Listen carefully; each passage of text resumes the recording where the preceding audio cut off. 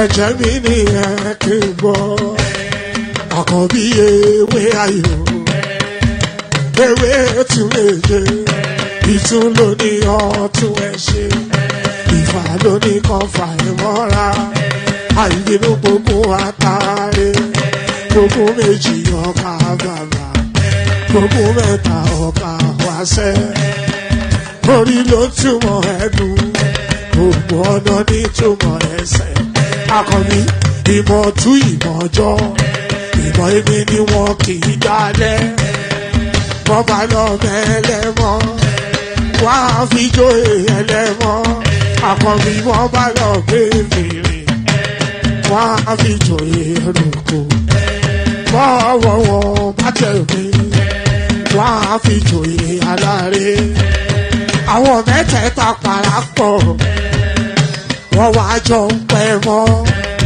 ẹ̀ẹ́mọ́ olóko jẹ wọ́n pa Akíntọ́lá ọmọ Ògún wọ́n pàdé Ìyọ̀dà ọmọ Àtàlàbọ̀bà Àkànbí wọ́n pàdé Ṣàtàdàdẹ ọmọ ọba Ìjẹ̀bú Mèrè Aṣíwájú Odògbólùkẹrẹ Ajagun lólòdì ọ̀run tó bá ṣe pé tìyẹ tó bá ṣe pé tìyẹ lọ bá ń darí jọ wí àgbèrò mi kún gbọ́wọ́ ọgọ́ ti ṣìgìdì máa gbé àgẹ́tì ló máa ń gbé àyàn tí ìlàyàn ewúrẹ́ Ọlọ́run dákun má padà lẹ́yìn ẹ kó má gbàgbé ọ̀rọ̀ tẹ́ Aṣíwájú Ọlọ́run dákun má padà lẹ́yìn ẹ Àkànbí Ọlọ́run dákun má padà lẹ́yìn ẹ. Ayandaba, ayandaba, ayandaba, ayandaba. Ayandaba, ayandaba, ayandaba, ayandaba. Atima ayandaba, ayandaba, ayandaba, ayandaba. Wanama ayandaba, ayandaba, ayandaba, ayandaba.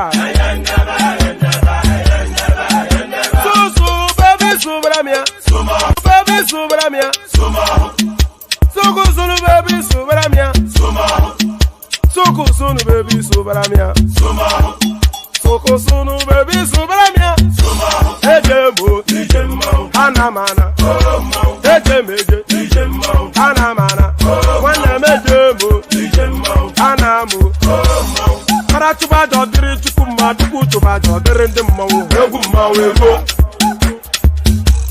Para tuba dodiri tukuma duku tuba dodiri ndemo obodo jisike nubo serona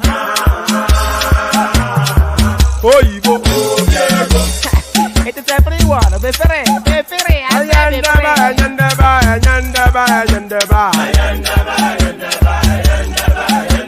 ayandaba ayandaba ayandaba ayandaba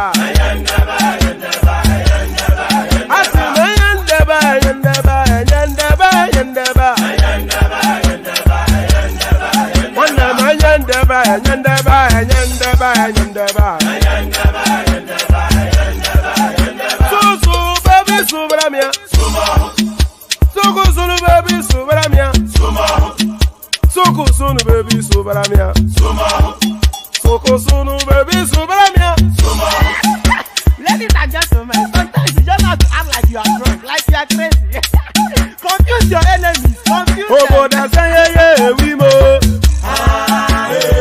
Yeah, we mo. Oh, that's yeah, we mo. No basa hega kontu mo. Yeah, dia kugeme. Okwitara kara mi nguru ma mi ga kwuru mu gwo ya baby mo. Abe Maria. Why feeling? Ayandaba, ayandaba, ayandaba, ayandaba. Ayandaba, ayandaba, ayandaba, ayandaba. Atima ayandaba, ayandaba, ayandaba, ayandaba.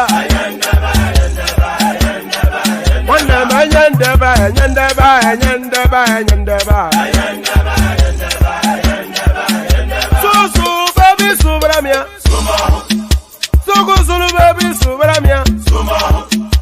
Soko sunu baby sobaramia. Soko sunu baby sobaramia. Ase kwa nefo jabani si akuna nyego mkambasi ozo.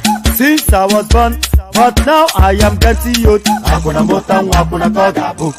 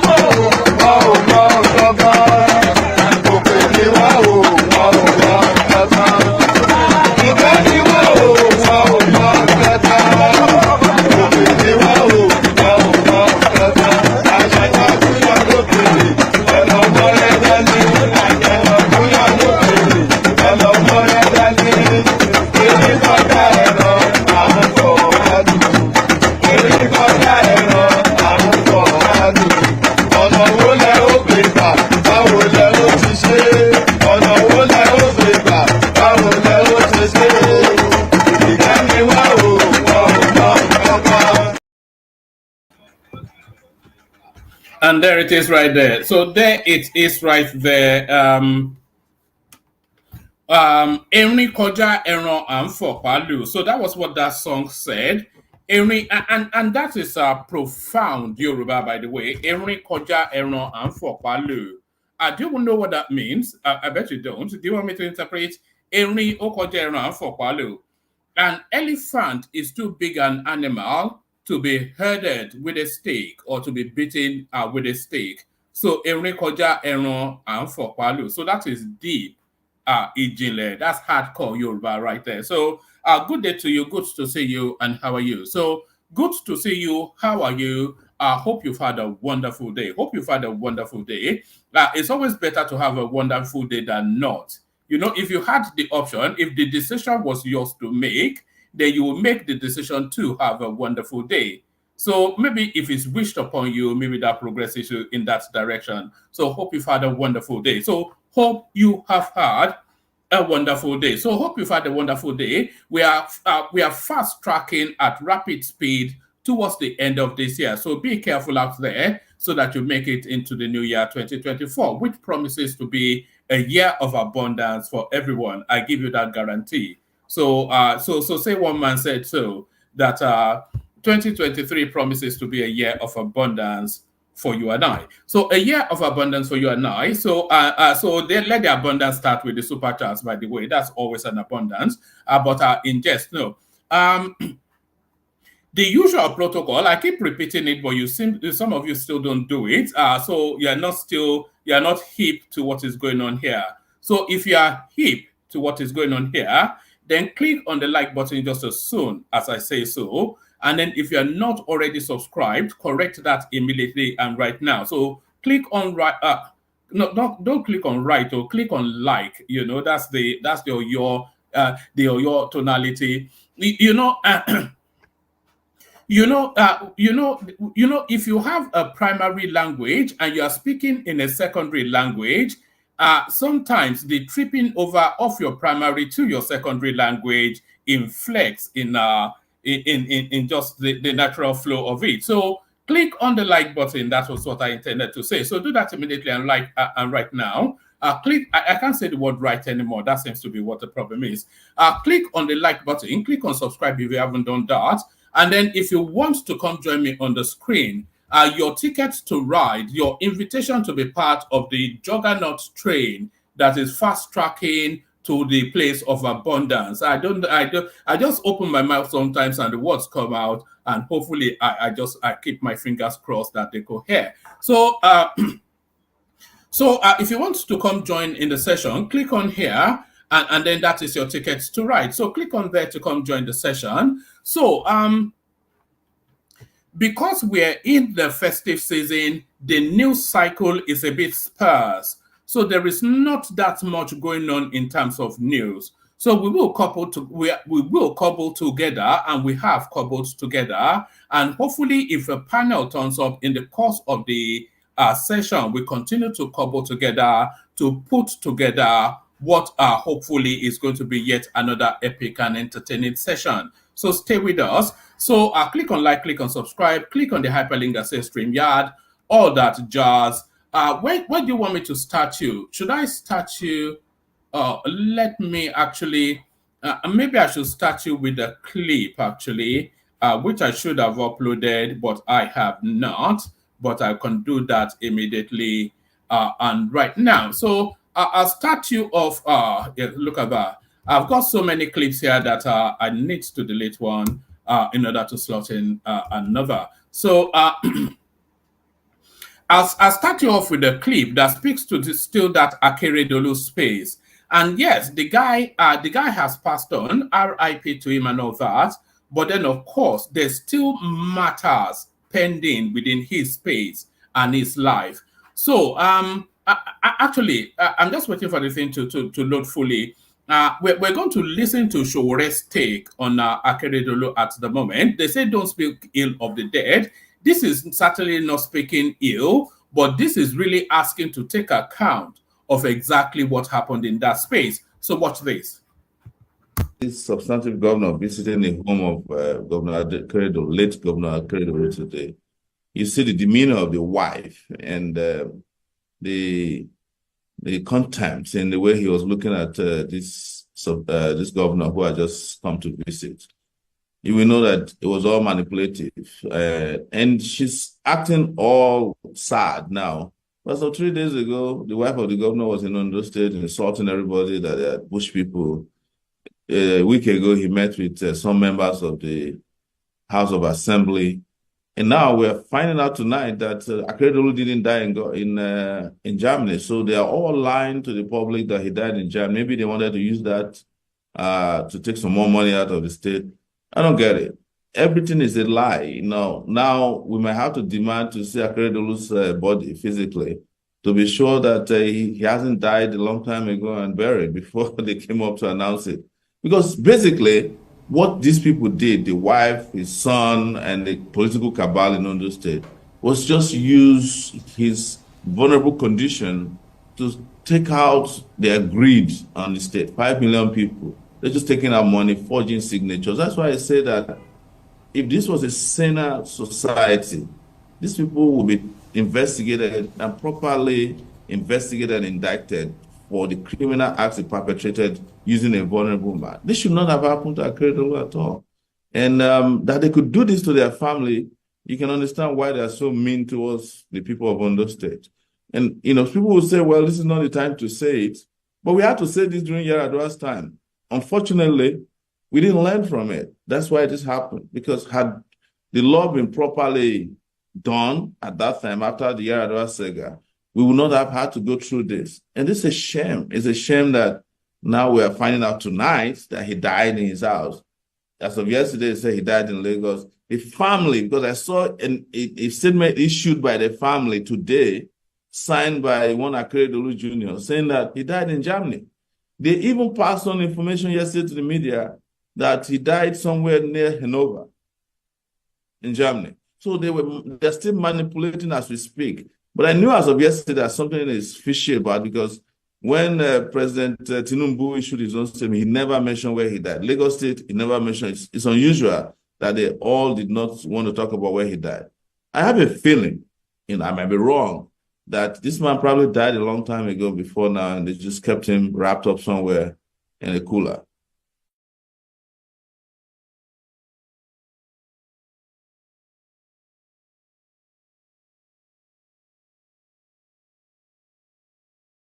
So there you had it right there. So that was Showore theorizing to exactly what happened with the Akeredolu space.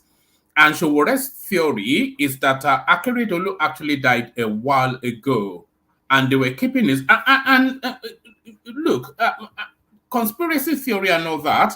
But what he is actually saying is that Akeredolu may well have died because it's not something strange or unusual or known to the Nigerian space. We had it with Yadua. What Showore is suggesting is that Akeredolu may well have passed on a while ago, and they just kept his body in some sort of animated suspension so that they can feast at the state's expense. Remember, we covered the story when there were allegations coming out of our Ondo State State House that Akeredolu's signature was being forged. That the signatures that Akeredolu was signing when he was in Ibadan is not consistent with the signatures that they identify with him. Do you remember? It all ties together. So what Chowore is suggesting is that this guy died a while ago. His family and his handlers, they kept him in some sort of like ice cooler or whatever the close match is within that dead space. They kept him in some sort of ice cooler so that they can continue to harvest the state's budget. And this is what Showore is suggesting. And he was referencing the disdain on Akeredolu's wife's face when the so-called great and good came to pay condolences. So there's still a lot to unravel from that space. And it's still in the realms of conspiracy theory, but I'm not far off. I'm not averse to that conspiracy because it coheres. The guy was in Ibadan for what, 4-6 months? When they claimed he was flown back to Nigeria, he was in Ibadan for 4-6 months and not able to go to his own home state. If he was able to be in Ibadan, then what prevents him from being in his own home state? What comfort avail in Ibadan that does not avail in Ondo State? So that doesn't cohere with logic, certainly not. And if he was ill and he's come back from a long-term ailment, then if he wants to show face, and by the way, to say show face, can I ask the people in the studio now, just turn on your camera for a moment, just so I can see your face before I put you on. That's now this new security measure that we're turn it on, then you can turn it back off. The people in the studio at the moment, just so I can identify. Yeah, so there you are. So you can turn it back off, and then you as well. So turn it on, just show your face, and then you can turn it back off. That's the criteria for coming on the screen, unfortunately. But no. So I've lost my train of thought. So yes. What comfort avail in Ibadan that is not available in Ondo State? So that already that somewhat fishy.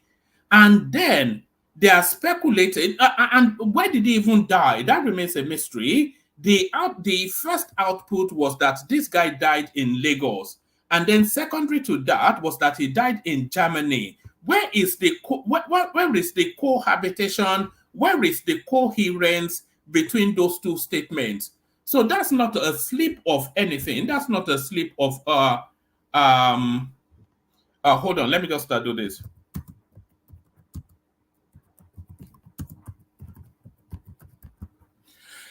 Yes, so that is not so no, that's not consistent with anything that's logic or reason. So that's not consistent with logic or reason, and that's not a slip of tongue. So that's fine. Yeah, you can put it back off. So that's not consistent with logic or reason. That's not a slip of tongue. That's not a mistake, because Germany is far away in Europe, and Lagos is down the corner from Ondo State. So where did he die? So a lot of mysteries wrapped around that space, which then lends to what Showore is saying, that this guy may well have died a while ago, and they just kept his body in animated suspension so that they can continue, they can go on a looting spree of the state coffers.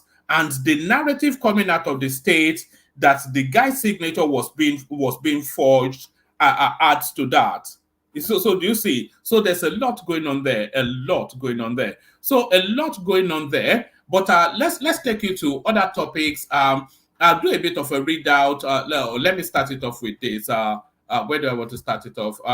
Let me. What's this one?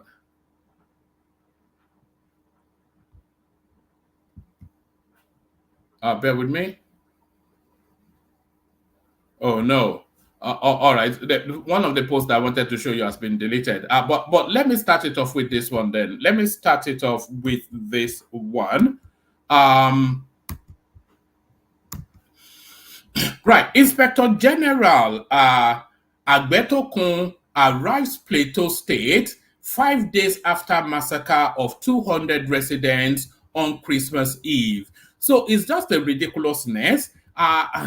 It's certainly not rapid response. That I think we can all agree on that. It's certainly not anything like rapid response. So a lot of people savaged within that space, and this guy now just takes his time to. This is the chief of police of Nigeria, by the way, and this guy now just takes his time to leisurely stroll in to say, "Oh, I heard that something happened here." So the ridiculousness of it. Inspector General Agbetokun arrives Plateau State 5 days after massacre of 200 residents on Christmas Eve. So let me give you a few paragraphs. Nigeria's Inspector General of Police Kayode Agbetokun has arrived in Jos, the Plateau State capital, over the massacre of over 200 residents in 15 communities by suspected Fulani herdsmen on Christmas Eve. The arrival of the police chief in Jos on Friday followed the killing of the residents, where the death toll had risen to over 200 in the coordinated attacks by suspected armed herdsmen. IGP Egbetokun is expected to meet with key stakeholders, including the governor. He was reported to have ordered the deployment of tactical teams, equipment, and the relocation of AIG Zone 4 to Plateau State with immediate effect. Correspondents reported. So then they go on to tell us the backdrop of what happened, but we already know what happened. But it's just the lackadaisical attitude of the Nigerian space. So they are more wrapped in the importance of their position than actually carrying out the duties and requirements of those positions. 200 people died in a bloody massacre, and the chief of police deemed it then rapid speed that is arriving a week later. So there it is right there. Nigeria's Naira among world's worst performing currencies, set for worst year since 1999, with no rebound in sight. So this is allegedly coming from Bloomberg. And by the way, anyway, let me read it first. The outlook of Nigeria's Naira in 2024 is gloomy as the currency of the, let's do that again. The outlook of Nigeria's Naira in 2024 is gloomy as the currency of the largest black country in the world is poised for its worst year since the return to democracy in 1999, with foreign reserves of $32.8 billion, the lowest in 6 years. Analysts predict further depreciation in 2024, Bloomberg reports. The Naira plunged 55% this year to 1,043 Naira to $1 as of Thursday, making it the world's worst performer after the Lebanese pound and the Argentine peso amongst the 151 currencies tracked by Bloomberg. And that is in the official market. On the street, the currency trades for 1,208 Naira to the dollar. Foreign reserves in Africa's biggest crude producer are at the lowest in 6 years, with most of them encumbered by overdue short-term overseas obligations. So this is to tell you then that it's not that Tinubu has gone on a spending spree. So there are obligations. It's a bit like Peter Obi did in Anambra State when he told you that he left however many billions, but he had also post-dated checks for just after the new governor comes in. So that's exactly what's in play here as well. So the post-dated checks that Buhari signed, they have now come to claim from the national reserves. Foreign reserves in Africa's biggest crude producer are at the lowest in 6 years, with most of them encumbered by overdue short-term overseas obligations. Unless President Bola Tinubu's government lures international investors or ramps up oil output, the Naira may slip further, according to Vitava Capital Management Limited. In the non-deliverable forward market, the Naira's 12-month contract is trading near a record low at 1,209 to the dollar. So the futures market speculates somewhat to where they. So I think we have somebody in finance in the studio that will probably tell us more. But just from my lay understanding, that future market tells you, it speculates to where the Naira would be in the future. So it's a forward buy.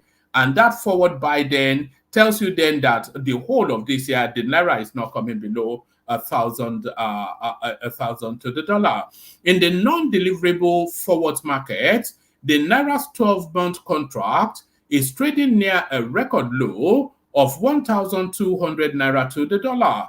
It is clear that further devaluation alongside tighter monetary policy is needed to reduce imbalances in the FX market, said Patrick Curran, a senior economist at wherever he's a senior economist at.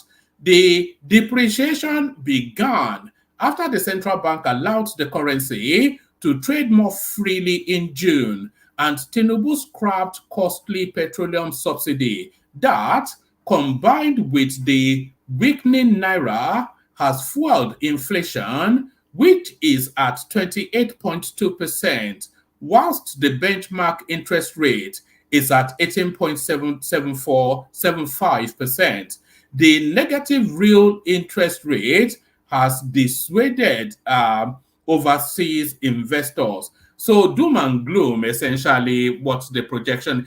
The third worst currency in the world, according to Bloomberg, but that is not the true and accurate reading of it. This is a currency finding its value, because the Naira, as you all know, because we've discussed this endlessly on this platform, the Naira, as you all know, has been one of the most heavily subsidized currencies in the world. So that subsidy has now been removed. And the Naira now has been thrown at the mercy of the free market for it to establish its own value. And that is what, and I think the value of the Naira is somewhat in that region of late 900 to early 1,000 plus to the dollar. That's just what the Naira is worth. And as the economy continues to grow, then the currency continues to appreciate. So that's just where we are. So there is no point belly aching or doing somersaults on that. So no belly aching or doing somersaults on that, but belly ache and do somersaults on this. Why Iginla is the most accurate prophet of the year. So we're back in that space again. We're in that season again of prophecies for the year. Why Iginla is the most accurate prophet of the year. So is this a look back or a projection to the future? The year 2023 started with palpable fears and anxiety as Nigerians were eager to know what the year had in stock for them, especially since it is general election period. These trepidations were further heightened by heart-quaking predictions from notable clerics who churned out diverse prophecies on why President Tinubu will not win the election. However, one notable voice stood out like a voice in the wilderness who insisted that Tinubu will win the election as revealed by God. He said God revealed to him during his 2023 prophecies that there will be a win and gain here and a loss there, and that concerning the presidential election, he sees the most criticized and hated candidate emerging winner under the permissive will of God. So I'm not quite sure how he concluded that. I don't think Tinubu is the most hated, though, and most critical. If it's the most hated, he will not be the president. That's just it. It is the most popular amongst the field, and that is what a victory tells you. The lone voice in the wilderness that has been adjudged the most accurate prophetic voice in 2023 is the clergy with the prophetic mantle and Abuja-based general overseer of Royal Champions Assembly, Prophet Joshua Iginla. Interestingly, even when most religious leaders were prophesying something else, he stuck to his revelation that Tinubu is the major factor in the equation of things in 2023 election.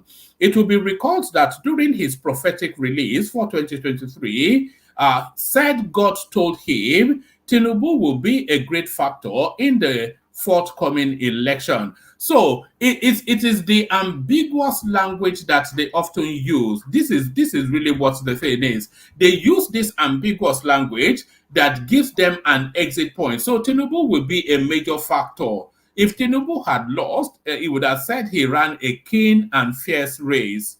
And if Tinubu won, he would say, I told you it was a major factor. So that is heads you win, tails you still win, sort of a prophecy right there. So that's heads you win, tails you win, so sort of a prophecy. Shall we carry on? I hope it's not a long read because I'm not. Okay, yeah. I think we can read it to the end.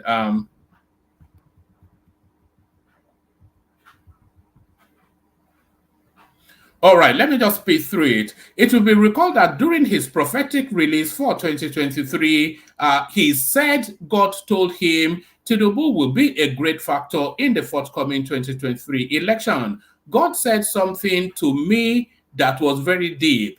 The man called Bola Ahmed Tinubu is a factor in the equation, and you cannot remove him and you cannot push him aside. You cannot drive him backwards or push him aside, except God pulls him out of the equation. You cannot remove him by human means. If you push him aside, you will know that a factor has been removed from the equation. The only thing that can move him is God. Only God stops him. I am not saying in favor of anybody, but I am saying what I have seen and will leave the rest to God, Prophet Iginla said, and of a truth. So it's claiming he predicted Tinubu's victory. Aside that, Iginla predicted that Governor Wike will be a major factor to be reckoned with ahead of the last election. Wike's name ricocheted audibly as the APC presidential candidate won the election in Rivers State in what many analysts ascribed to Wike's impact. So it's claiming that one as well. Furthermore, his prophetic warnings concerning Kaduna State, Benue State, Plateau State, Enugu State, Abia State, Cross River came to pass as he warned that as the election goes, the parties holding these states should be prepared and not be overconfident. So that's another one he's claiming. Another notable fulfilled prophecy of Iginla was the issue of the former CBN governor, Godwin Emefiele. In his prophetic release in January 2023, he revealed that the CBN governor should pray well because he sees hard times coming ahead of him. And everyone could attest to the inglorious exit, shameful arrest, and detention of Emefiele. Interestingly, Iginla was the prophetic voice who accurately predicted major waves. So there it is, where in that season again, all these fake pastors and their dodgy predictions. So there it is right there. So there it is right there. Tinubu determined to end violence in Southeast Shettima.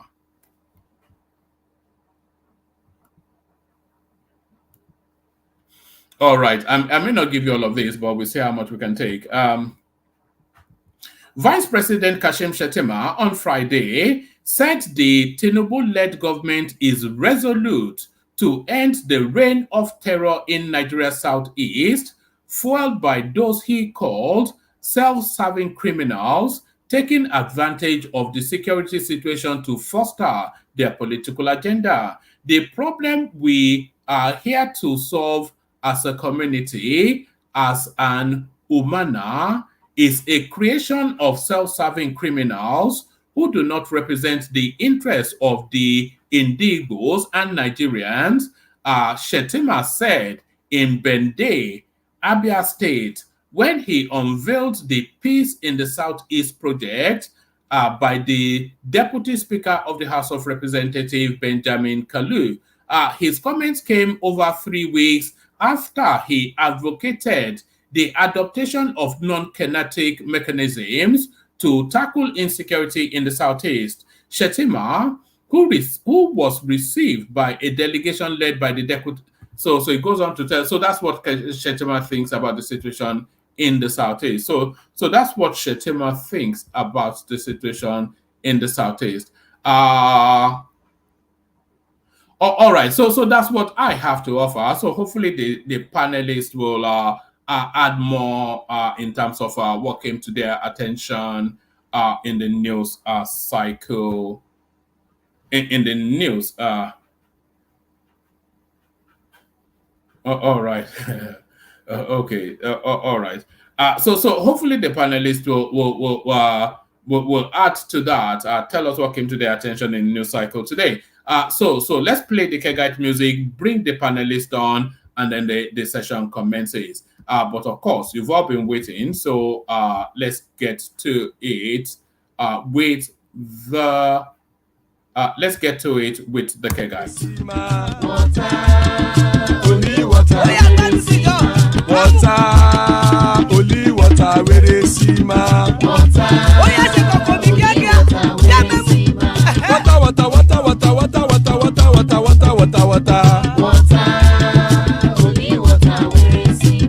Hapa o naido.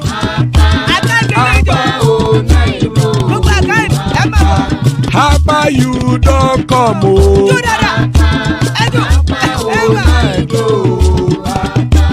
Hapa o naido.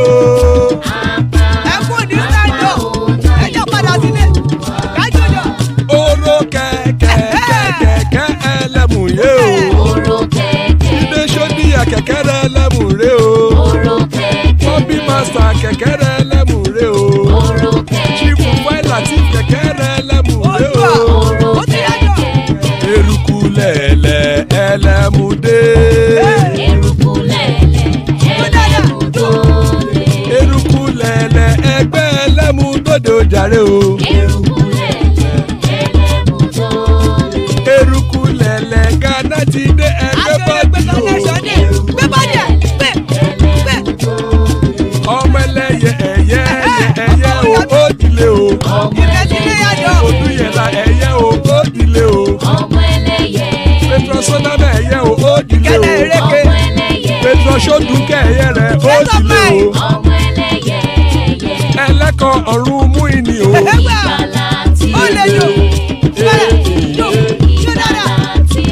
Àkùkọ ọ̀run méjìkọ.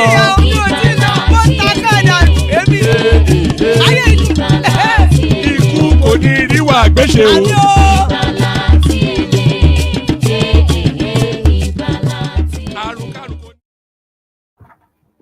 There it is right there. Ikuko Niru Agweshe, may death have nothing to do with us. So amen to that on behalf of myself and you, my friends. So amen to that on behalf of myself and you, my friends. Joining us, General Thomas, who looks as though he's munching his way through a meal. So there's Thomas right there. Good to see you, Thomas.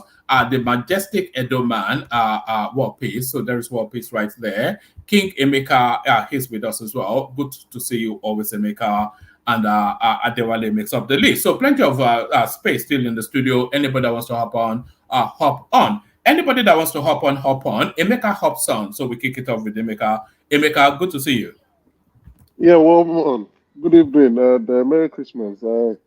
I missed the show for quite a while. I was definitely for I had to see. Oh, Yeah, well, you were telling me on the backstage that there's been an attack. Who is attacking? don't worry. I'll call you later. We've had quite a bit of an eventful 2 days, but Oh, wonderful. yes, I'm yes.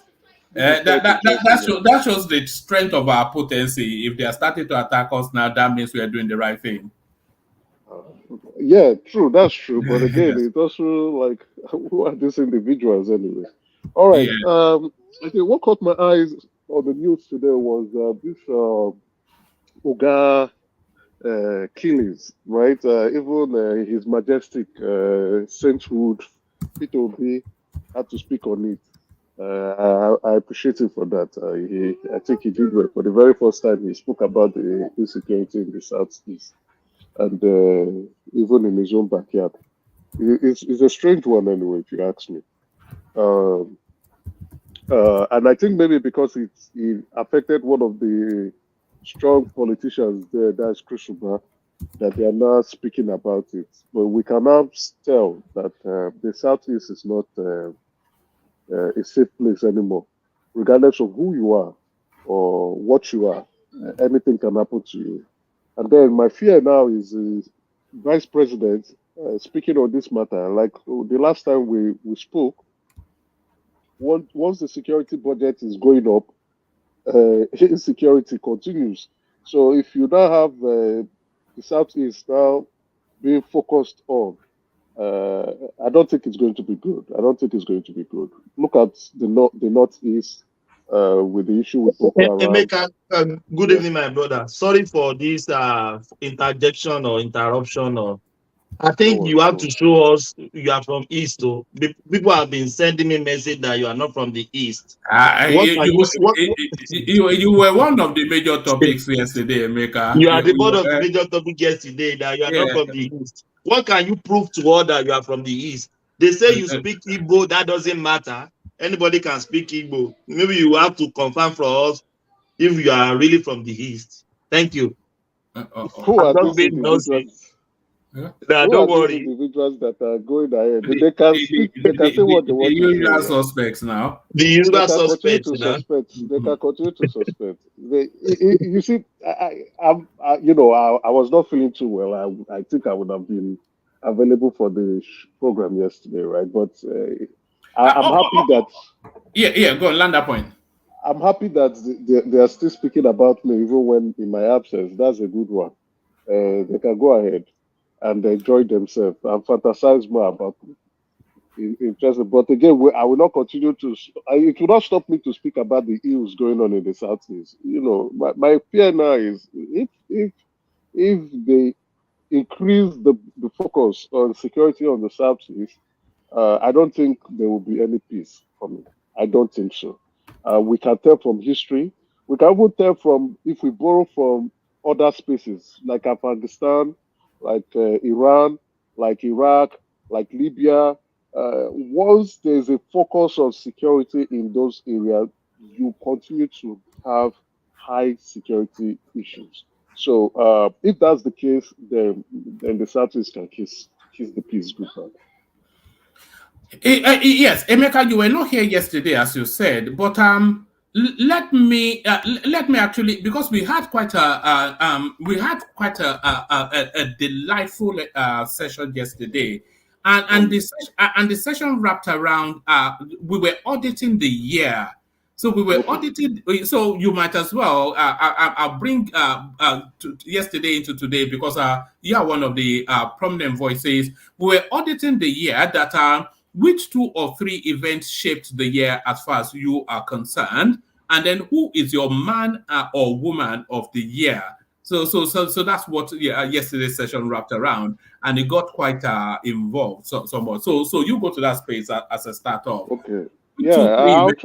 try. I'll try to watch yesterday's show. Maybe I'll try. Maybe tomorrow. I didn't know it was that interesting. I would have picked it up from yesterday.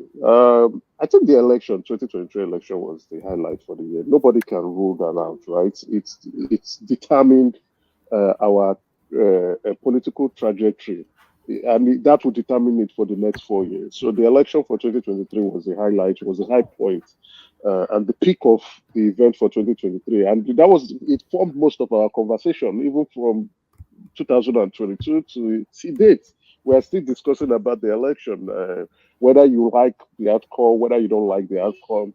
That was a solid foundation for most of our topics on this platform and in other platforms too. The election, who emerged as president, the losers who were crying and complaining, the winners who were excited and happy, and so many other topics came out of that electoral process, and we were still discussing the outcome, and we will continue to discuss the outcome because it produced the president, and whatever happens, is as a result from the 2023 election. So that's the generally, except some people want to dispute that, but I think the 2023 was the high point for the election. And that was the high point. It was. Go on. Yeah, so it was actually a piece by news. Go ahead, please. Go ahead. No, it was actually a piece by a news agency of Nigeria that inspired it. This, of course, the general election was the highlight of the year. That's the most important thing that happened in the course of that year.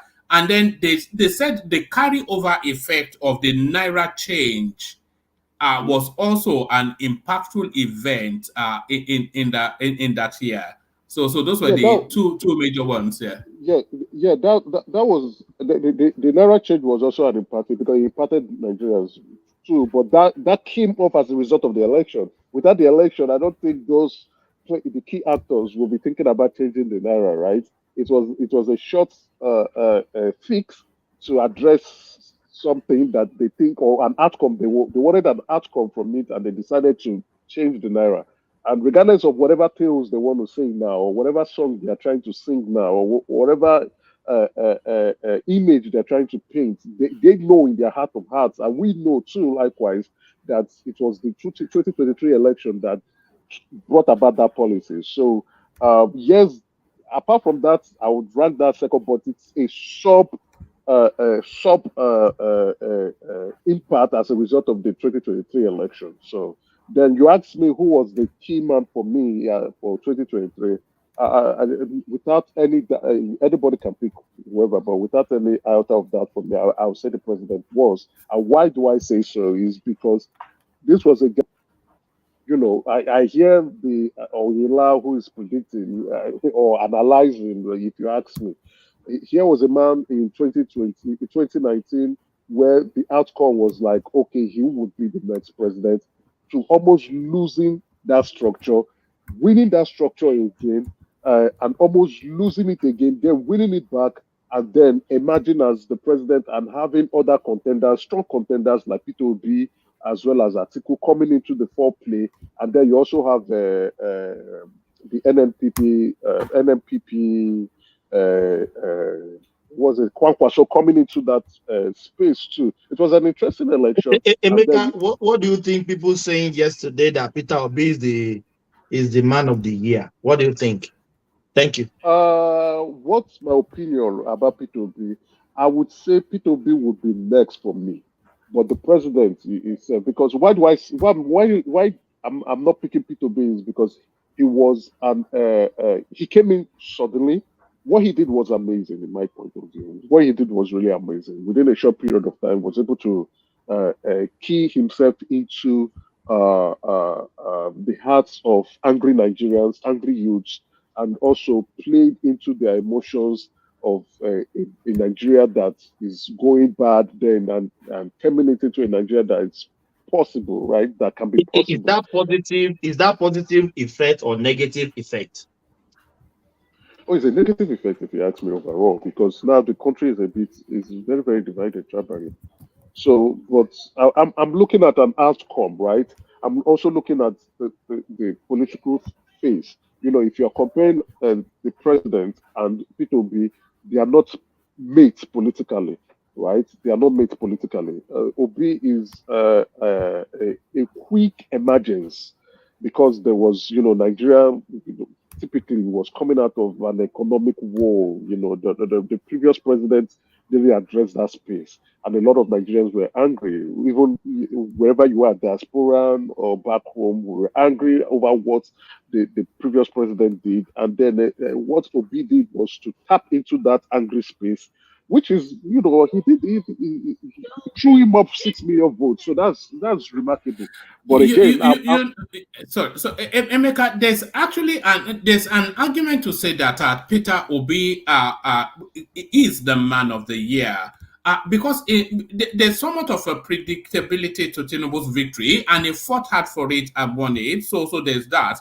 But it's somewhat. But in terms of the surprise element, what Peter Obi did this year is on parallel. Arguably, Yeah, I can understand. Probably, I can understand. You can argue made the that. most impact. Yeah, the most impact in the political space. If we pick the 2023 election, right, and we say that's the highlight for the year, and then who is the man of the year? Arguably, you can put Peter Obi into that equation. But for me, I will give it to the president. Right? Why do I say I'm giving it to the president? Both of them ran for the race. Yes, many people predicted, okay, the president was going to win, but he was almost losing that structure. And that was why he did that rally cry of a Minoko, right? Where he was saying, oh, it is the turn of the Yorubas. And if it's the turn of the Yorubas, it is my turn. So that rally call, you know, is just like when you are about to slaughter a sheep and the sheep bleats and said, this is not the time for my death. And you say, okay, we'll free you now. So he was at that point being undermined by those he has supported, those he has given the platform to emerge at the zenith of their own political affairs. And then he could see the other tone, the other play, their hands, the other grand structures trying to undermine him. And he came out to say, no, it cannot happen. You know, he cried, you know, and things turned out. Not even that. You saw that most of the policies towards the February 23 election were made to sabotage the president, and not for Peter Obi. They were not really interested in Peter Obi. They knew Peter Obi was going to lose the election, but they were done as a matter of fact to sabotage the president, right? So that one way or the other, Atiku will emerge. You have people within the presidency trying to sabotage the president. You have people within the Atiku camp trying to sabotage the president. And you also have people within the president's camp trying to sabotage the president. And again, the masterpiece, which is the second most impactful event for 2023, which was a Naira change, was done to sabotage the president. And in all these pitfall, holes, the president emerged victorious. Yes, anybody could. Yeah, that's why I say arguably, right? Arguably, you could throw Peter Obi into the equation. Arguably, but again, if you, for those who didn't understand that political terrain and what the president was fighting against, you might say, oh, it's Peter Obi. No, it was actually the president for me. If we are picking the 2023 as the highlight of the year, it is actually the president. For someone who had planned, even from bringing his predecessor in, that after this it will be our turn, the Yoruba turn, it will be my turn, and then seeing the other turn, you have his close allies. They removed Oshomole as the APC chairman because they wanted to undermine the president. So they've already made up their mind that this man was not going to be the president. And you could tell from President Buhari the way he was behaving. But when he saw that, I think destiny has made this man to be the next person, he decided to fall in line and, okay, I will support. He succumbed, my brother. He succumbed. It's not like he actually wanted Tinubu to be president. He succumbed to it. So if you know that space properly, you know the journey through and through, you would like, oh no, Aswaju is actually the man of the year. And arguably, yes, the title of this session actually is Mahmood Yakubu, the man of the year. This title actually came out of yesterday's session as well, because there was an honorable shout out to Mahmood Yakubu as possibly the man of the year. And the argument was that he superintended probably one of the best, if not the best election that the country has ever experienced. And there were one or two glitches here and there, yes, but nothing impactful that would that changed the course of travel of that election. There was a very strong argument that Mahmood Yakubu should be the man of the year. Do you have sympathy for that argument? I do not agree. Why? Not because I chose the president. I do not agree. He did his job. He did his job. So, and also the Electoral Act for 2022 has arrested that Orubebe's effect, where someone will want to come into and disrupt the collation of results. So that Election Act of 2022 was done to address such that you cannot interrupt the collation of the result at any point in time. And if you are not happy, you have to go to court. And that's where the go to court statement, which a lot of obedience don't like, came out from. So what they were saying is that at any point in time, what Orubebe did in 2015 cannot repeat itself in any of our election cycles anymore. For me, I think Yakubu, he did his job as INEC chairman. He did the job well. So I won't want to give him extra kudos for him doing his job. So I think for me, he does not qualify one bit at all. Yeah, being the man of the year. What he demanded, he did his job, and he got Emeka, may I interject, please? Yeah, feel free. Good. What criteria are you using to qualify Tinubu as the man of the year? Yeah, I just gave some criteria. Yeah, right? I know. He won the election. Yeah, he won the election. He won it honorably. Is that correct? No, he said he won it against all odds. All odds. In what way did he win it? Tinubu didn't win the election. INEC won the election for him. All right. It's not all right. Listen, so one man. Mahmood Yakubu one man. Yakubu. You need to wake up and wait. A president, and you are still in denial of who your president is. Come on, man. Listen, sometimes, the worst thing, I've seen psychophants in my life. The worst thing somebody can, psychophancy, this is of the highest level when it comes to Emeka, And sorry, Dewale. Morris, attack his narrative rather than his personality. So you can criticize what he has to say, but don't go after but that's a fact. The problem I have with a lot of you guys on this platform, you don't want to hear the truth. You just want to hear narrative. You want everybody to yes along. I'm not going to yes along. One man, you know me from day one. You keep doing this. Only dead fishes go with the flow. I don't go with the flow. Morris, nobody says you should go with the flow, right?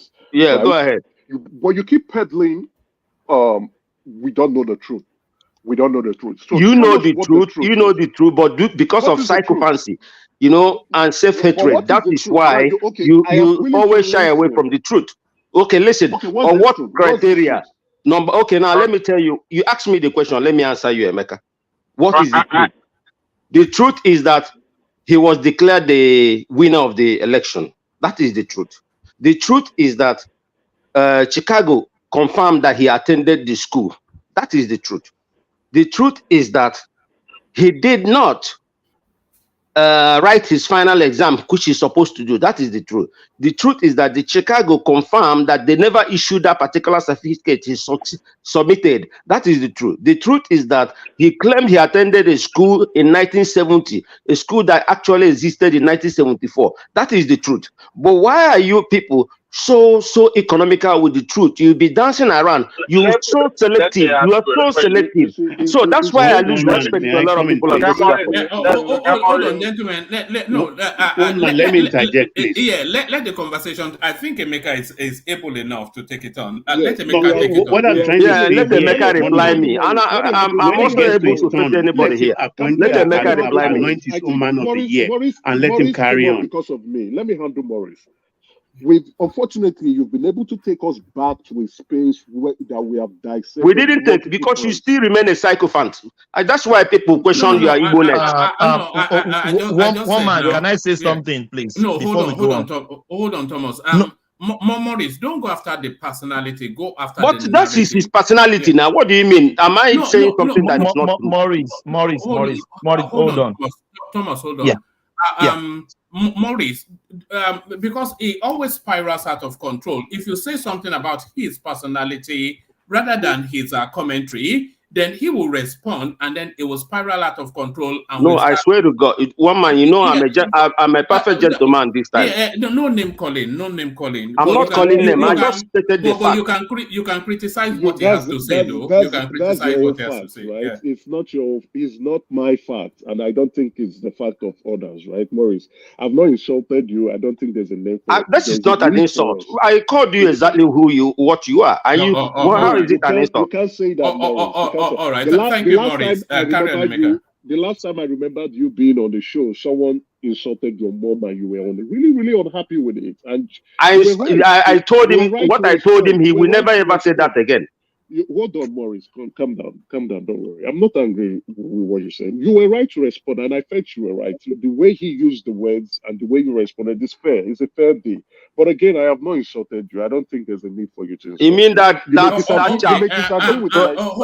one man. Everybody, hold on. One man is talking about the staff that was deported from Turkey. Everybody includes you, Maurice. Hold on. Let Emeka finish his slot, and then when I'll get to you fairly shortly, and then you can give us your man of the year. But that is the man of the year according to Emeka. Emeka carrier. But again, we should stop peddling this narrative because it doesn't suit us. Generally. But did I lie? Didn't he claim he attended school in Yeah, sorry, carry on, Emeka. Yeah, so they've always, those who do not like the president do not like the president, and that's okay. That's fine. You just don't like him. It's fine. Those who like the president for their specific purposes. You can name whatever you want to name. That's fine for you. You can continue on that road, that journey. For me, that man remains the man of the year. At some point, let me be very honest, the way I was very confidently in 2019, 2020, even 2021, right, that Ahmed Bola Tinubu would become the president of Nigeria, right? I was now frightened in 2020, end of 2022, that something would go wrong. And there was this notion that it appears that the president may go to SDP. And that once he goes to SDP, that is the end of his political ambition. That, and also likewise the end of APC presidency. Probably PDP would emerge as the president. Oh, that is Atiku, right? There was that fear because what was being played, the hands were so obvious that they didn't want him to be president. It was really obvious, and you could tell that when he won the presidential candidacy of the APC, he was overjoyed. He said it himself. Go and watch the tape. And that was when it was like, okay, things are going to get better. But did they get any better? No. They still place mines, pitfalls, pit holes for him to fail. That if those within your party, not only those within your party, why did he kick out the APC chairman? Well, because the guy was working against him. And after he emerged, the guy, okay, let's all work together. But that was not the case. So for a man who has been deemed and reasonably fairly assessed that he would emerge as the president or the presidential candidate of a political party that he helped to form and develop, and you are not seeing the signs that this is not going the way that it's been planned, and he emerged as the candidacy, and then the election, why would the party be fighting against him? It's not going the way as we planned. He emerged and he became victorious. Then if you want to come out here to say INEC won in the election, that's what you want to say. If you want to come out with the education, but that's not what the narratives are. Let's be very factual and be fair to the president. There may be some concerns that you have, but that is not what the narratives are. Truly, if you are being objective and if you intend to want to be objective, for me, that man remains the man of the year. You might say it's Mahmoud that INEC won I don't think so. If INEC wanted to give him the election, they will win Lagos for him. Likewise, they will also want to remove the Abuja consign, the 25%. They will ensure to do that properly. They will also ensure that he wins in all the stronghold, like in Katsina and in Kaduna. They will do that properly. But let's speak like intelligent people for once, and also be objective, and also open ourselves to hear other voices. If you close your mind, if you close your heart, and if you close your brains, I think you'll become an echo chamber to you and yourself alone. Open your ears and listen to other voices, and listen to their views, and try to put it in place and analyze it factually and objectively. You will see.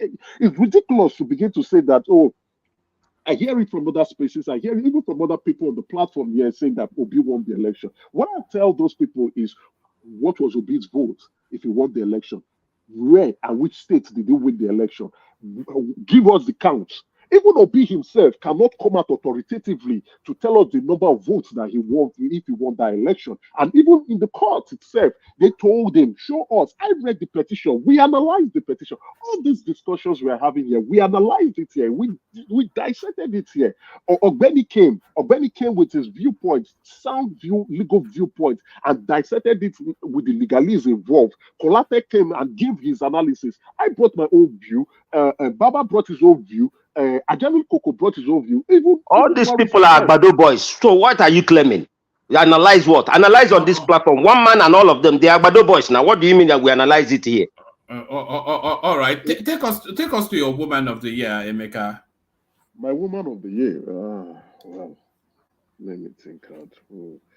I'll be very honest here. I don't know. I don't have any. You know, that's the thing. You know, yesterday everybody struggled as well to find a woman. And they were coming up with Amoso, the hodler, and then they were coming up with names like Natasha Akote, and names because the women didn't do anything. If I want to give someone, I think I'll give it to the dancing queen of the obedient movement. Aisha. Aisha, yeah. That's a good shout, actually. Yeah, I want to give it to her because, within that space, what they were able to do within a short period of time was really remarkable. And again, the woman has been a very loud mouthpiece within the Which Aisha are you talking about? Aisha Yeshufu? Yes. Are you kidding me, Emeka? Are you kidding me? I don't have. Hold on. She was quite impactful this year. Impactful on what? Impactful what? Ignorance? It doesn't matter now. Let me laugh. Let me laugh. I've not got there yet. Don't be angry yet. Don't worry. Relax. So, my view, she's here to reconcile the campaign funds that they donated, right? These are people who claim to be righteous, and yet they're preferring the funds and the donations that the other, especially diasporans who gave money to them for the campaign. But if you ask me, I don't have woman of the year. But if I want to pick someone that was in the news, that was in my face, that really made me very, very upset, because she had a huge impact, watching her and the way she spoke carelessly, and also with the result and the outcome they got, I'll give it to her. All right, brilliant. So you've caught up with yesterday. So now catch up with today. Did you see the clip of Sowore? His take that it is more likely that Akeredolu actually died a while ago, and they kept his body so that they can harvest the Ondo State Treasury. And adding on to that, the confusion about exactly where he died. So some say he died in a hospital in Lagos. They couldn't find a dialysis machine. And another claim that he died in Germany. So the two don't even sit side by side. And then the countenance of the wife, the fact that they were telling us that his signatures were being forged, all of that lends somewhat to the theory that Sowore is putting forward. What's your take on the Akeredolu space? Sowore may be right. Sowore may be right. Why do I say Sowore may be right? Immediately the president stepped in, and I think probably the president spoke with the son, that's the governor's son, about there's the need for them to transit power to the deputy governor. Within a short period it didn't take a week. I don't think it took a week, right? They said the man is dead. So there's a possibility that he had been dead for a while. but they were just doing some in-house cleaning, housekeeping, trying to, arrange their corners and ensuring that maybe whatever stuff they want to do financially, asset-wise, is being done, whilst the information is out in the public, because it didn't take a week at all. So the guy died. So what has actually changed within that short period of time? So I'm not saying he's right. I say he may be right. He may be right, because with power anything can happen. Then again, he may be wrong. Who knows? But like you have given some salient points, the disposition of the wife, even when the current governor went to see her, the way she was looking at that governor, like, or being unhappy, just sizing up the governor, like, okay, what's your next move? And her mannerism, a lot of stones have been thrown at her. But then again, would you say those stones were thrown correctly, or I know some people were trying to go tribal, but again, I don't think so. It's all about power. She's trying to, someone, when you are afraid of the unknown, you begin to act differently. So did he die before his death was announced? I may want to go towards that end, right? Because if you don't have that information, because a lot of things have been happening when he was indisposed, right? Then the rumor came out that he couldn't sign his check, and then his ailment is really very terrible, and he can't, things. If the government, but I don't think there's any need for that anyway. He's dead. Let the family mourn him the way they want to mourn him, and let the past be the past. He's gone. Power has moved, and I think that's the end. But if you ask me, I think they are going after the wife. I think she's under pressure. She even wrote a love letter to the guy after his death. He said, I don't think did you see the love letter she wrote? I read it. You say, Yes. what I would say is that let the woman mourn the husband the way she Sorry, wants to because that love letter has been in the media space before the demise of I think that was one of the anniversary that she wrote down. That Oh, okay. But I saw that. But I think, those who are trying to cast aspersions to the woman, she just lost her husband. Let her mourn the husband. But, people are saying, oh, she's not mourning right. Maybe because the man, they've all mourned him, right? So there was no need to re-mourn him again. Or maybe they choose to mourn him that way. But there's no need witch hunting her. I don't think is okay. If you ask me, the deputy governor finally has won. Let him move on. I appreciate him going to see them, but I know you can't rule that out. You just have to go and see your boss family, your late boss family. It's the proper thing to do, even if you are not in good terms with them. It's the proper thing to do, or is how will I put it, a political thing to do, because you are not the man in charge. So there's nothing they can do. The power has left them, so there will not be. It not depends on how you want to define that space with them. Maybe his entitlements, his benefits. I think it's a good thing to allow the family enjoy that. Some people are suggesting that he should make Akeredolu's son his deputy. No. That's not necessary. It's not necessary at all. You see, that's the mistake the family made, right? If they were but again, fear comes with when you act on fear, you may not act rationally. So I think I'm not going to blame the family exclusively, right? They were just afraid of what would be their doing or their undoing in the future. So that's why they acted the way they acted. But if they had good people within their base, they would have negotiated properly, right? They would have done a good negotiation and ensured that the son, continue in that trajectory, not as a deputy governor, but probably as a retain his commission as a commissioner, right? Retain that seat so that politically they can still be relevant. But I think what would happen now, the deputy, who is the governor now, I think he's going to axe that boy's wings. He's going to cut him off politically, and that will be the end. All right, brilliant. And to the headline on the screen, Emeka, and then from this, I'll go on to either War Peace if it's ready or Baba. I mean, I think this is a bit and bring for the critics of the Nigerian space. Nigeria's naira amongst world's worst performing currencies, set for worst year since 1999, with no rebound in sight. So this has some credibility because it allegedly comes from Bloomberg. Only currencies worse than the Nigerian currency is the Argentinian and one other random one. So what are you making of that? Nigeria has the worst currency in the world. I don't think Bloomberg should be telling us what we know. We all experienced it. Those of us in the diaspora who send money back home, and those in Nigeria who actually spend money, you see your purchasing power going down. You see the devaluation of the naira. You can feel the impact, right? So it's as accurate as it can come. If the Argentina peso is doing this badly, I wonder, right? If it's worse than us, I wonder what they'll be going through when they just had an election, right? So we could see the radical changes going on there.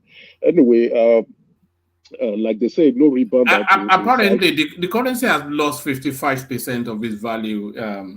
Yeah, that's very accurate. So and yet there's no stop, right? There's no stop to what's going on. So that's the fear. The currency didn't do really well. You know, a lot of factors played. Some were direct, some were indirect. But you know, we'll be hoping for. We just have to hope because with the look of things, it's not getting any better, right? The last on the space is, they did a floating. Now we are not doing a dual system. We now have an official rate and we have a black market rate, which means both are now running on their own concurrently. Which that was not the case when the president announced the flotation of the naira. So apparently, from the look of things, what Emefiele and Buhari did, though they had three systems, was the flotation is not achieving the desired outcome or the result that it's intended to be. So I'm really worried for the naira. I don't know what next year is going to look like, but I'm hopeful. Why am I hopeful? The major import goods that we get takes a lot of our foreign reserves. We are addressing that with the Dangote refinery, right? And then the Minister of Agriculture is also looking at expanding the head tax for wheat, which takes a lot of our foreign reserve out of the country to import because we consume a lot of wheat, right? Through flour, bread, and pasta and the rest of spaghetti, and so we consume a lot of wheat. So they are looking for more farmers to come in and grow wheat, right? So that we can reduce the importation of these items. So they form one of the 10 most imported goods into the country. So the presidency, which includes the president and his team, they are looking towards it. They are trying to address those issues. We had the Ford contract that has been addressed. And then again, we still have so many challenges coming up. My own concern is we want NNPC to be more transparent. Once they sell, they bring this money out and give it to the CBN, exchange it so that we can have more foreign currencies into the foreign reserve, right? So, but we are going to have more nosedive of the naira. I see that coming. I see that coming because the major concerns are yet to be addressed. Well, maybe towards the second quarter of 2024. But Emeka, now you can buy top choice properties at half the price in dollars. Okay. Yeah. And it's like 1/3 of what a property that costs, let's say, 200 million. And before, when the rate was like 400 or 450, how much that would be in euros. And now you can get it for a third of that. Those real estate still price their properties in dollars now. I don't know if you are aware. If you go to that space, you see many of them putting they are capping their properties in dollars, right? No, when I say properties, I don't mean like a built up one. I mean like a land in a top location. Let's say a land that costs like 250 million naira. Now, the same land may cost like, let's say at most 300 million. And that 300 million, if you convert it into dollars, it's not even up to $300,000. Do you understand what I'm saying? But before, I get what you're saying. That's before it's going to cost you close to $1 million. Yeah, but now I can buy that for less than $300,000. The same property. Yeah, is that a good news? So that's the only advantage. But then it affects people back home, and then it means you have to, the money we send home, remit to families to support them, we have to double the amount. If you are giving, let's say, $200, $300 to somebody every month, then you have to double that amount. You understand? Sorry, why do you have to double it? Yeah, because let's say the impact of devaluation, right? Because now I give you an example. 1 month, I have like 6 people I pay school fees for, and I have more than 15 people that I support financially for food and also for trade and all these things. Now, let's say now I will give one person. I used to give like $100, which is like, let's say 1,000 krona, which is like 100 euro. You give them that time. A bag of rice cost about. They were buying it like foreign rice, 30,000. That's what they bought it, and then at most at 35,000. Now a bag of foreign rice costs, I think, above 70,000. So if you check, and a pot of soup, they may use like 10 or 10,000 to prepare a pot of soup then. But now 20,000 is even manageable to prepare the same. Even you get less quality for that 20,000. So if I'm giving someone, let's say $100, which is then in a month, for instance, which was like 45,000 naira then. Now that $100 is, if you check it now, it's about 100 and something thousand. But the price of stuff, the inflation rate strips the amount of money you're giving. So you need to give more. At least you need to add extra 50,000 or extra 60,000 to that 100,000 to be at par what it was when the rate was like 450. You understand what I'm trying to say? All right. Yes, because I tried all these things and it didn't work out. So but at the end of the day, it's much cheaper for me giving them money now, and for them it costs me a bit more. But when it comes to properties, for any of us who are into all those kind of things, then it's a very big advantage. All right. That is exactly what I'm trying to say. All right, back to Emeka. Yeah, thank you, Maurice, for the quick interjection. Yeah, the naira is devaluing, and as if it devalues, so your purchasing power will also go down. And to compensate, you have to, like for those of us who need sending more money, you have to send more so that if they have a lifestyle that they need to maintain, you have to send more for them to maintain that lifestyle. So I think that was what you were trying to explain. I would just hope for the best with the naira. I'm hoping, and my prediction for the second quarter of 2024. I'm not so strong on that prediction yet because I'm just only saying maybe we may see a change, but I'm not strong in that conviction, and I'm not strong in that prediction. The naira may not be doing well. I said the naira was going to do very poorly in the last quarter in December, and we can see the results. We're in the festive period. We are consuming a lot. Hopefully, there may be a change from February when things settle down and people are back to work, and production activity kicks in. Well, let's see second quarter of the year. Then we can now begin to remove the noise and see, okay, if the economic policies of the president is now coming true. But by then, the president will be 1 year in power, so there's no excuses. A lot of people are saying, oh, he's just 7 months or he's just 6 months in office. By then, there will be no more excuses. Is there a clear sight of what he's doing? Is it driving the bus in the right way? Is it taking us in the right direction? By that time, everybody will know if this man is taking us to the rocks or if he's driving us to the promised land.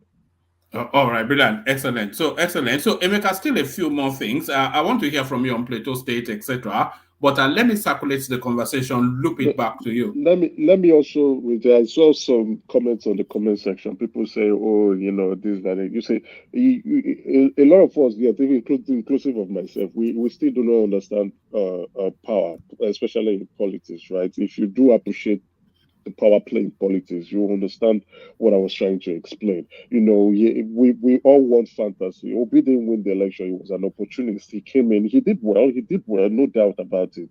And then a lot of people are really writing of Atiku, who came second in that election. It now appeared like it was just the president and Obi, and that's unfair.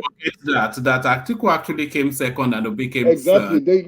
And if you go in the street, you will be amazed to hear that it was actually Tinubu and Obi that were in that election. People completely forgot about Atiku and that he came second in that election, right? So if the numbers were rigged for Tinubu, were the numbers also rigged for Atiku? Because Atiku also finished ahead of Peter Obi. So if you are claiming yes, you know, so I mean the logic doesn't Obi votes. They stole Obi votes and gave it to Tinubu. That is as simple as that. Right. Where did they steal it? No. In Lagos, in Rivers State, in Benue State, in Taraba, at least these four places. You know that narrative that they stole Obi's vote in even BBC showed. Is it BBC or what? They showed the result, Rivers result. They showed it. I read result. Let's not make it rowdy. Just settle down. That narrative of Obi's votes being stolen from Lagos and packed to Tinubu. That there was a narrative that 500,000 Obi votes went to Tinubu. So the Tinubu's vote was about 500,000 something. Peter Obi's vote 500,000 something.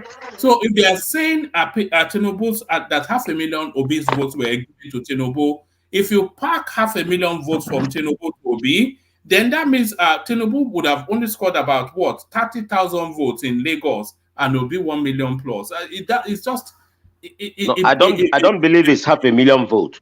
But it's in the range of 300,000 votes. If the PDP said it first, even if PDP said it. Hold on. If they took, hold on, Emeka. If you take 300,000 votes from Tinubu, we can bring the figures up. If you take 300,000 votes from Tinubu's votes and give it to Peter Obi, then Peter Obi will have 800 and something thousand plus votes, and Tinubu will only have 200,000 thereabout votes. Does that make sense? PDP said it in the IRF. They saw it. No, I'm asking you. Does that make sense to you? That Peter Obi in when you people one man, you ask me a question. Let me answer you. Answer it frontally without doing the ad hominem. Okay, good. Listen. It's not about listen. You know what I find strange.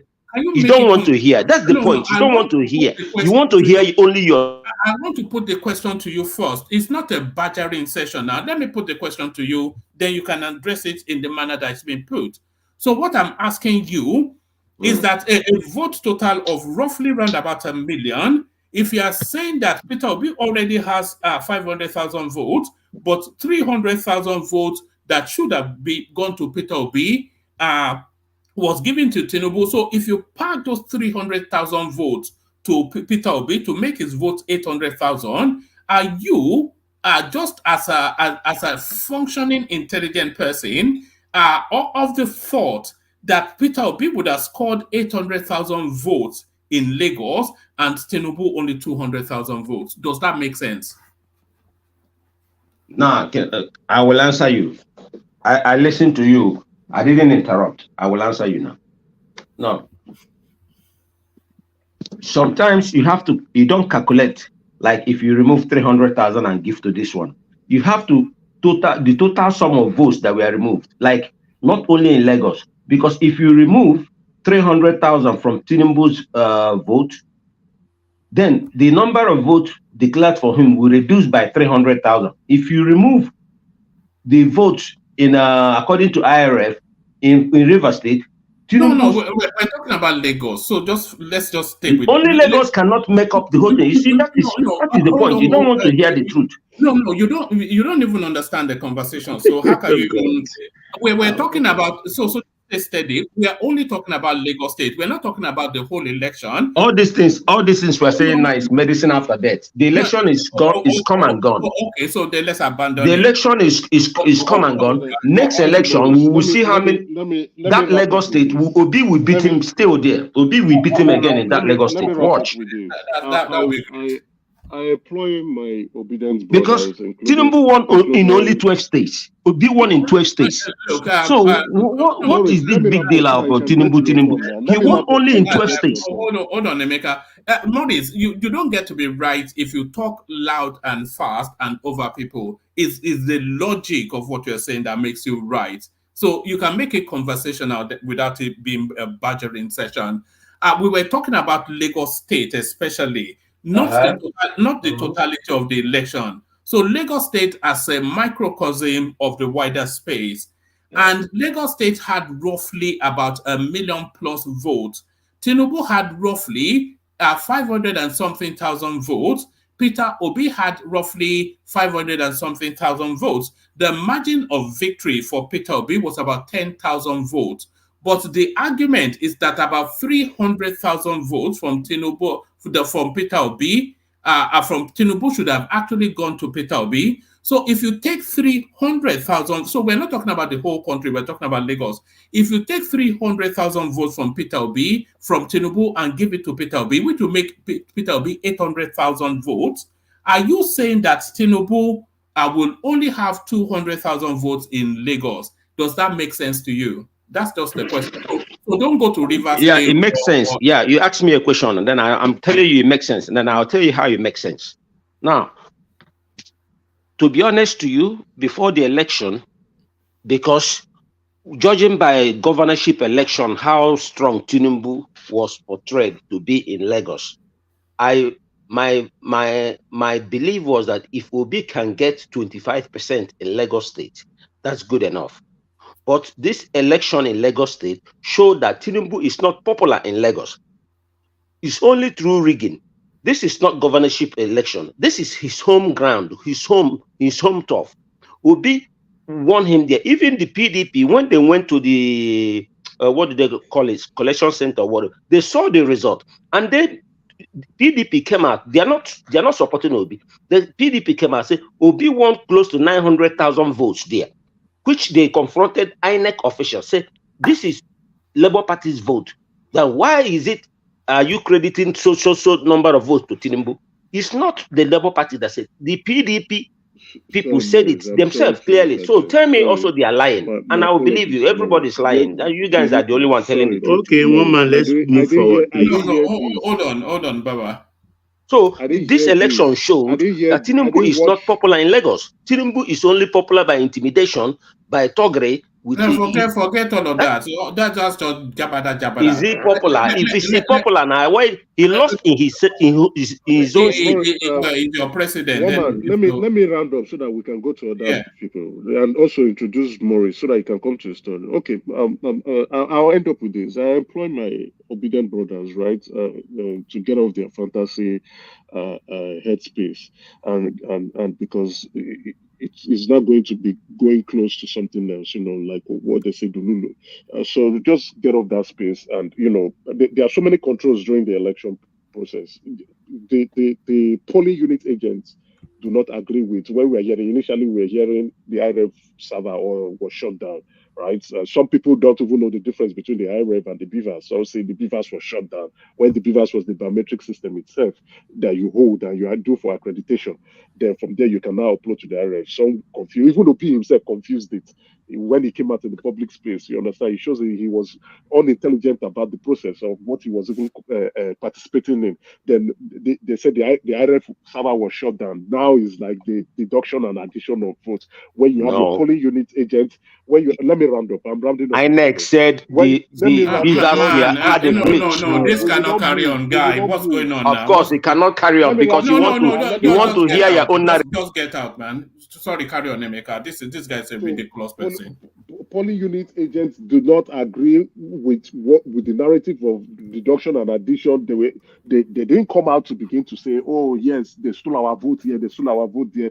They did produce their EC8 platform to show that, okay, our votes were deducted and added. They didn't do all that. And even at that space, they didn't even still go to court to still prove all this. So all these narratives will not help. You know why all these narratives won't help them? Is because you are now already believing that you won an election and it was stolen from you, which means you are not going to work extra, or you won't go to areas where you were weak to see how to convince those people to vote for you. So they are just being delusional in my viewpoint. You lost an election fair and square. Pick up from the places. What about all the results? What about all the results INEC gave to them? I'm done. It's unbelievable. It's unbelievable that you guys are going circle around the truth. It's unbelievable. Maurice, settle down. We love your voice on this platform, but we are not going to let you hijack the session. No, because you want to hear. It's only one narrative. You don't like to hear counter narrative. That is the point. Well, no, we like order here. We don't like rowdiness. Right? We don't like rowdiness. No, but I can't stand people lying through their teeth. So educated people lying through their teeth. I can't stand it. That's not a problem, Maurice. If you think I said a lie, that's fine. When it gets to your own space, you cannot say everything you want to say. If you even want me to come in, I'll come in. But you made me even forget some of the things I wanted to say. You made me forget about my thought process. And you're not the only one here. Now let one man give other people chance. Now you've been talking a long time. You didn't even want us to move. All right, Baba, you're up next. Baba, apologies about all the rowdiness. It's usually not like this. Apologies about rowdiness. They don't want to hear the truth. Baba, you're up next. Baba. Thank you, man. I salute your patience for management of kind of rowdiness. I salute your panelists. Welcome to the one-man show. The show where ideas contest, and of course, opinion flourishes, diverse opinion flourishes. So the listeners are at the mercy of various and vibrant ideas. And on the comment section, I salute you all, both favorite and not too favorite people. Salute you for coming every day. Those that come on board and those that remains at the comment section, I salute you all.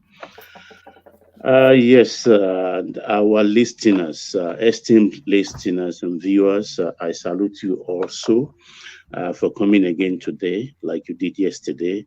But please like, share, and subscribe. But you know, the most important of all is the thing for the moment. Click the like button so we can come back again tomorrow and build. We don't have to be static. Thank you, one man. I think I want to go on this Bloomberg thing, but let me just stop at the Plato problem that is a kind of yearly thing, yearly occurrence, right from 2009. This thing has started, and it's like an annual ritual. And I think I commented yesterday about it, and I've had a lot of diverse opinion, but a lot of us actually don't interrogate these things, because when you hear thing or in something that happened like this, I think you should just take a back seat, sip some water, and look over again. Start from the beginning. That why is this thing happening every time in one place? And I saw someone in the hospital today. I think it was Arise that was interviewing him, one of the victims, and he said he knows those who attacked him, who applied machete on him, who called his name. And this has always been every time they interview them, they know. So if you know, what are you doing about it? Now, nobody's asking this question or looking deeper. Look at the Nigerian map. Because when you look at this, you look at the Nigerian map. Where is Plateau? Which states are the neighbors of Plateau? With which state Plateau share their boundaries? Which are the communities there? What are their languages? These are it. But I wouldn't go too deep into it. I'm only just putting this so that people like me can do the same, maybe tomorrow or in their spare time. But the only thing I will just hint at is that I think sometime in the late 80s, late 80s, there is a community in Delta State. I think it's Inri community. And they had this problem of community clash. What was their problem? It's just about agriculture. They have only one river flowing through the two. One is Urobo, on the other side is Isoko. I find it very difficult myself to differentiate between Isoko and Urobo. But on both sides, they have a general serving. On another side, they have also a general serving. And this general, we are supplying them ammunition. And because of this river for agricultural reasons and fishing, they were killing themselves. It was an annual thing then. I think it went on for like 3 years. I think it was Rangida's time, if I'm not mistaken, historically. So derive it, come to Plateau and figure things out yourself. So let me go to the economy. But before you go on to the economy, you were just saying, look at the surrounding areas, and Plateau is not actually even a border town. There are two states between Plateau and the edge of Nigeria. So you have Adamawa and Taraba, and then it's surrounded by Bauchi, Taraba, Benue, Nasarawa, and Kaduna. So that's what constitutes it right there. So, and all these activities going on there, if they are saying these are foreign insurgents, so they would have had to make their way all the way through Adamawa, through Taraba to get to Plateau. And I didn't say foreign woman. No. That's the narrative they often give us, that these are not indigenous people, that these are foreigners. And you believe that? They are not foreigners. No, I don't. And it's quite a thing. And what really rankles me, what really jars my senses, is the Inspector General of Police, who then strolls in casually nearly a week after the incident to go and do Mr. Big Man. What is your job? What's your job? What is his job? There are over 200 people killed. You are the guy in charge of security, and you stroll in casually with a retinue of hangers on and a swagger stick, posing and preening and peacocking. What is his job? Is it there to apprehend the culprits a week after? I mean, what's going on? One man, I will, in this matter, because it's a security matter, and I will always be a little evasive. Even the Army General was there. I saw the Army General when he addressed the people, and I heard what he said. What you should be looking at is that these attackers are not spirits. They are human beings. They traversed many other communities before they landed in that Bokos. You understand? I will leave it at that. And do you think in your mind that they don't have security reports every morning? The police, they know. The community, they know where the rain is beating them or where the rain is coming from. Is it a southwest wind? Is it the one, I've forgotten my geography lessons now. They know these things. The police, the army, they know, and the people also they know. If you recall this morning in Taraba State, some attack also took place there and some people died. Not so? Figure it out yourself. Let's go to the economy, please. Yeah, no, Baba. You lie, one man. You don't draw me in. You can't suck me in this you one. know. But anyway, let's go to the economy. But no, we can't continue like this. That's just it. Baba, please don't be angry. Eh? Oh, No. Baba, please Yes, don't sir. be angry. You see what I believe, Baba, is Yes, sir. These people, the people they attacked, said clearly that these are the Fulani herdsmen that did that. They know the people. And if you watch, the people also say some local councils within that area has been occupied by these Fulani people.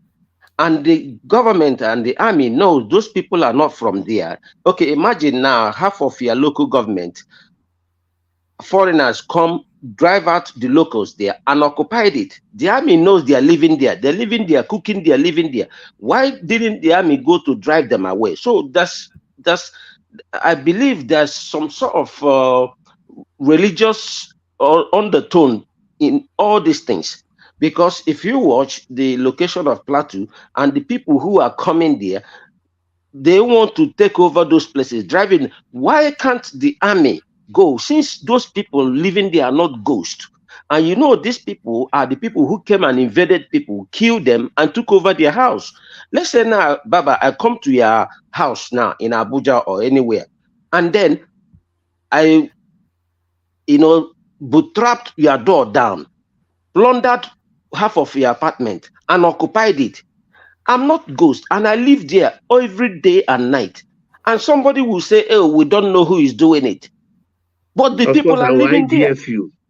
I will IDF you, and that means you are the mass. Carry on. Do you understand what I'm trying to say? And I don't even blame the Inspector General of Police. One man is right, being angry at the Inspector General of Police, walking in there after 1 week. But what about their own governor? 24 hours after almost 200 people were slaughtered in his state, he was busy jollof rice in Lagos at Tinubu's house. Somebody going to pay a visit. Who is supposed to be paying who visit? Is the president supposed to be there? If something like that happens wherever we live, the president will be there immediately. But the governor himself abandoned his people, slaughtered, and they're still in cold blood, fresh blood on the ground, and then boarded the flight to travel to Lagos. Then how can we be angry on the Inspector of Police? That is the point I'm trying to make. Maurice, you see one thing that we cannot shy away from is it is time we add the state police. Yes. Anything we should. All this, I won't be blaming governor, blaming this thing, but we have to be frank with ourselves. We need the state police.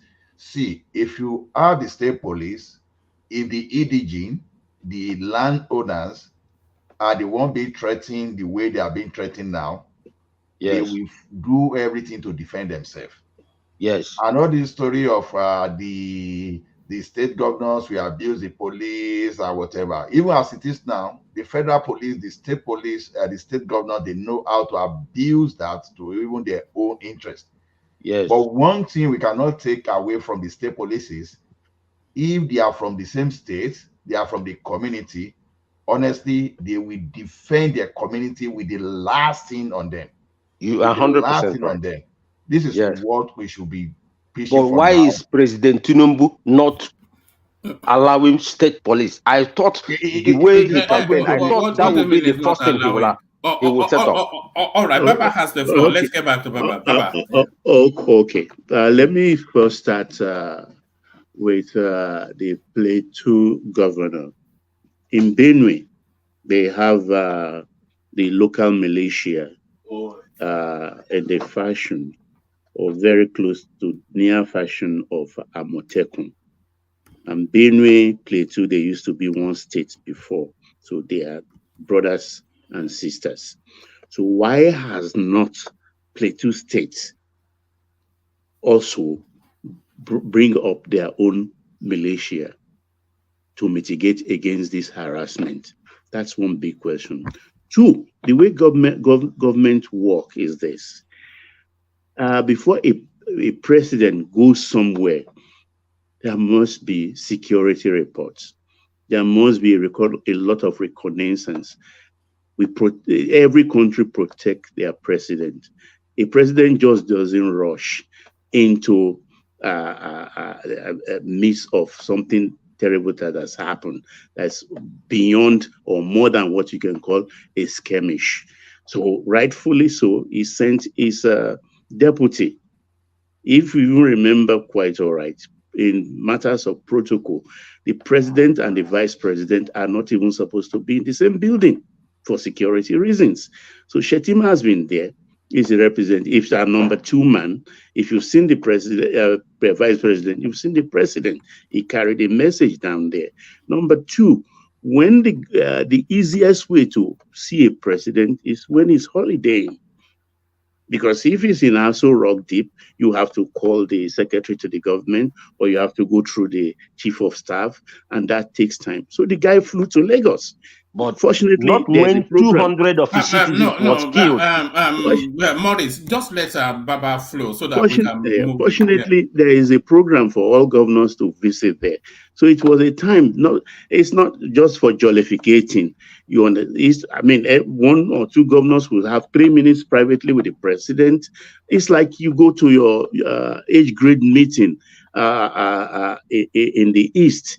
It's a time for opportunity to meet maybe one year you've not met in your life, and you have something. Maybe it's a time you want to give a letter to a senator. You will meet him there. So that is kind of opportunity too. And he had the ears of the president properly, and they must have discourse, because this is a security matter. It's not for public consumption like we put. It's not something you just put on the tray and then take it on the streets. So let's look at it from the proper perspective. That is why I'm using the word that, look, this thing is deeper than what we are seeing.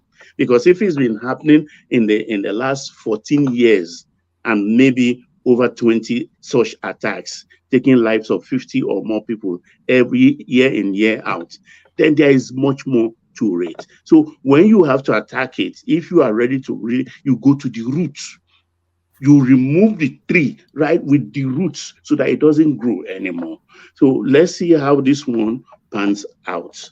And what do I want to say about? You were about to speak to the currency. Yeah, to the Bloomberg. Well, their pessimism it's okay. I can see it in the way they are looking at it, but they are not also taking into consideration the refinery coming up in Lekki and the one in Port Harcourt and things like that. Because like Emeka said, when Ezeoke was here, because people don't pay attention to issues of economy, we need enough foreign currency. And since we cannot generate, at least we can conserve what we have. Because the things that take away much of our foreign exchange is one, the lubricant oil, the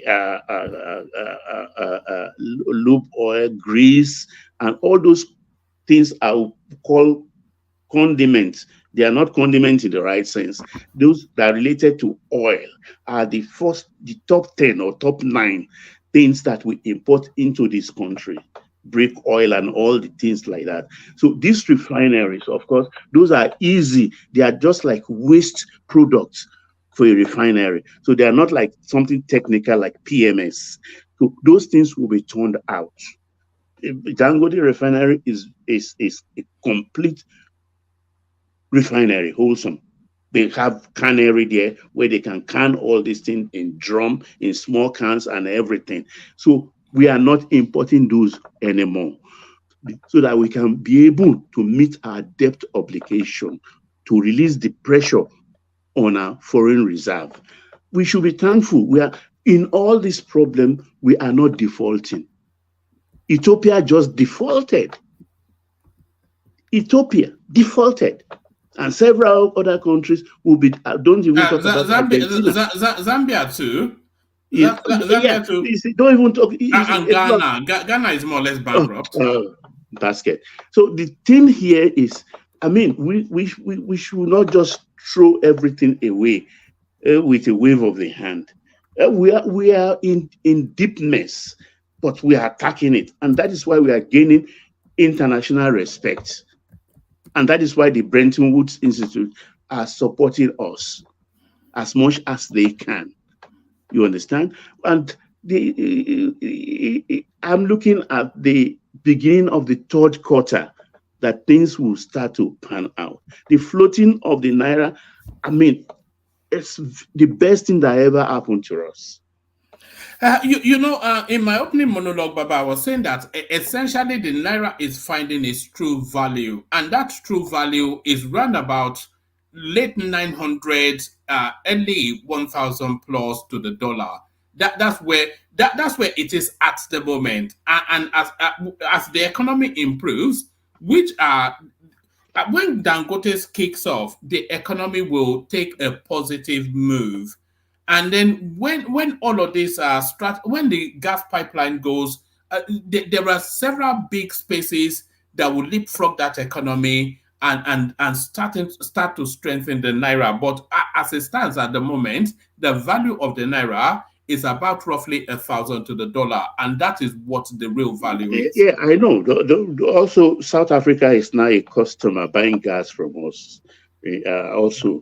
So that will start. I think the first shipment will be in January. That's another level of income we will be having. So these are the things that will be opening up gradually. So Bloomberg is not reckoning with this; it's just projecting as just on the level of forex, and also these parallel markets. I keep on hearing parallel market, and it has become a kind of thing that it's now part of the economic vessel. We should not be. The parallel market is being misused. The instrumentality that brought it to fall is being misapplied, because what we call parallel market today is just the BDC. It's the BDC. And the lingo just covered it, become parallel market and become something that is part of our economic calculation every day. Something that even if the president desires, he can with a fiat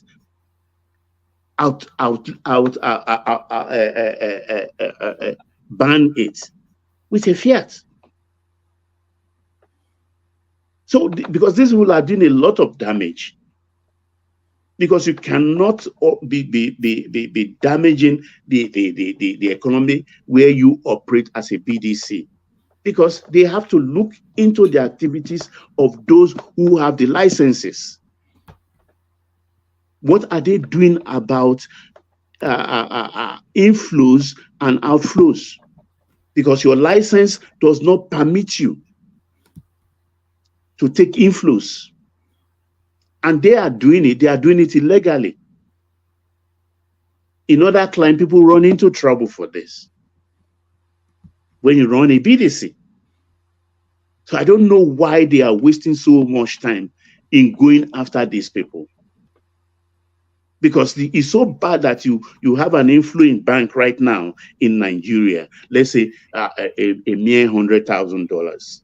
It's your account clerk.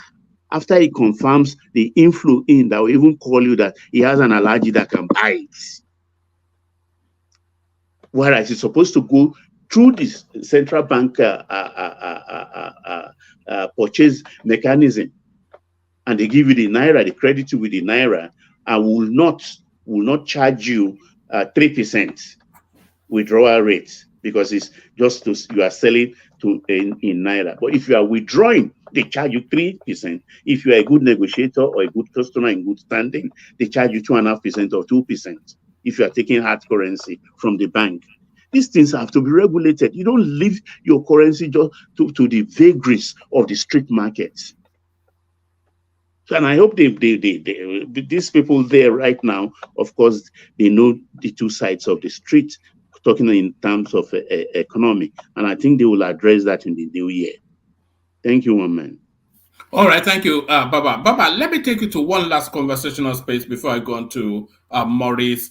The question, Baba, is that is this guy taking? I was going to say taking the piece, but for the purposes of civilized language, is it taking the Mickey? Is this guy trying to poke fun at people? So this is something that I came across. It says our contributions are ongoing for an ex-colleague's wedding. Somebody in the United Kingdom sent 3,000 naira. That's right, 3,000 naira. The WhatsApp group admin had to ask if it was a mistake. The guy replied, "It is the spirit that matters." It took a lot of restraint not to curse the guy out. So, I mean, what is the intention here? It clearly is spoken for. Is sending a message. Is it not three? Is that even a pound? I'm not even sure that's a pound. Somebody is getting married and you send £1. Eh? What do you think is going on there? I think he's sending a message. It's one way or the other. He's sending a message. They have to look well and then maybe get the gist of the message, because I don't £1 for somebody who's doing it. Where did they do that to buy the matchstick they used to light the gas stove that will cook the culinary things they have to prepare, or what? I don't know. It's funny, but this is the cyberspace for you. So a lot of funny stuff. Some people do it for content and things like that. That is how I look at it.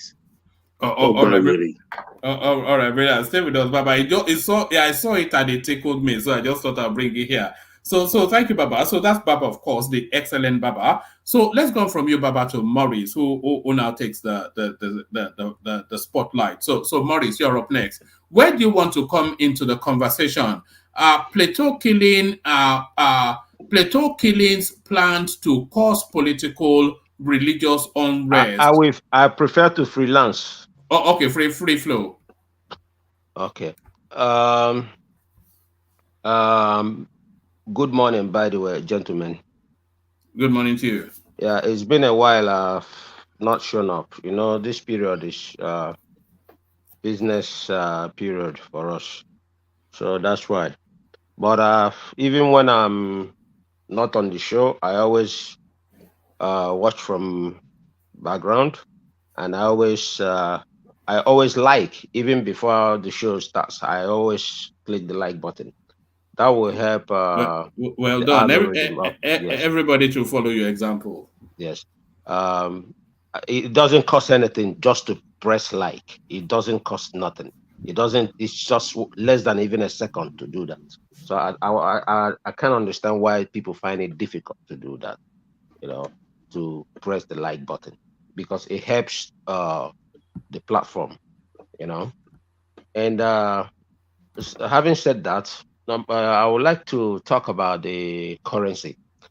Like Baba said, the parallel market and the people who the government should go against.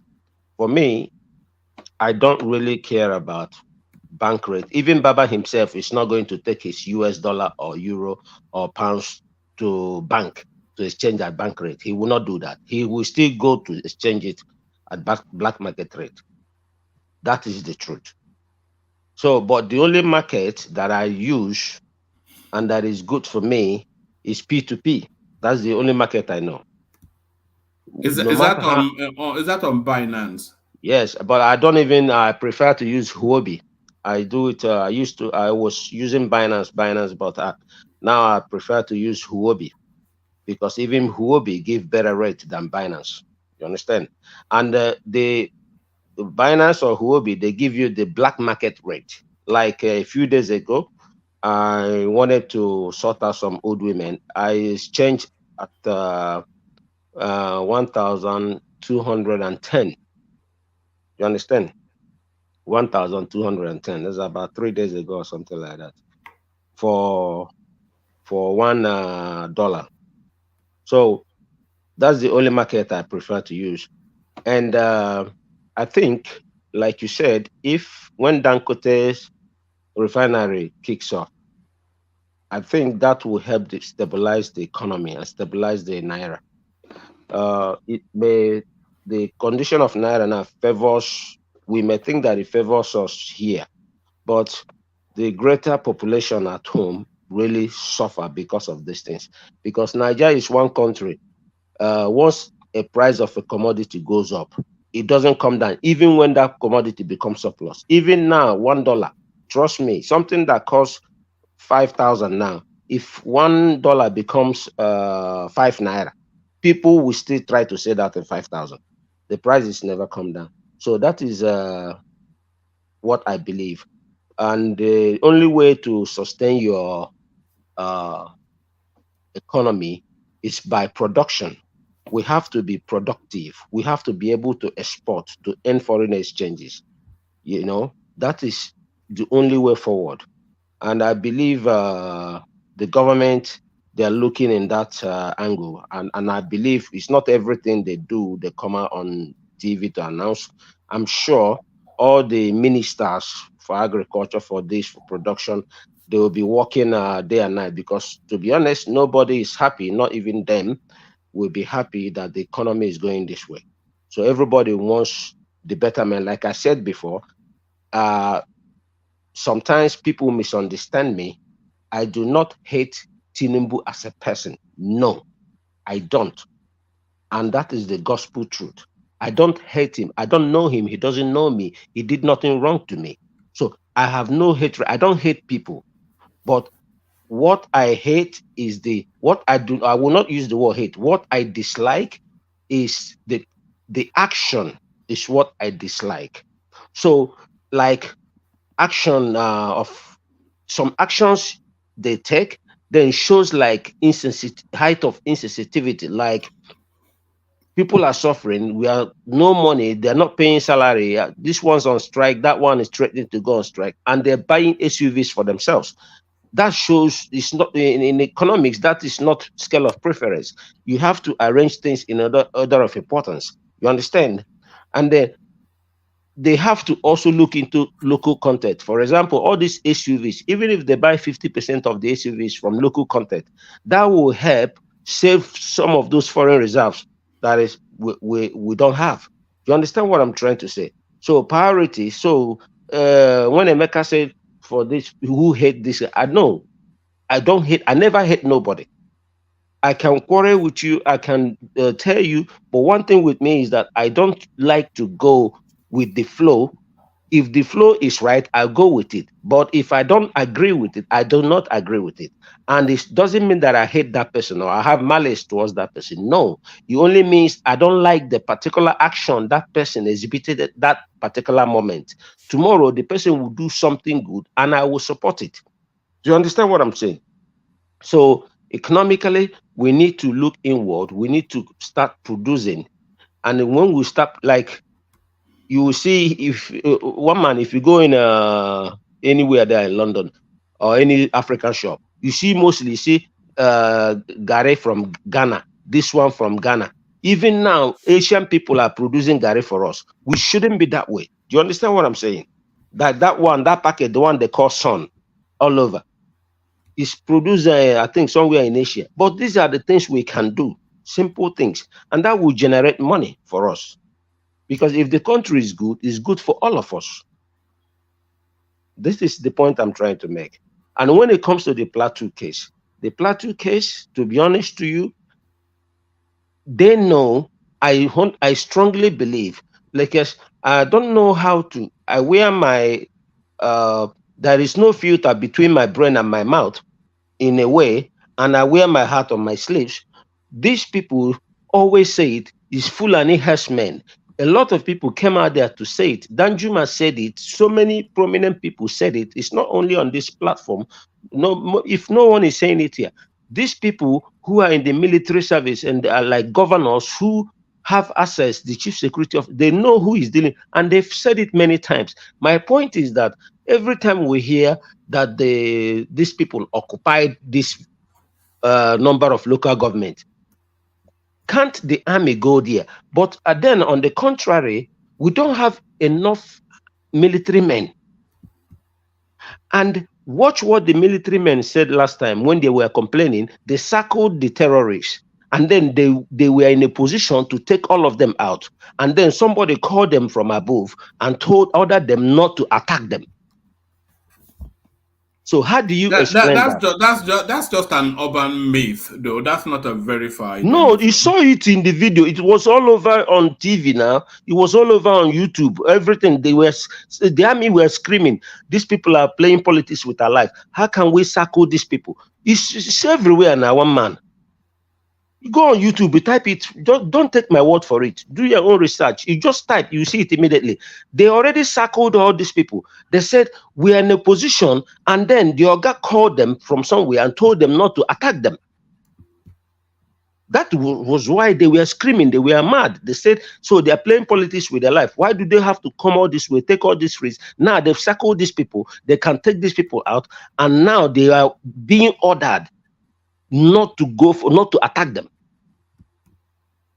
So if these people are occupying, even one of the local council officers there in Plateau said, these people occupy this local government, and before they attack, we inform the military more than, they said, is it 37 times? They said they informed them about this, and they did nothing. Okay, what about those ones occupying that place? One man, didn't you see the video where even the military were protecting the terrorists who came to negotiate how much the farmers will pay them in Castena? Didn't you see that one too?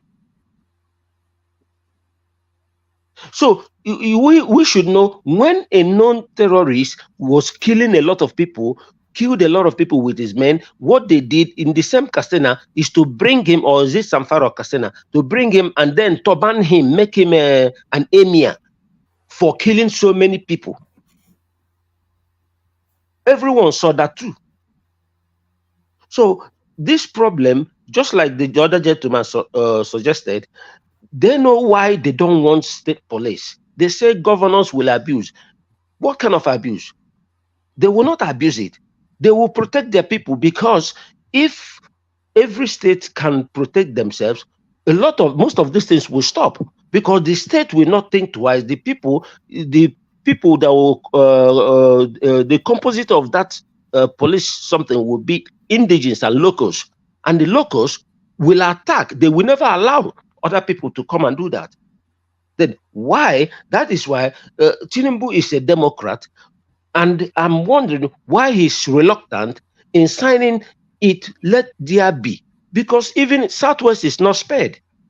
To be honest, the only place I see that, okay, we have our own internal insecurity, they say, in the Southeast, but all these Marudas for Fulani herdsmen, we don't have those problems in Southeast, because we have an official that exists there. Is it a different kind of death when they are killed by unknown? No, you don't. Is it a different kind of death? All those things is ESN don't go start killing people like this. These people come now and start shooting people. No, that's like ESN is only with the military. And why is it with the military? Let me tell you, because what about unknown gunmen? Or are they the same? Unknown gunmen, have you seen them like they entered like one village and start shooting people? It doesn't happen. Like it never happened. The only thing is that unknown gunmen with the army, because the unknown gunmen, now let me tell you the root of why ESN was formed. Because I remember when all these Fulani herdsmen were attacking everybody in Ondo, everywhere. Akeredolu himself, may his soul rest in peace. He set up also Amotoku. In Southwest set up Amotoku. Then in Southeast, they told the people in Southeast, the governor, to set up also a security network like Amotoku to protect. Prevention is better than care, because they were always attacking Benue. And Enugu has border with Benue State. Even Ebonyi State, I think, has some border with Benue State too, on that side. So now they said, set up this thing. And the Southeast governors, to be politically correct, I don't know who they are serving, their own masters. They are reluctant, dragging their feet to set up a security to protect their people. So when the Fulanis came from Benue and had killed people, so many people in Enugu State, at the border town with Benue State, those Fulanis came. That was when Kano set up the ESN to protect. And since the ESN came there, the Fulani man, they will think twice before they come there. Now, what happened? The ESN, they set up ESN to protect the Southeast from the Fulani invaders. To everybody's greatest surprise, the governors, and then they sent the army to attack ESN that is protecting the zone from Fulani herdsmen. And who did they send? Most of them also. On what authority was our ESN set up? You don't need. I don't need any authority to protect myself against somebody who is approaching with a gun. Do I need to? I need to make a phone call first. And anybody can randomly set up. Yeah, in the way Nigeria is now, you have to protect yourself. All these people who are dead now. So who was there to protect them? So what is their operating principles? The operating principle is to stop the Fulani herdsmen from coming. Is to kill any northerner that comes to Igbo land. No, you see, this is where sometimes one man you have to also talk like somebody who has lived in a civilized world. I'm asking you now. When you say, how can he say killing? Do you know how many northerners? So many northerners live in Southeast. Some random known criminal that calls himself Nandi Kanu. Yes. He has gone and purchased illegal weapons to give to untrained people to rage against other citizens of the country. Okay, good. So when they call that in Serbia. When Igbo took up arms and went to war, where did he go to attack those people who were there trained? You see, this is when I say being economical with the truth, selective memory. When Igbo did the same thing, I don't see you talking about that. What did Igbo do? When he went to that place, that place is the Fulani people. That man, what's his name again, was attacking Fulani people. Were attacking people, even in Southwest. Even your own state, one man, your own state or your state. How many percentage of Oyo did the Fulani take over in your own state? I'm talking about a couple of years ago. No, couple of years ago, one man, we discussed it on your platform here. Couple of years ago, how many percentage of Oyo that Fulani took? Oyo State is not inured to the insecurity. No, you don't. Oyo State don't have to be near for them to, but they took it over. They took over. They occupied some of the places in Oyo. Like where? We are towards the border with Benin Republic. Towards the border with Benin Republic. So those villages. We discussed it on the platform couple of years ago now. All those places they occupied in Oyo State, you know now, but you didn't want to. We are telling you now. Why don't you talk about your place that is occupied? It was in the newspaper everywhere. Occupied your own state, but because you have a selective memory, you want to talk about Igbo who went there. How many? Okay, why did they go to attack Igbo if he didn't do anything? He was just sitting. He was in a church praying, and then they go attack him. Why did they attack him? So one man, sometimes this thing, we are talking of human's life. I don't need, like me personally, if the Southeast governors had done what they're supposed to do to create the same thing the Southwest created, there would be no need for ESN. But they did. They didn't. What did they do? They couldn't agree. Ask any Igbo man. They couldn't agree. What did they do? They did it separately. Umahi is the first one to set up his own. What was he using his own to do? To intimidate his political opponents. That's what the only thing he was doing. Okay, Umahi was the one. If they look at Southwest, they had a unism. They set it up one time, but Southeast didn't set it. Even to today, only two places, only Umahi and is it Anambra, somewhere in Anambra, and Anambra was late. Do you have anything like that in Imo State? Do you have anything like that in Abia State? Do you have anything like that in I'm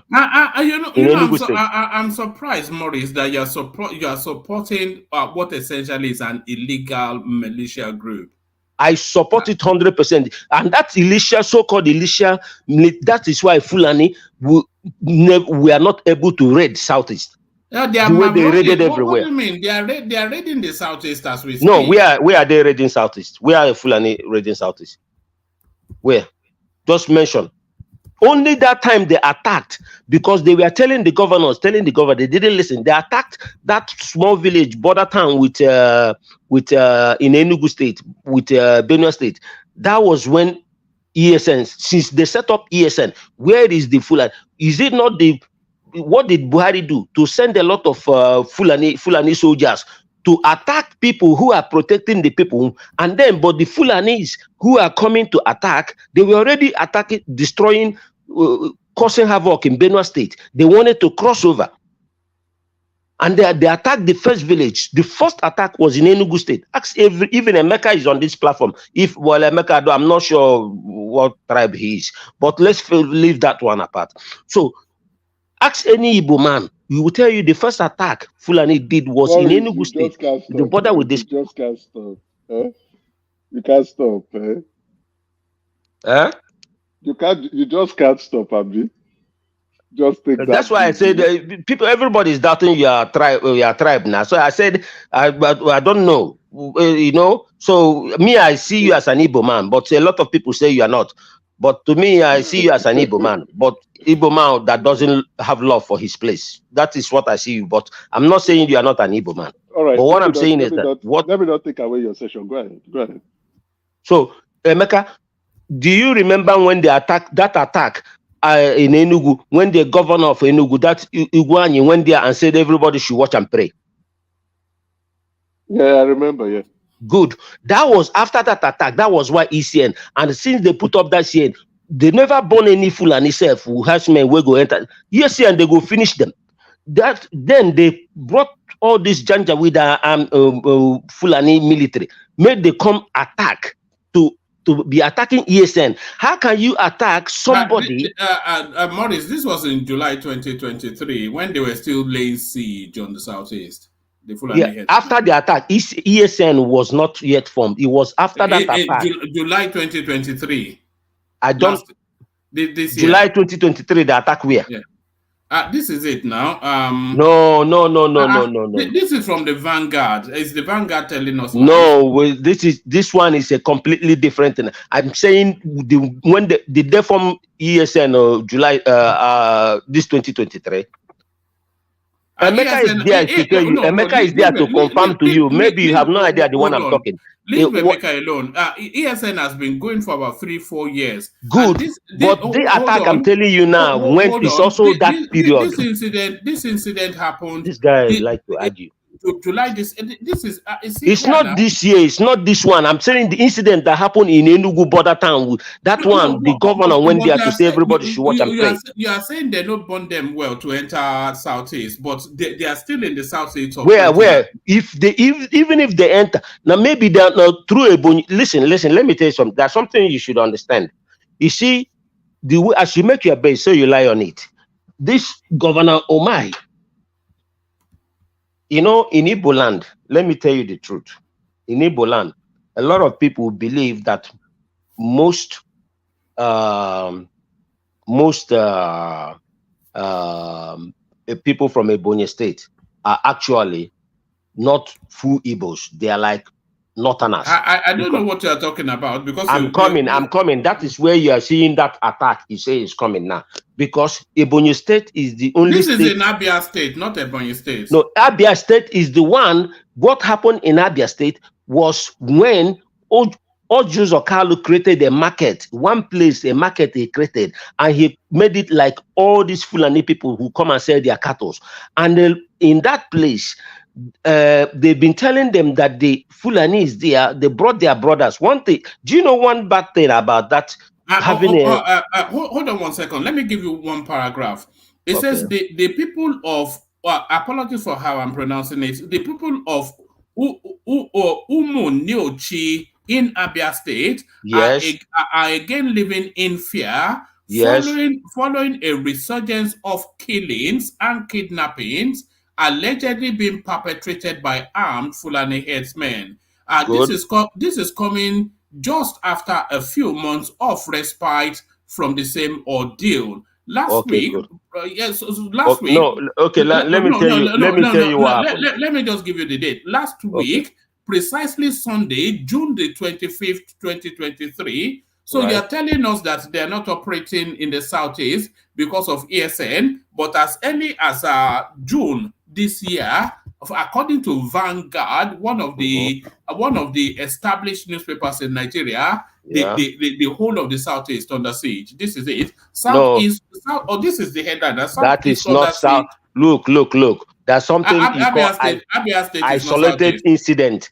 Do you know what happened? That is the market this new governor closed now. That is the market, because Ojus Okalo is the one that created it. These are people who sold. Let me tell you something. Do you know, like somebody like now, Ojus Okalo, if he comes out to contest for even ordinary local government chairman, he will fail. Igbo people will not vote for him. Any Igbo man will tell you that. Now, because Ojus Okalo, these are the people who are playing politics with the life of their own people. He created that market, and this man just closed that market. What did they do? That's the same market. They found dead bodies. These Fulani people, they are selling cows there, and then they brought among them also kidnappers who are sleeping there. So in the night, they go and kidnap. So nobody suspected. But later, people had impression that this. And then the last governor, they told him to close that market. To be politically correct, he had a meeting with Buhari, and whatever they did, the market still. But this governor now came in and closed that market, and they found everything. That is exactly what happened. But what is happening in Benue and this thing is that, and in Southwest, a lot of places in Southwest, if they will just come in and start shooting villagers. And then you are telling me that those villagers have to wait for the Nigeria. Which kind of security? Who are they going to wait for to come and protect them? The same Nigerian army? Is that who you're going to wait? Yeah, go ahead, my brother. Yeah, let me jump in. One man. Are you in France? No, I'm not. I'm going there next year. So I was asking Mr. Triumph about Marseille. Yeah, going to be. So yeah, one man. I don't think. At first, I didn't want to criticize Tinubu about this stuff. I said, let me give him time to react. But the Nigerian government is not treating this with the level of seriousness it deserves. You know, if you think about it, I think Morris is right. If you think about it, this that area, Plateau, it's an elevated area, highly fertile soil, Benue, Plateau, Taraba, the most fertile region of the country. And now we're witnessing indigenous people getting displaced from their homes through violence, attacking Nigerian citizens, and they're taking over their lands. Good. They're taking over their homes. And the military is doing nothing. And we're watching this happen in the food basket of the country. Do you know what will happen if these fundamentalists take over that region with their ideology, and they start to control, and they place emirs in those regions, and they take over the food basket of the country? No, these are just tribal skirmishes. One man, these are not tribal skirmishes. No, that's not tribal skirmishes. Security. How did they take Sokoto? How did the Hausa people become minority? Security officials said it's even tribal, to be honest. It's tribal. Security the way we see it. Yeah. It's tribal. Security officials said you know the over 200 motorcycles. You know were riding to this village. You know the Ife and the Modakeke people, they've been killing each other for going on 2 centuries now. It's not the same. One man. It's not tribal. This is religious something. Those people are Christians. No. This is religion. The problem. That's religion. That's religion. That's the problem. We shy away from the truth. Yeah, when we look at things from the lens that you're trying to portray it, this is like Ishekiri and Ijo fighting in Warri. No. One man is not even close.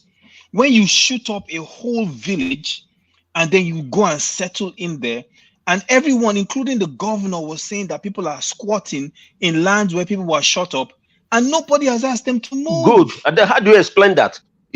What in God's name is going on? No one has asked them to move. In what world?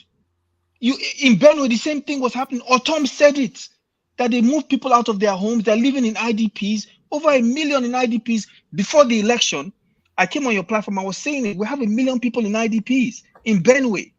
What is going on? Why are they asking 1 million people? Look, there is what we call war economy. War economy is thriving in all those places. This is not war there is economy. No 1 million people in any ID camp. Otom said it. Otom said, go and look up the statistics. That's what I call war economy. Should we I mean, should we even have refugees in a country where there's no war? Should we have refugees in a country where there's no war? You should not have IDPs. In Abuja, there are IDPs. Did you know that I've donated to IDPs in Abuja? Sorry, I've donated to IDPs in Abuja. Should we have refugees in a country where there's no war? Indigenous refugees in IDP camps in a country that is not at war. This is the problem. We are at war in the north. We are being economical all the time. We are at war in the northeast. How can you have this sort of situation and then you're trying to minimalize it? And you see the people there, you see the people occupying the place, and then military is not. And somebody will tell me I have to wait for the military to protect me. How is that possible? It is tribal. You are enjoying it now because people are coming from outside. The Hungarian Prime Minister is talking about Christianity, and it's not tribal. It's religious. It's religious. It's not going to happen. Those people are Christians. The people attacking them are Muslims. It is not tribal. You can the people are attacking them are Fulanis and Muslims. They are the ones occupying Muslims. One voice. Yeah. It's not going to work. These people, the people in Plateau region, in that belt, these people are some of the oldest people in Nigeria. Remember the Nok civilization? These are the descendants of that area. That's where they found the Christians there. And Muslims are attacking them and say it's not tribal, it's not religious. In Plateau, in Taraba, in Benue, Southern Adamawa, Southern Gombe, Southern Bauchi is all predominantly Christian. Good. This is a fact. Why is it that the attack is always on the Christian side? Hold on. There are ethnic skirmishes based on our resources. No, one man. No. Exactly one man. You are putting in the front. What they are trying to do now is to cash in. They always look for anything. Is trying to grab is this also ethnic in Benue State? Hold on, Morris and hold on. It's a result of climatic changes. That's a lie. Come on. It's a result of climatic global warming. This is what is going on. Come on now. Don't do this. So this is what happened. In 2029, in 2009, when it happened, no, it wasn't a Christian religious thing then. In it was also ethnic when they took over Sokoto, removed Hausa people from their land. It was also tribal, The Hungarian president. Even the Pope can come to Nigeria now and come and defend the Christians. When they took Ilorin, was that also tribal? Maurice, if you don't mind, let me just interject for a minute. Yes. You see, Baba, the thing is this: it's both ethnic and religion. Let's just face this fact. See, we keep excuse what we see. We can't know more than Danjuma. We can't know more than Otom. We can't know more than Akeredolu and all those people that have resisted this. See, as Yoruba will say, Pastor Jana Ajofura Jajin. See, we keep saying, oh, let us take it easy, let this, and these people, we see what they've done. They've done this in the history, even before modern Nigeria. Good. We know how people move from certain region to conquer others and establish their kingdom there. This is exactly what they are doing, using religion and they are using ethnicity. We can't keep excusing. If we want to get to the root of this, let us have the state police and see whether it's going to happen. Good. Look at Southern Kaduna. Look at Southern Kaduna. They are using both ethnicity and religion. Southern Kaduna are predominantly Christian. And those people that want to dominate Southern Kaduna, they are who? Muslims. They may not be, they have some kind of coloration of Islamic, and they have some coloration of being Fulani. So we can't keep excusing this thing. To be honest, you have to face the fact. If you don't face this fact, I'm. Hold on, Ola. Good to see you, Princess Rosie. Good to see you back. Ola, are you aware of the impact of climate change, global warming, and resources? See, this thing has nothing to do with climate change. It doesn't. It doesn't have plenty. Climate change is what's the name of this professor author? The one in South America. One man. I'm not saying there's no climate change. If you read his book, Baba, if you don't mind, please. I'm not saying there's no climate change. You can always use anything as an excuse. It can be climate change today, it can be carbon tomorrow, it can be anything after tomorrow. But it's not the reason.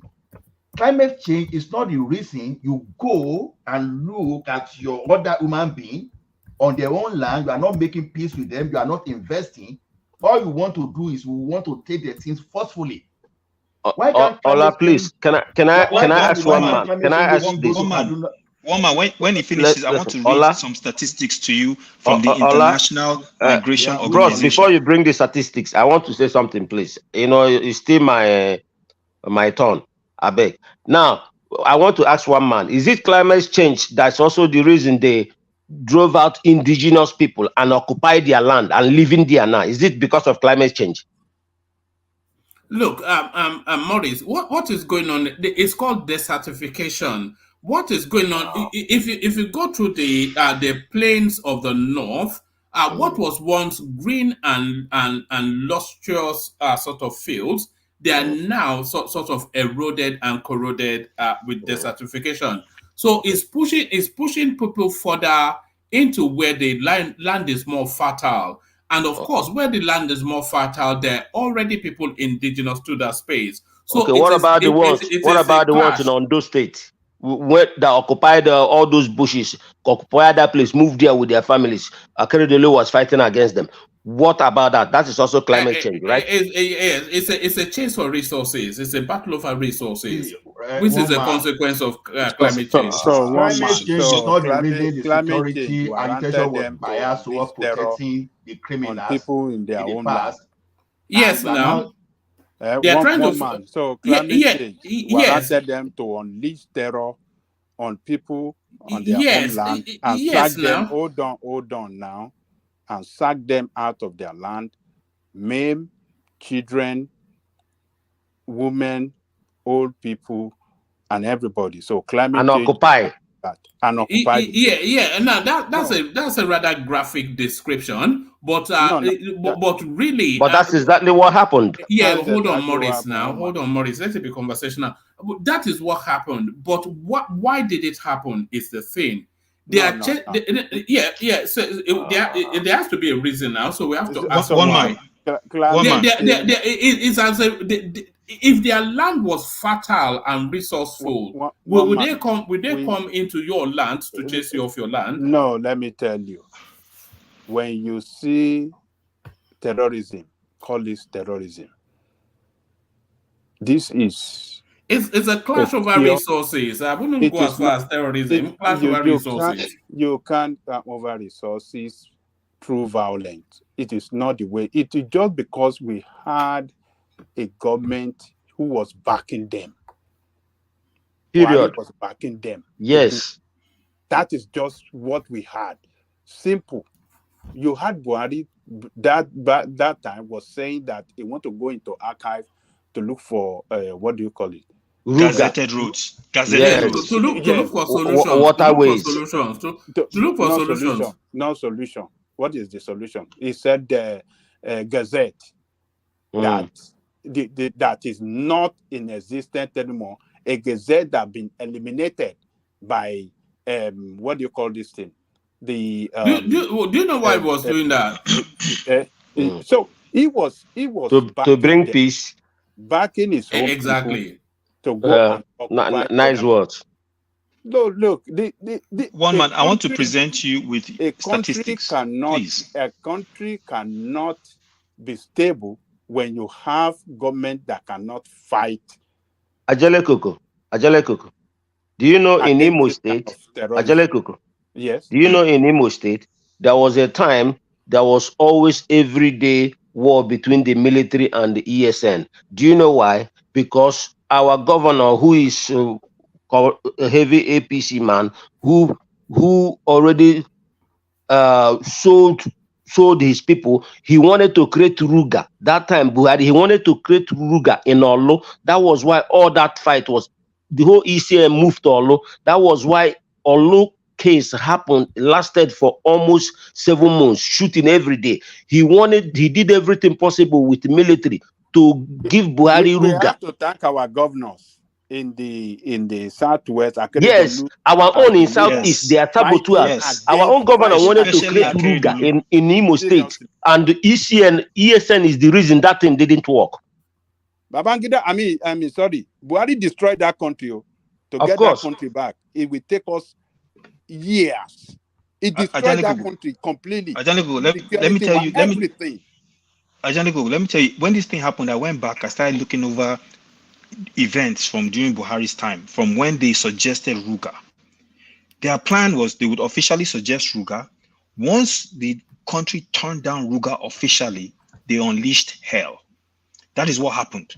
Once we said, no, we're not going to accept Ruga to officially go and settle the Fulanis from Senegambia over in Nigeria, they unleashed hell. One man, if you have a chance, please, anyone on this platform, just go in and Google Benue internally displaced persons.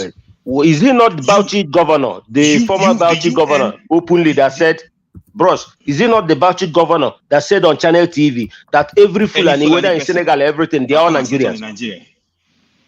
Look, one man, according to the UN, there are 2.1 million in Benue. Vanguard has it as 1.5.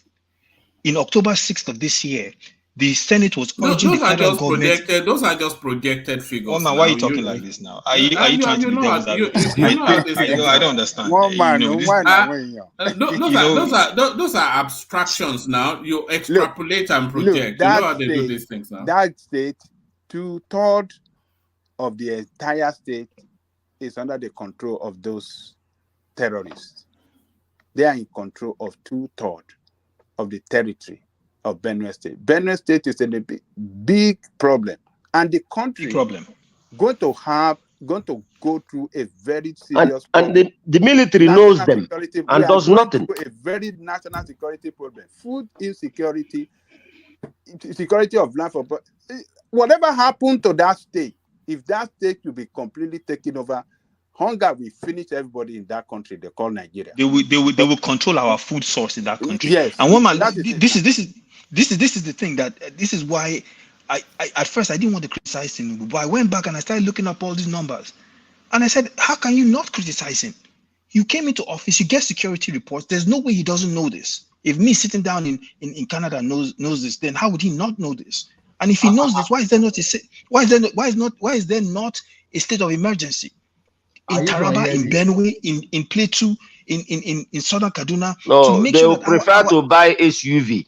Forget this SUV. Forget this SUV. You know, but it's true now. Am I lying? Yes, you can't be saying the SUV to every conversation now. But that is true. Why can't I be? It's my mouth now. I have right to say what I want. You can say anything, but it gets rather monotonous. And imagine we are talking about Dodo. You say SUV, Tinubu is a thinking person, you know, so it's not just and when Kashim Shettima, sorry, Ola, let me just make this very quick and I'll leave it for when Kashima went to the Southeast as early as today, even over the course of the last 3 weeks, he has been saying it's non-kinetic engagement that will resolve insecurity in the Southeast, and that seems to be the thinking of this particular administration. So it's not just roll the tankers out, go and blow them up, shoot till you can shoot no more. No, because how long have we done that? One man. Nobody's saying our governor is the cause of he's responsible why all the insecurity is happening in Imo State, because he tried to use the military and attack people who are protecting the people when the people already told him create a security network just like they did in Southwest. This man refused because he wanted to create Ruga. He did everything possible to create a local government. Do you know the problem? I don't have issue with fellow Nigerians living in my place or having a local government. But the problem is that if you put 10 Fulani men in one place, come back in 6 months, they will be more than 1,000. And that place they will start attacking all the neighboring houses, all the neighboring streets. Before you know it, they are spreading, occupying all those places. You understand me? That is how they are. And these people, they don't contribute. They have no economical value wherever they go. Have you ever seen where Fulani man rent house, even a mud house, rent house before? They sleep under uncompleted building. They have no economic value. Let me buttress his point. That's almost racist. That comment. Well, one man, I'm not going to broad brush them, but what I will say is this: in Mali, this same incident happened with the Dogon. The Dogon took up arms and defended themselves, flushed them out. That's why a lot of them settled. Oh, hold on. In Central, in Central African Republic. Yes. Maurice, let other voices come through now. Yeah. This same type of incident happened in Central African Republic. The indigenous people there started massacring them. They fled Central African Republic. That's it. This is not me saying this thing. Now, in West Africa, when you look at the dynamics, the Fulanis in general are the most powerful in Nigeria. In terms of politics, in terms of business, in any West African country, they have the best connections in Nigeria. What Buhari was attempting to do was to take those people that had lost in Mali and those ones that had lost in Central African Republic and bring them to settle and give them fertile land in Nigeria. A charity case. That's what he was trying to do. Now, it didn't work because the Nigerian people revolted against it. How have you concluded that? Man, you know it's my turn, and you're putting my mic off. Yeah, because somebody is speaking, so let him speak. I mean, but one man, do you know that in Ghana, why is it that the Fulanese cannot do anything in Ghana? Because they tried it one time in Ghana, and Ghanaians wiped them out. Why is it that you don't hear like this? They do these things in Ghana. They wipe them out in Ghana. Because they don't have the political they did not wipe them out. There are Fulanis indigenous to Ghana. No, when I say wipe them out, I mean you can never hear like what is happening in Nigeria happen in Ghana. They tried it one time with cows and everything. Occupy Ghana sent their military and they were shooting them like flies. That is why they never stopped it today. The Ghanaians don't have that thing. And they are, they are heavy, like a lot, they are minority in Ghana. Nobody disturbing them. You have Fulani, you have very good Fulanis and Hausas living everywhere in Southwest, in Southeast, everywhere they live. Genuine ones. But there are some ones who are from like somebody like Buhari, somebody who he's not only is a nationalist, he's he's a extremist when it comes religious extremist. These are the people with the Bauchi governor, the one that said they want to bring the whole Fulani all over Africa and bring them to Nigeria. Is that he said it on Channel TV? How are you going to defend that? Oh man, we have a real problem on our hands. A big one. That lady should be my talking of man of the year. I will give the governor of Borno State man of the year to me. Yeah, Zulum. Yes. He will be my man of the year, and my lady of the year, woman of the year. I'll give it to that gentle lady, the one from Channel TV. Let me give you a solution. Yes.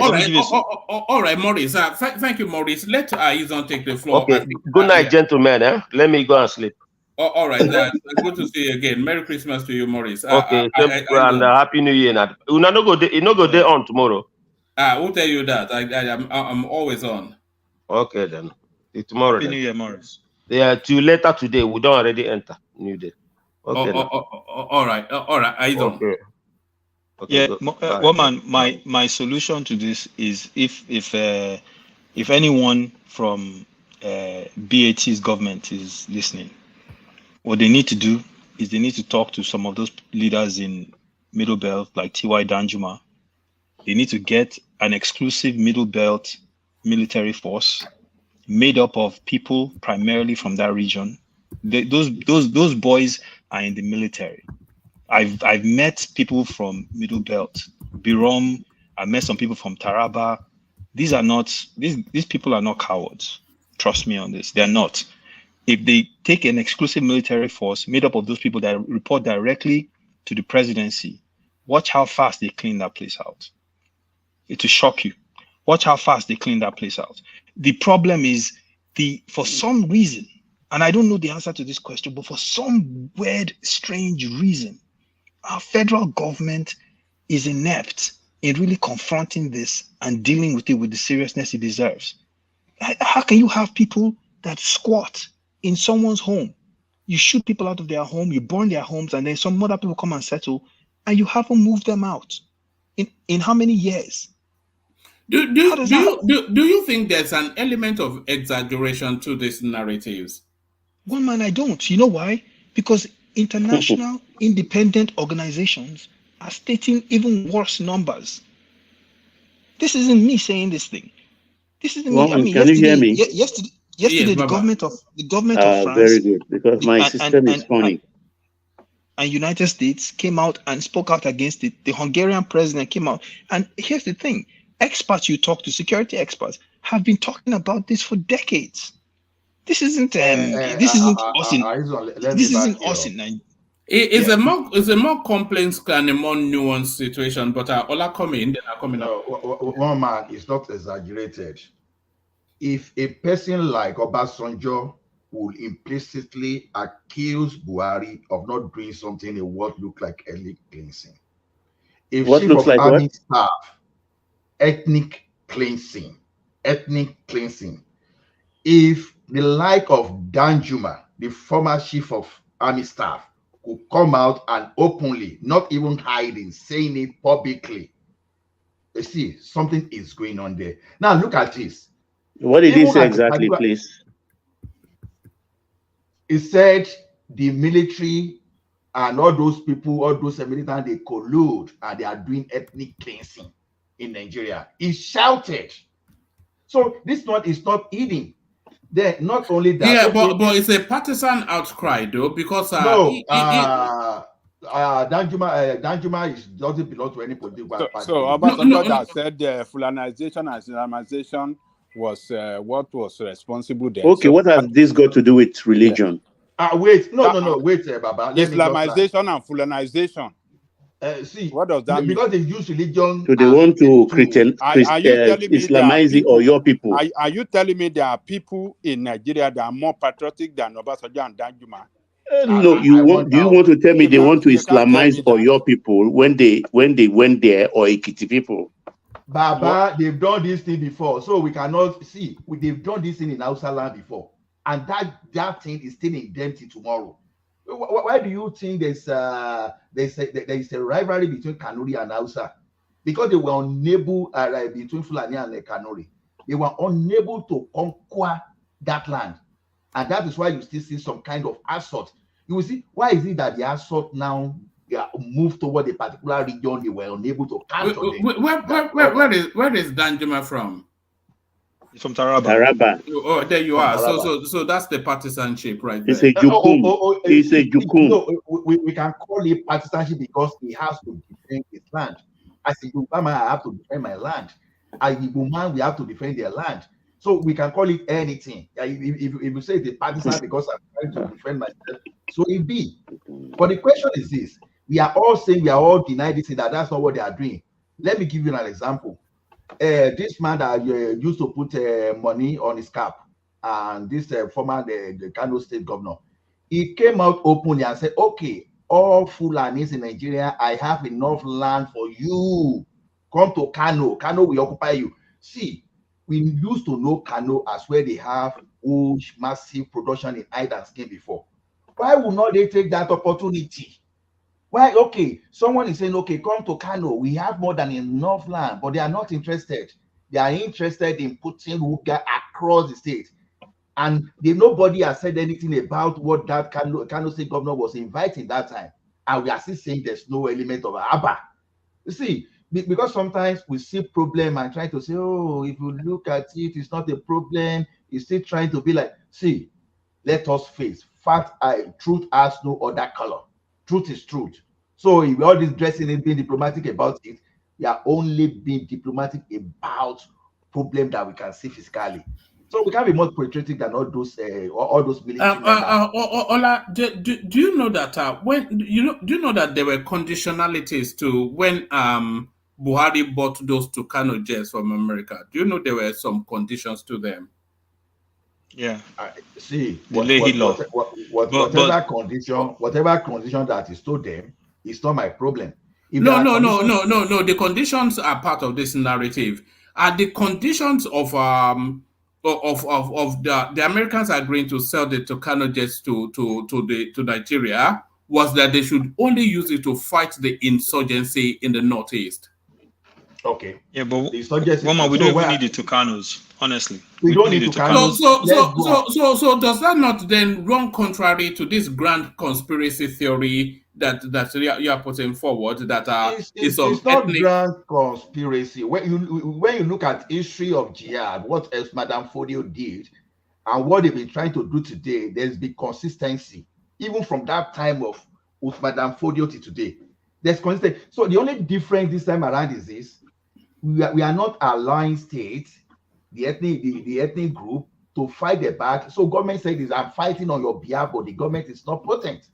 They try to capture, someone was mentioning Oyo data, they try to capture Oyo, where that Ogunjalumi is the issue of Yoruba. They try to capture Kanuri land, it is the issue of Yoruba, but they manage to capture Hausa land because they are behaving exactly the way we are behaving, we are justifying now. That is what the Hausa people did until they led up the Hausa people to even chase their own traditional rulers away, and they enthroned theirs. That is exactly what we are doing now. We are let me point out one historical. I said something to you now in relation to this topic. Yes, I'm just having a look at it now. Yeah. Let me point out something that happened during the. Give me 30 seconds to quickly round off. So when we are saying this, we are not just being fair to our posterity. That's just the way I see it. Because we are going to leave problem for our children to inherit if we don't tackle this thing now in the name of trying to be politically correct. When we see problem, like I said, how did we deflect these people in the past? Because every region before the British people came, they had their own security outfit to deflect them. Allow us with our state police. The military is not effective. That's just all I have to say. So I don't buy all this narrative of religion and this thing. Even though, give us this thing and let us deal with it. Thank you. Very true. Very true. I agree. Woman, if you remember, during the time when they were attacking Igongon, your state, not one of the Fulani leaders in Nigeria was saying anything. He didn't say a word. When Sunday Igboho started retaliating and dealing with them, that's when you saw them, they started to call for his head. They started calling him all kinds of names. They were saying that he should be arrested. Then the state went after him with the full force that they should have used to go after the people that were terrorizing those communities. You understand you see what's going on here. And now the man has to live in Germany and can't come home because he chose to defend his community. This is the fundamental problem. So today, the people of Middle Belt are begging the federal government to come to their aid. If tomorrow they form a security force that starts to retaliate, watch what happens. You're going to have a situation where people will now start calling for them and something should happen to them. So that's why I'm saying that, it's essential that Tinubu's government treats this with the sense of emergency that it deserves. How do you have over 1 million people in IDPs in a state in your country, and we're keeping quiet? How do you have over 200 people on Christmas Eve get buyed, and we're not doing? I mean, come on now. And then in Taraba, almost how many days later? There needs to be a state of emergency in those areas. If he doesn't do that, he would have failed. That's my 2 cents on this issue. But what purpose with that state of emergency? Is that just for the optics, or is it better just to mobilize as he has done? That's a good question. Let me answer it. If everyone is saying the military is incapable, so the military says they didn't have the equipment to cover the terrain when these people came in, and they couldn't react. The community is saying they know who did it and they know where they are, but nobody is going after them. These are all things you hear in the media after this issue happened. Don't you think the presidency at this point, because they control the firepower for the country, should create a specialized force to protect those communities in these areas that are more prone to this sort of thing? A specialized force made up of indigenes from that area who have a self-interest. Those boys from that area are all over our military. Trust me, they're in there. If he gives them the green light, this stuff will end next week. I promise you. Excuse me, woman. I want to go out and coming back immediately. My system is acting up. Please. All right, do that. And whilst we wait for you, Baba, we're playing this clip that Emeka sent in that speaks to let me watch it before I go in, out and in again. Then. All right. usually ask yourself, what happens to these communities after they've been attacked? Usually a particular community is attacked like 3 or 4 times over a 1-year period, and the people in that community feel so unsafe, they move to the neighboring community or to an IDP camp. And you would expect that those communities will remain empty. No, they won't. People come in there and settle there. As I'm speaking with you, go to Moon Council Ward in Kwanda local government area of Benue State. As I'm speaking to you, you have almost 38 communities in Mango local government alone that have been repossessed by people. And these are places where you have some places. You know that Plateau, for instance, used to be a mining site when Nigeria was big on iron mining and all of those ore minings. These people are taking over those strategic places, and they are taking over bodies of water, and they settle there. And so it is not as if they attack and people can move back to their communities. When people try to move back to their communities, the attacks resume and they run away. So people are living in their houses now. And then if you go back to the So it's a case of attack, sack, occupy. And replace. And then if you move a bit further to see the modality and in the upcoming census, MPC is not going to be accounting those demolished houses. MPC is not going to be counting them. MPC is going to be instead counting new settlements close to those demolished houses. So there is a serious problem you have on your hands. It's beyond what is being painted by the media. Let's still stay on the cause of the problem. And you find a community who they will tell you they are coming, and they come, droves, in some cases 250 people. And then the community has like 20 or 30 vigilante services against who have pump action rifles, who you know that the effective range of a good pump action, depending on the bullets you're using, is 30 meters. And these guys have 400-meter weapon that they can fire at you from 400 meters away, and they aim you and they get you. Sometimes they have surface-to-air missiles. Sometimes they have weapons that can fire at operative range of 800 meters. Sometimes they come with 50-meter caliber weapons. And the military-grade assault rifles they are coming with is superior to what our Nigerian army has. This is not your regular pastoralists. This is not them.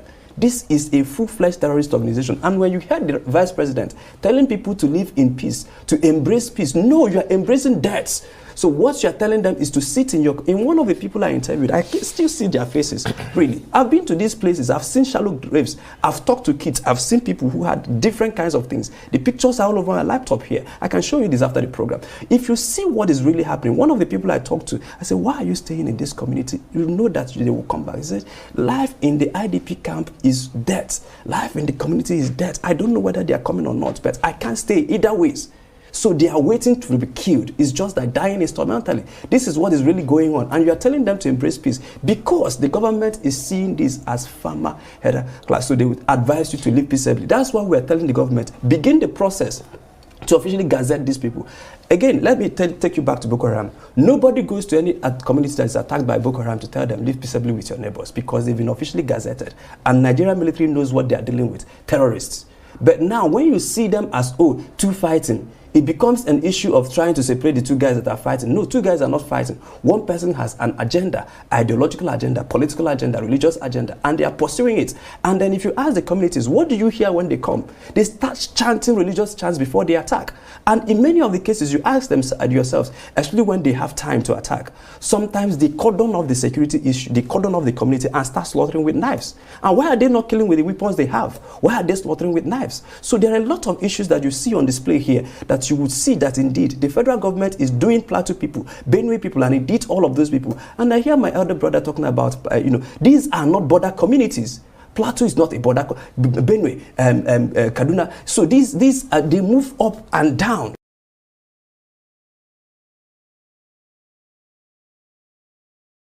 So I'm not quite sure if that guy was being somewhat of an alarmist. I'm not quite sure. What point was made? What point was made there? One man, I don't think we need to debate this anymore. That man pretty much said it even better than I could have said it.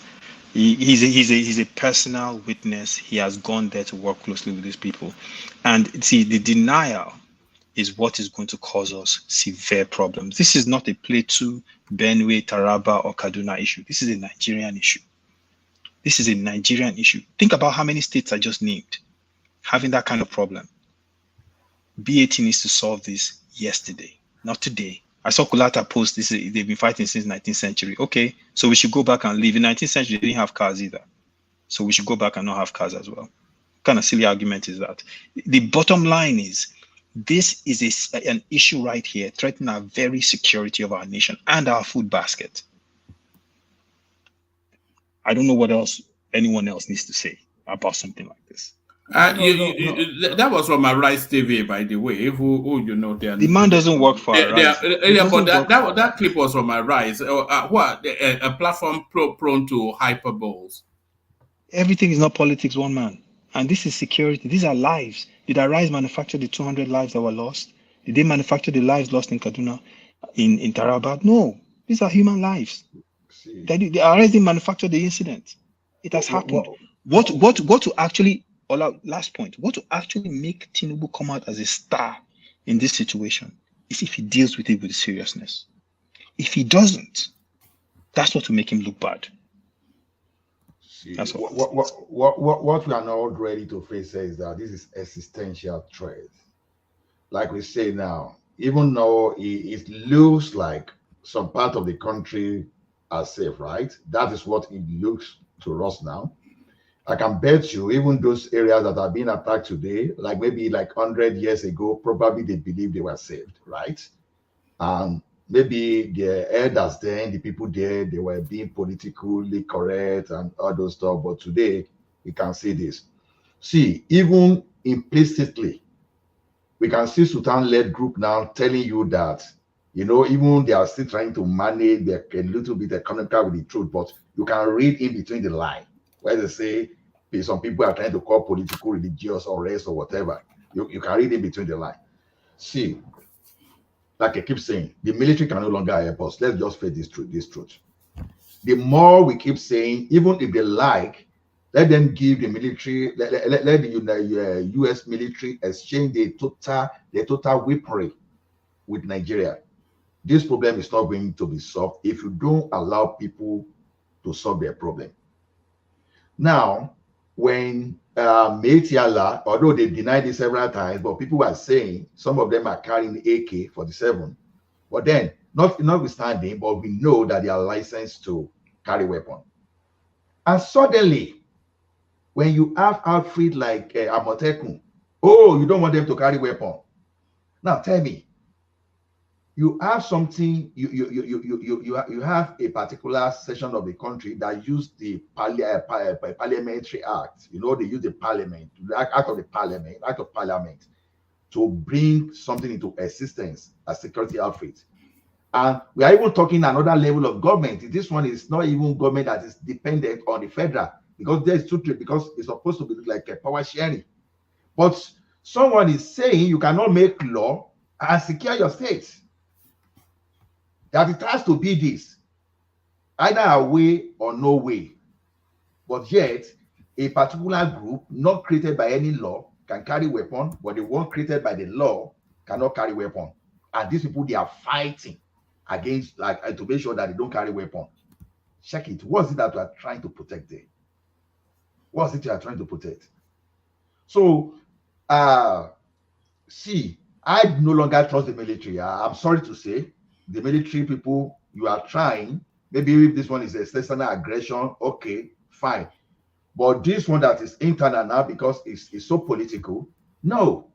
We have to, if possible, allow the local government to form their own police and allow them to bear weapon, even if it is double barrel or whatever.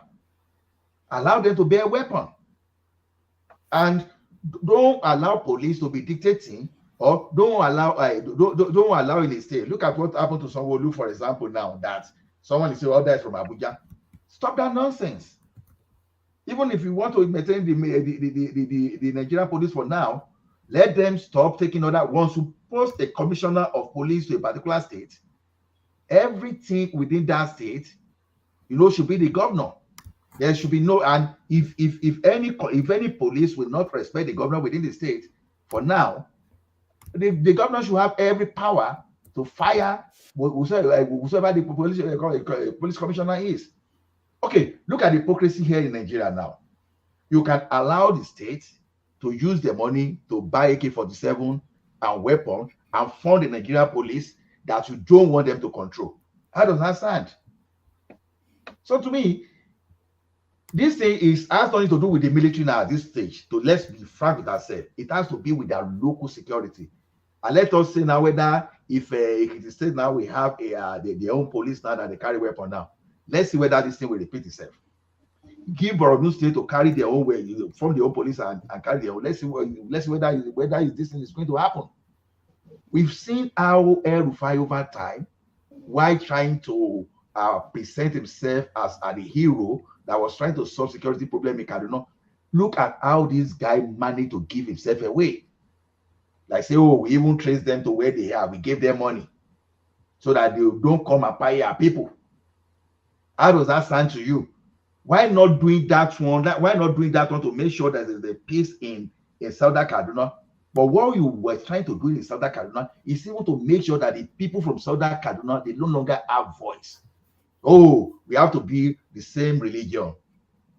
We have to replicate that across the country. Even why El-Rufai was trying to sound like a hero, he still gave some kind of video that he was giving himself away. How does what El-Rufai said that time? How can you differentiate it from what this Pansat is obsessed with me? I don't know. what Danjuma has said? No, Baba, it has become. No, I'm just a side comment. I can read what Pansat is writing about, Baba. No, Pansat is Can I interject? It's from another world. It's from another world. Ola, can I interject briefly? Please go ahead, War Peace. War Peace. World War, Lele, not War Peace. I won't try to fake some Edo word, but nothing. But it looks like you are not facing reality. And I'm going to say something that's pretty upsetting. Your president, by joining APC, is compromised. And the reason I say that is the alliance he formed is with the upper echelon of I hate calling tribes, honestly. I don't like it. But since we're essentially talking about Bororo problem,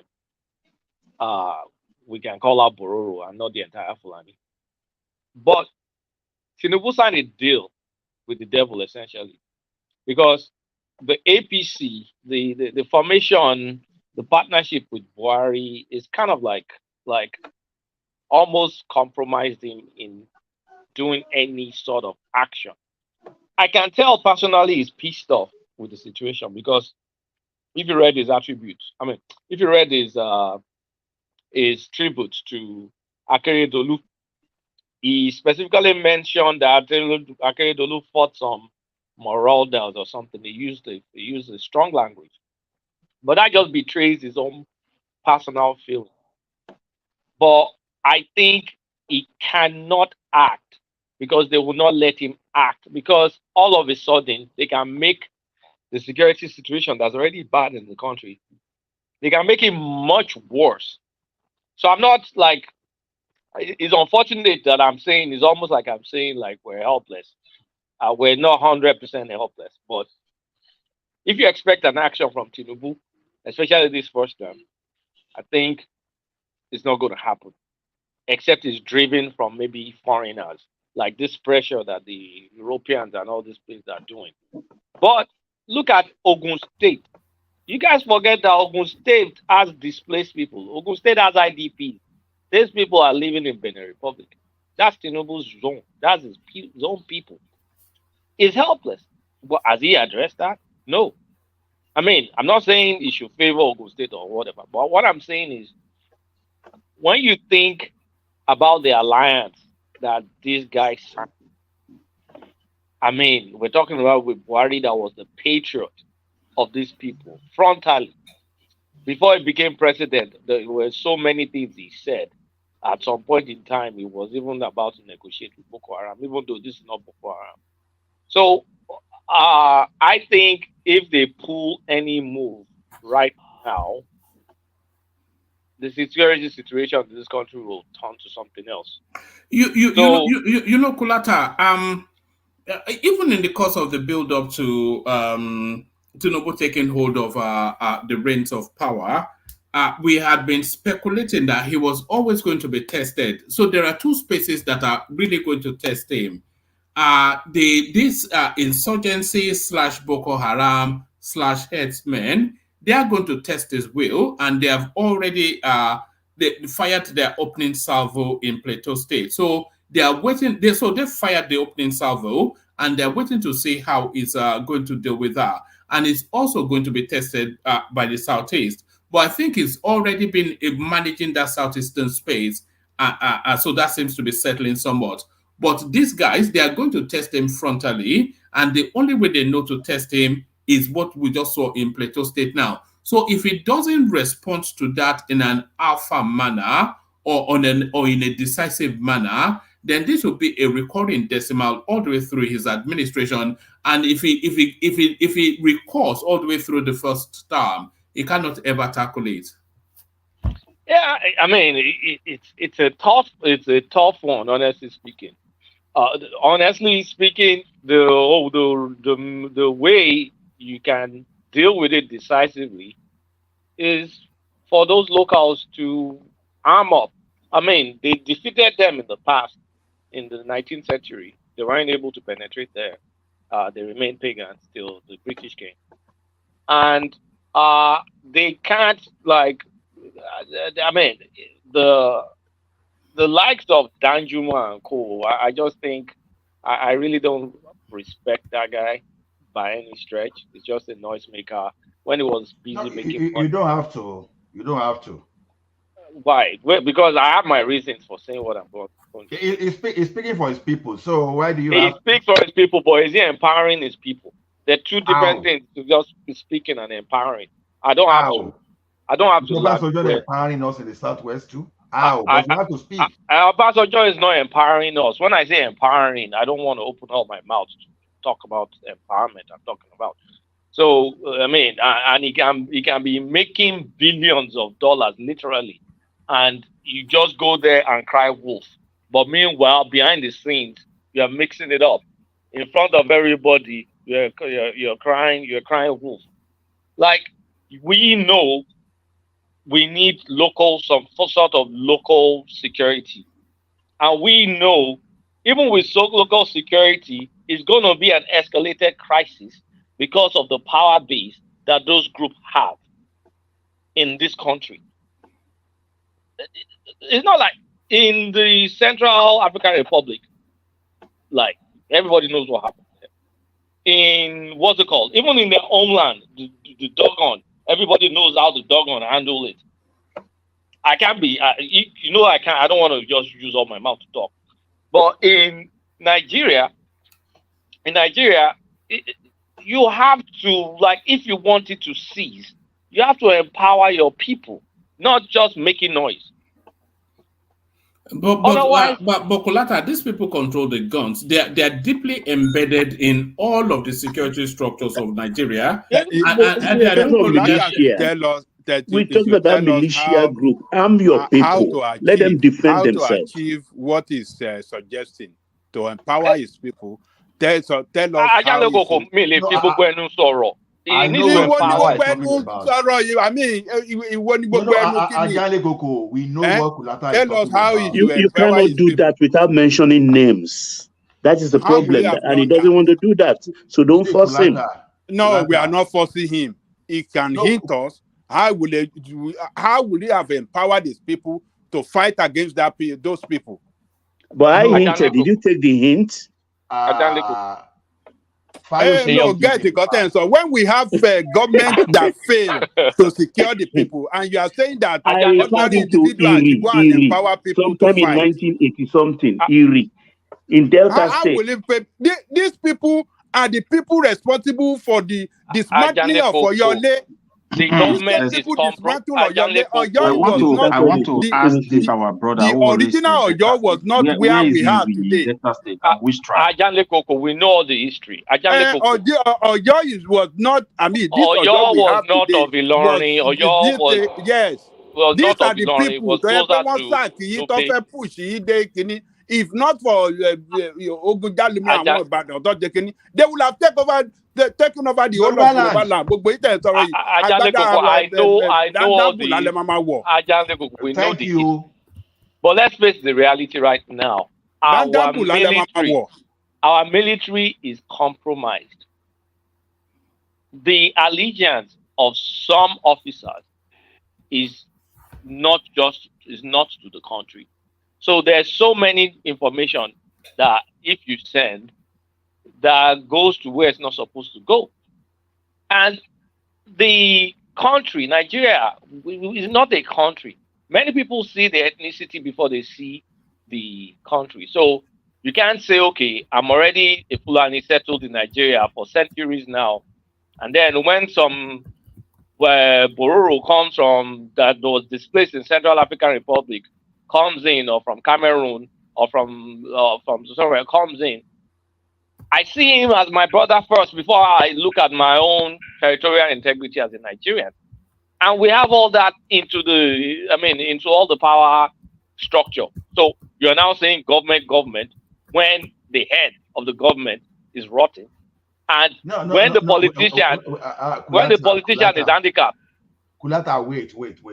See, do you know why we are saying this? You said Tinubu is compromised, all those things. I don't buy all those that. No, you said it is false. As a politician, he cannot do anything in this Wait now. Obasanjo has some kind of agreement, because it now depends on who you are. If you have confidence in yourself, if Tinubu will not be able to handle that again, then that means that, oh boy, anybody that still take any politician seriously, then the person needs to call his. You better start rethinking that, because even the Obasanjo that you named, did he handle it? It did not. No. Obasanjo during is another thing during the Obasanjo period. He actually wanted to undo that of Sharia. You know, he came online. He said, he even called some of them, but you will not do this, you will not do that. He said, politics. Okay, you say you want to practice federal system, and that should factor in your diversity. But the problem we are having now is this: it's not about your diversity, but imposing yours on others. If you keep your diversity to your region, no problem. Our governors are even the culprit now, because anything our governors want, they know how to force the hands of the federal government down and do that. Almost everything that Obasanjo agreed with is a class of 1960s. He went back on that. One of those things that he didn't allow the IBB to come into power again. How could he do that? How could he have done that? So IBB is a Nupe man. Ola, look, Obasanjo could not treat these men. We overrate the power of these people we are talking about. We overrate them, and it's unfortunate that this guy Fayose could not even coordinate himself properly. Just with ding dong and cutlasses, he kept Ekiti relatively safe from these people for 4 years. Isn't that why we're telling you that Danjuma is not doing what he's supposed to do? Danjuma is not the governor. The governor is not going to do crap, because the government will not do anything. Now, look at Akeredolu. The little time that guy spent on the surface of this earth, wherever he is, may God continue to bless that man. I don't care about every other thing that he did wrongly. Whether we like it or not, for the fact that even Amotekun is not carrying what we even think is carrying, is still able to reduce the impact of these people from there. Even while this our president was shouting, "Where are the cow? Where are the cow?" The like of Akeredolu, they stood up, and we should not forget that Akeredolu and Tinubu were friends. Despite of that, he put that of friendship sideways and faced the reality. Now, if this governor will not do the right thing, it now comes to us that we call ourselves citizens. It's not everything we should be hailing these people, where we need to tell these people, because this one is existential threat now. We have to tell the truth. If Tinubu doesn't want to get that one into his elderly skull, we have to keep saying this. See, what you were about to say is thick skull. Then we also elderly skull. All right, okay. So we have to, because pressure from us too. We think our pressure, when we want pressure on these people, we think those things will not work. It works, but when we start supporting, they believe you are okay. That pressure is what you keep it. Don't say, look, see, Jonathan will have done this thing now. That's my grudges with Jonathan. He was trying to use that for another time. Who says If this guy is so afraid of all these people that he has allegiance to, who said they will allow him to go to 2027? If you cannot do it now, then I'm sorry to say he has done nonsense. He has become he has messed up the opportunity to do the right in his life. So you can't be telling us in the past you are going to do this, you are going to do this, and you start telling us stories that you can't. Don't trust the military for anything. The military should not even be responsible for our internal security to start with. Any day you give correct, even if correct firearms, you give those things to Amotekun. These people you are looking at too, they are cowards too. They will run. They will run. The only reason why we think they are powerful today is just because they have the backing of the federal government. And when you want to retaliate, the federal government, instead of fighting on your behalf, will even retaliate against you. That's the problem. But if you tell the military, answer, don't come to Ekiti, don't come to Osun, my local security will handle that, then the problem will be solved. Because I know that Osun State is fighting to keep its land. Like Ajaleko said the other time, we hear Ajaleko today just because some people fought for us in the past. And that's why you can see Ajaleko. Maybe Ajaleko will just say Muta or whatever Arabic we don't understand. Maybe that will be his name now. Maybe even Kulata will just be Alusman or whatever that we don't even know. Even you and I, maybe we won't even be bold enough to even come online to say what we are saying now, because our orientation will have changed entirely. You know, they have captured our mentality even before we were born. I will be behaving exactly. We would have been mentioning Afa one man here. You know, maybe one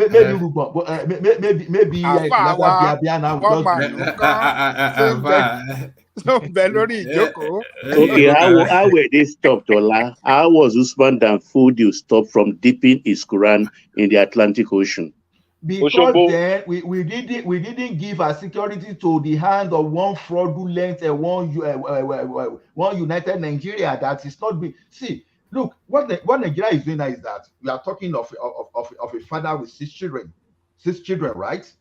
Now, out of those 6 children, you favor one. Anytime the one is doing something wrong, you say, okay, you know, it's your brother, don't do anything, give him. But if other 5 try to retaliate, you start fighting other 5. But when that one is causing problem, you are not even doing anything. Instead, you are protecting. That's exactly. Let me play you this clip. It's allegedly a clip of the Nigerian security forces giving these insurgents free passage through Katsina to go and wage and rage against the Middle Belt. So this is what this purports to be, and even platforms like Arise TV, they are going with that narrative as well. So this purports to be the Nigerian military giving these insurgents free passage. You know that Katsina is Katsina is a border. Katsina is a border town. It's a border state. So they're giving them free passage to come into Nigeria to go and rage against the Middle Belt.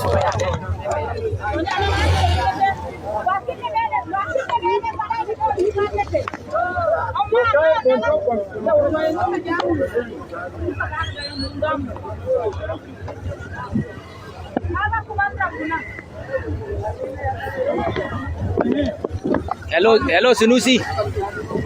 Da Allah ina son kana ji.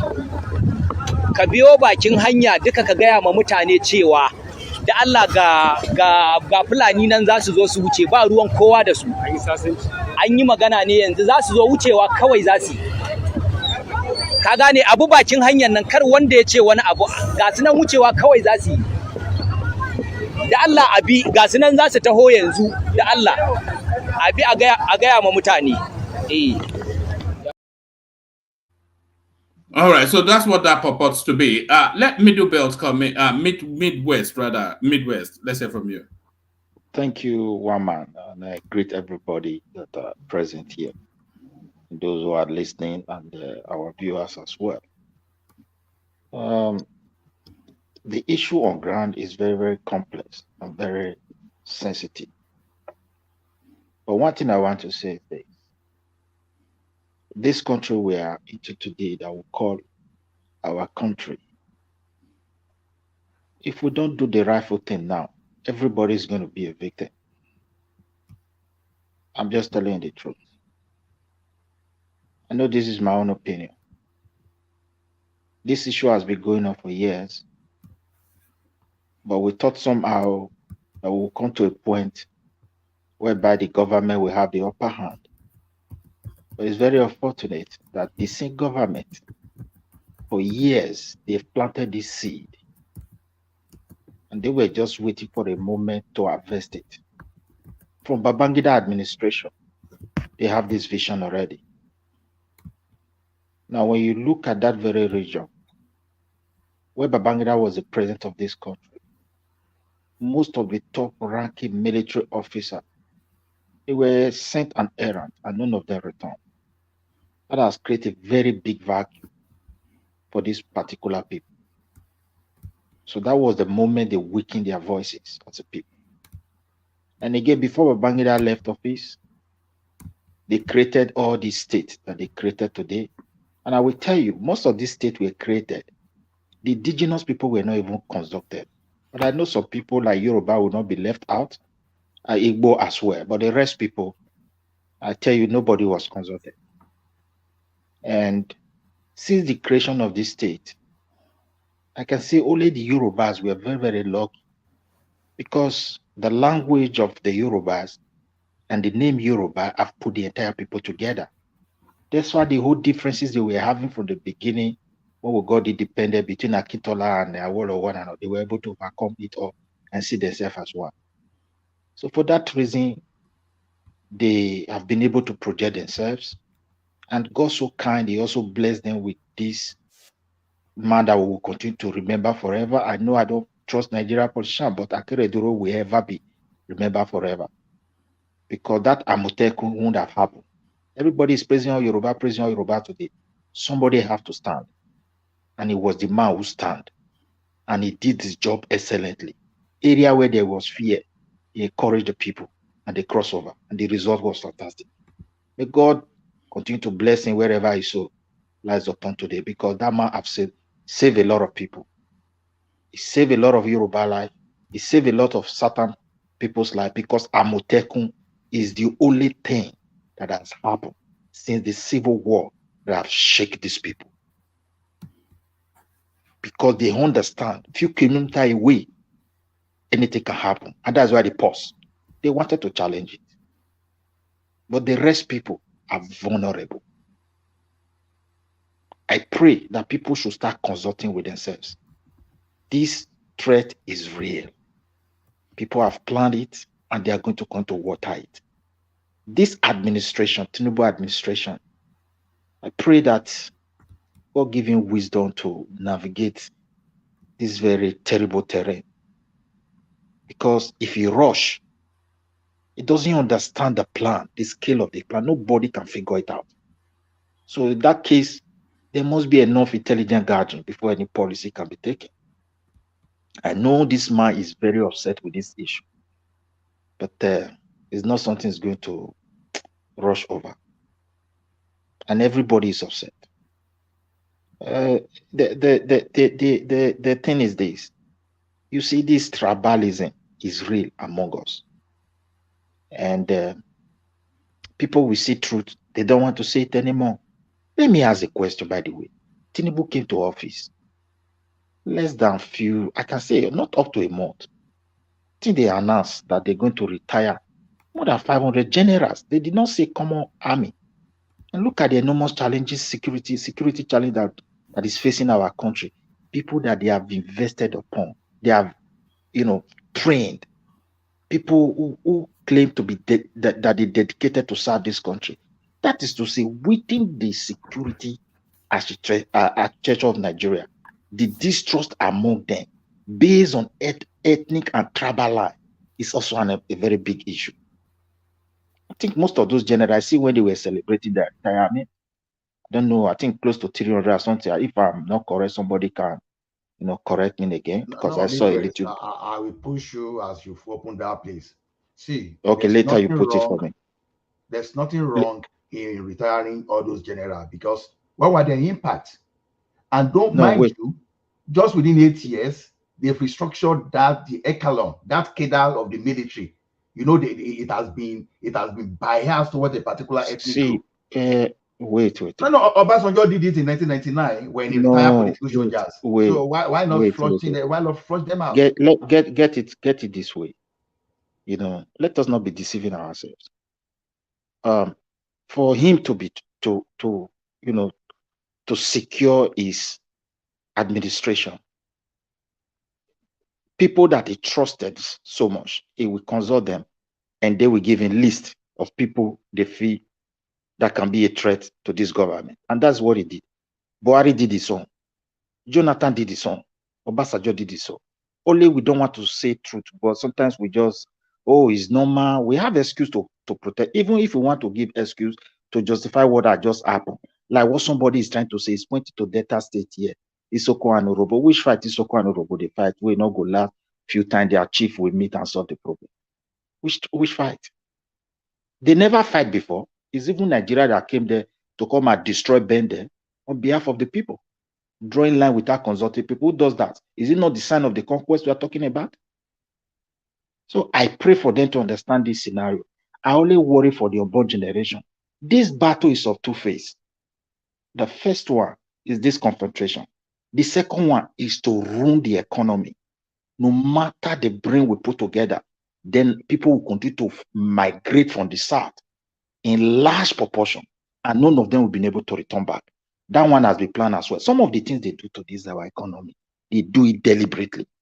They understand that this thing is going to ruin the economy. And if it happens, their own people will not go. Their own people can live under mango tree and take it as home.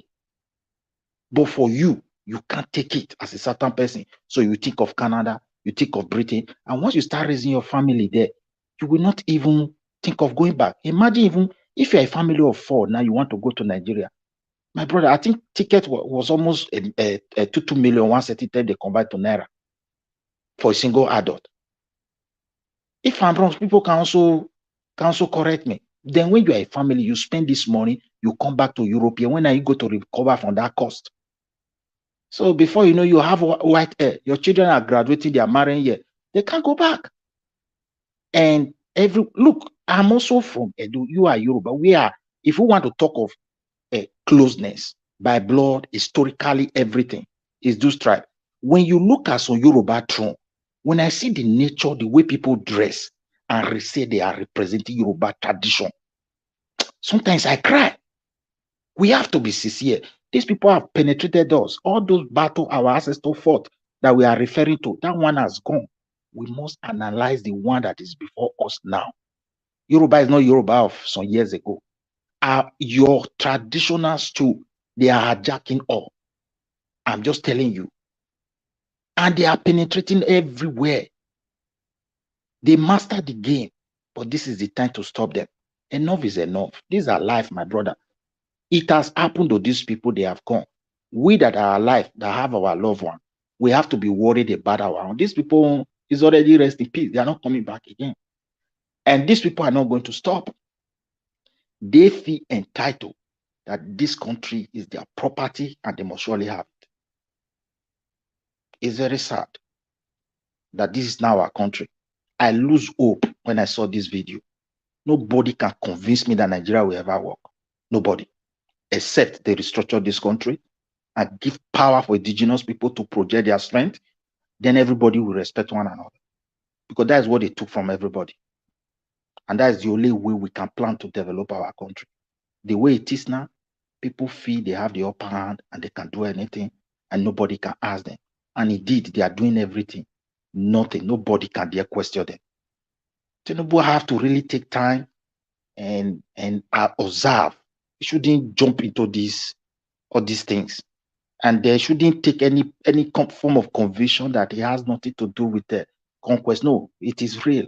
But he must gather enough intelligence about the preparedness of these people, because this administration is very fragile and it's still fresh, it's still very young to the reality on ground. And this is a country where you don't have data What we have is just figure the formula because the process of data processing is not in existence in any level in Nigeria. It's not there. So whether you like it, you take it or you leave it. And I don't know. But you should exercise patience and take proper action to deal with this issue and let it be once and for all. Thank you, Wama, for giving me this space to talk. My heart bleeds. I cannot lie. Since I saw this image, I think of my own future, my family, my loved one, and the entire Nigeria. Thank you. May God bless you, my brother.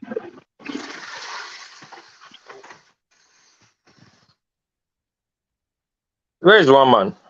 One man, where are you there? Ola, you can I Okay. am here. I was talking, but no, as always muted. One man, hold on. Yeah. You let me out for so long. For how many hours now? 6 hours? All right. Wait, hold on now. Hold on. I know you're Let me come to you with this story because this is from your space. Let me bring it to you. I'll play it for about 3 minutes and then you pick it up.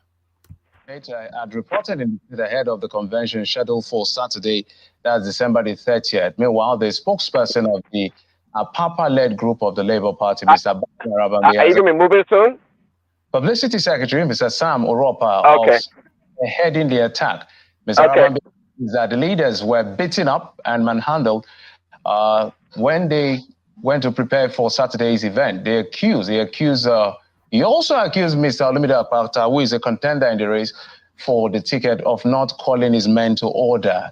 Mr. Arabambi also promised to report the attack on the group leaders or to the security agents. So that's what we're going to be discussing right now on the program.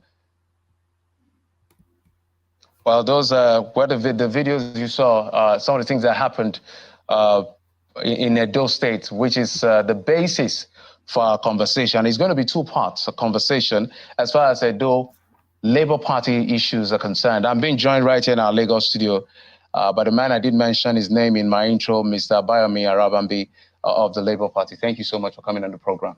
And thank you so much. Good evening, Nigeria Community of Citizens. Thank you for inviting me here.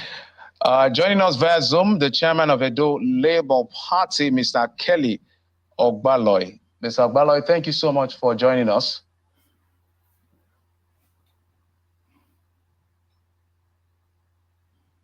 Okay, I understand. I thought Mr. Kelly was standing by. Apparently, we couldn't get in. Let me start with you, Mr. Arabambi, on this particular issue. Tell us exactly because when we see viral videos, a lot of people will say different things. And so explain to us what exactly happened in those videos.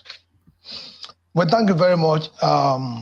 We thank God today because probably we will have more killings with the one that happened in Plateau State of recent.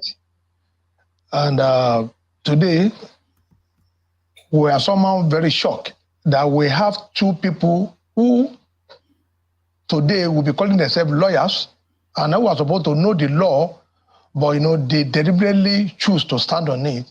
I am making reference to the former NBA president, who I am highly disappointed in, and Julius Aburi. Though I know that one, he has never attended court session ever since when I know him, but he also called himself a lawyer. But I want the NBA to actually help us to look into. All right. So what piece? That's just a little snippet of it. But the goings on in Edo State, as ever, Apapa versus the Peter Obi jury space, and now as typical with Wafi people, is led to fisticuffs. So what's going on there? Thank you, Waman. First of all, let me quickly tell people, I'm not a Labour Party member. I'm not obedient. I'm not Agbadorian. I'm not Kwakwasea, another PDP. But unfortunately, it happened in my state yesterday. I think, Waman, did you check your WhatsApp? I sent you full clips, the videos to you. Yes, I saw it, but it's too graphic. Yeah, it's too graphic. No, it was saddened me though, because I don't understand this the way or the route a Labour Party will go. Like I say, I'm not trying to praise my state, but it's not a good stigma for us, They said don't they carry last. Yes, we keep telling people Edo politics is different from other politics, but people don't understand. Like what Akim said that the people always just brush Edo aside. It's unfortunate, Nisha, at you people risk, as 35 states risk, because actually we actually stand for the stability of that country. But now, as there's this, according to Labour Party, they have a by-election that is going on, so they are sending delegates to come to Benin, to different states, to now get their people ready. So I think according to them, Apapa came too, but Apapa escaped with luck. If they have caught him, I think they have removed 2 of his eyes. So they came to carry out their own functions, which is on their own. I don't know, you never see the video. The way they describe it is so funny. So if they have caught him, they will have caught him. Yes, now I know my people. What they have gone for? That is 2 left eye. No, I'm not straightening it for him. Now what people don't understand, the guy that beat up there, one is a Benin Edo man, and Ishanda Aslem, the former youth leader, and one other guy I don't know.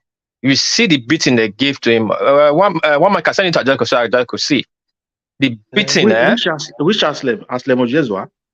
No, Joshua. That just Aslem, the former Labour youth leader, national youth leader, that was joining Apapa. Remember the guy that was supporting Apapa in the court, fighting the other guy in the court that day at the beginning. So him and one other guy plus Apapa came to Benin, and information got out that they are in Benin, and they are going to hold their own fraction. This thing. What triggered Benin people is that, or Labour people is that. There's a fraction going on. There's this problem going on. Why are you coming to come and create another more problem? So if you come now and create your own, choose your own people, that means those states will have 2 fractional people. I mean, 2 leaders or 2 candidates. And again, that can be happening under some other state. But don't try to Edo. Since Edo is the headquarters of Labour, at least try to let them have stability in that place. But he came anyway, and the guy got the beating. They got the beating of their life, which is sad to me. You don't use violence to settle your. The tone that you used to say beating of their lives, it didn't sound like though it was sad to you now. It sounds as though it sounds as though you really say they got the beating. No, the guy that on white. You saw why they were matching that stamping on that guy's head. Now I saw you all the videos, many videos. I still have more. And that guy is my Benin brother too. Though it's for the Eastern stock.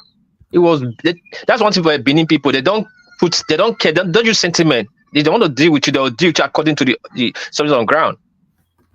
They didn't say, "Oh, okay, you are Benin. Okay, you go which side and start beating that guy."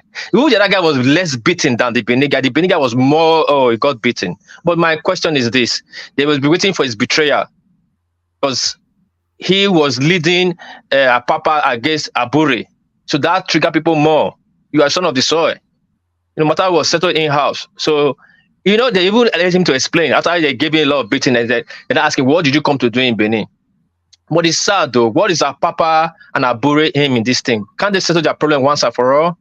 This is how they want to turn Labour Party in Edo State to thuggery and violence. They should stop this wahala. This is not going to help anybody, one man. And it's very, very sad. I'm not really supporting it. I send it to you, I send it to Ekene, But again, look at it. It's not really good for the both party. Apapa should stop this. It should not take Edo as other places is doing his dilly-dally. Edo people are very, very, very, when they want to do something, they do it beyond. That's why they said, do not carry last. Huh? Apapa is not the problem now. We have people that attack the Apapa people now. Those are the ones. Why is it? He's not supposed to come at all. There's a court. He lost a. See, in Edo State, Apapa lost a court case. Why? In Edo, as a Nigerian citizen, is not supposed. No. They have 2 court cases. That's the funny thing. They have one against Apapa in Edo, and Apapa have one against them in Imo. And funny enough, I don't know how they're going to win that case. I don't understand. 2 of them have 2 verdicts. Let me sort this one out. Both of them have 2 good verdicts for the against and for. In Imo, Apapa have a good court verdict to remove Abure. In Edo, Abure have a court verdict to keep Abure there to remove Apapa. Just that. You understand? So just that Edo won't come first before Papa won't come second. So in any way, the 2 very stands, but which are going to honor? Now you're heading to Supreme Court. to tell them they're going to Supreme Court with two different court this thing. So I don't know what Supreme Court is going to take. You know, is the one in Edo that still affirm Abure as chairman. That's why Abure is still there. You understand? So if Abure be affirmed as a chairman, why you come to cause disunity over there? Because his presence there will cause problem. You are going to bring. Of course, he's going to conduct his own election, just like what happened to Obaseki in the PDP legacy and legacy members and what they call themselves. That's the Nobi side. They had two fractions, the Ogbede Yama and Obaseki has his own. That's why Benin people could not vote. Benin PDP delegates could not vote during Wike's this thing during presidency because they had two fractions. So when you come and create two fractions like that, you've already spoiled that state. You already spoiled the chances for them to challenge PDP or APC. Now they're already accusing Akpata for being Obaseki boy. Now you are coming to create somebody else there. You just destroy labor in out. At least you would have given that respect, give Benin that respect, leave them to do their own shenanigans. Then continue your national wahala with Abure. When you win, you can resettle everything. Now, see what happened now. Arambe, no, he was lucky too not to come. Like maybe Juju work for him. You know, but it's sad. Now he has started like this now. Other people will take note, and it's not good. It's not going to be good for labor. It will not be different from other parties that use Togri to settle their issues. You know, one man. So that's the case. That's how I see it, one man. It's not good. I'm condemning it. I'm not supporting it. I'm not praising it. And I'm telling people to desist from it. And a papa should desist from his own art too. Now, Bure should use his sense. You know, one man. That's the way I see it. All right. Let me play you one more clip. This one is just about 3 minutes. So this is an interesting take on the Akeredolu space. This substantive governor visiting the home of Governor Akeredolu, late Governor Akeredolu today. You see the demeanor of the wife and the contempt in the way he was looking at this governor who had just come to visit. You will know that it was all manipulative. And she's acting all sad now. But so 3 days ago, the wife of the governor was in Ondo State insulting everybody that they are bush people. A week ago, he met with some members of the House of Assembly. And now we're finding out tonight that Akeredolu didn't die in Germany. So they are all lying to the public that he died in Germany. Maybe they wanted to use that to take some more money out of the state. I don't get it. Everything is a lie. You know, now we might have to demand to see Akeredolu's body physically to be sure that he hasn't died a long time ago and buried before they came up to announce it. Because basically, what these people did, the wife, his son, and the political cabal in Ondo State, was just use his vulnerable condition to take out their greed on the state. 5 million people. They're just taking out money, forging signatures. That's why I say that if this was a saner society, these people will be investigated and properly investigated and indicted for the criminal acts they perpetrated using a vulnerable man. This should not have happened to Akeredolu at all.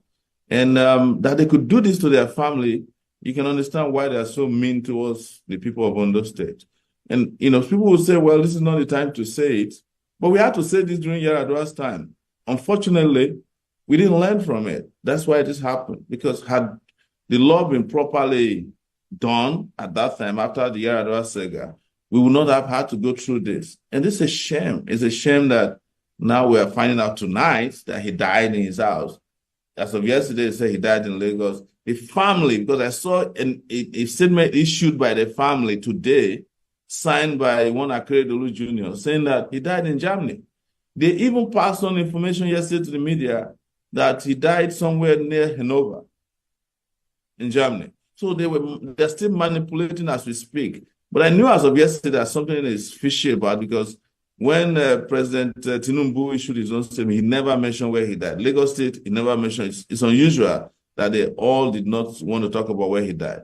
I have a feeling, and I might be wrong, that this man probably died a long time ago before now, and they just kept him wrapped up somewhere in a cooler.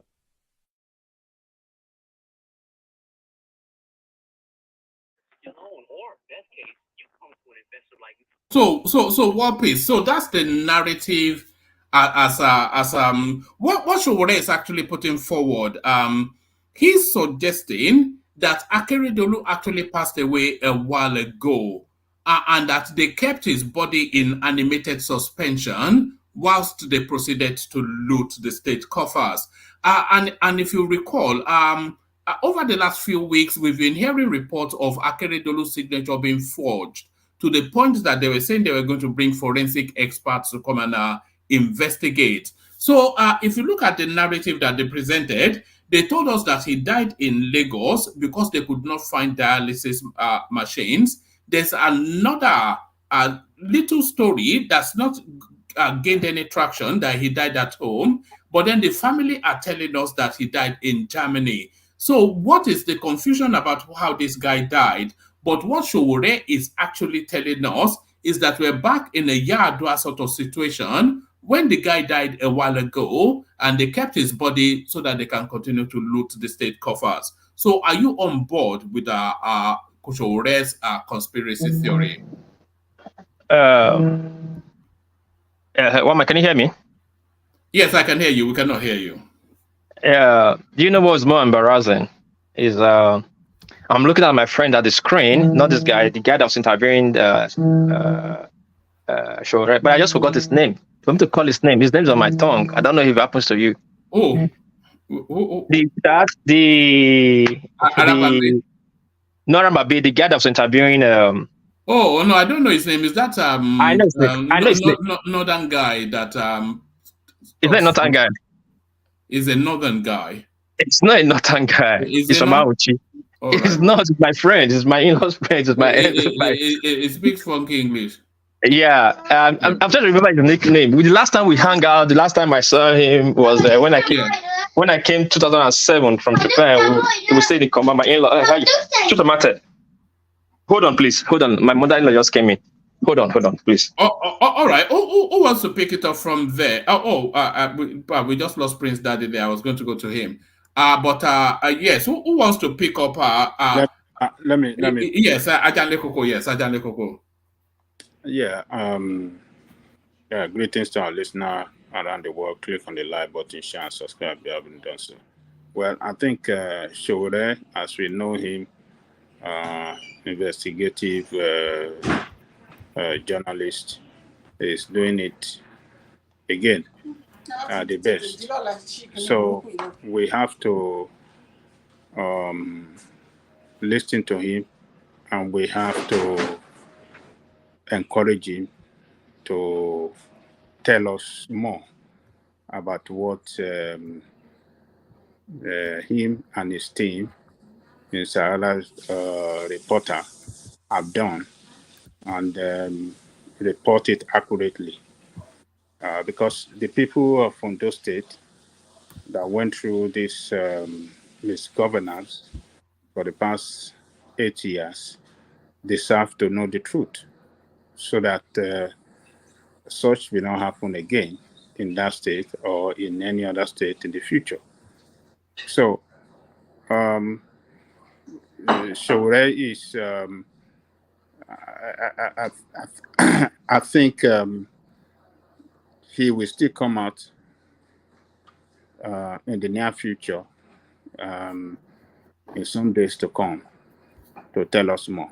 What he has done is just to give us a little hint of what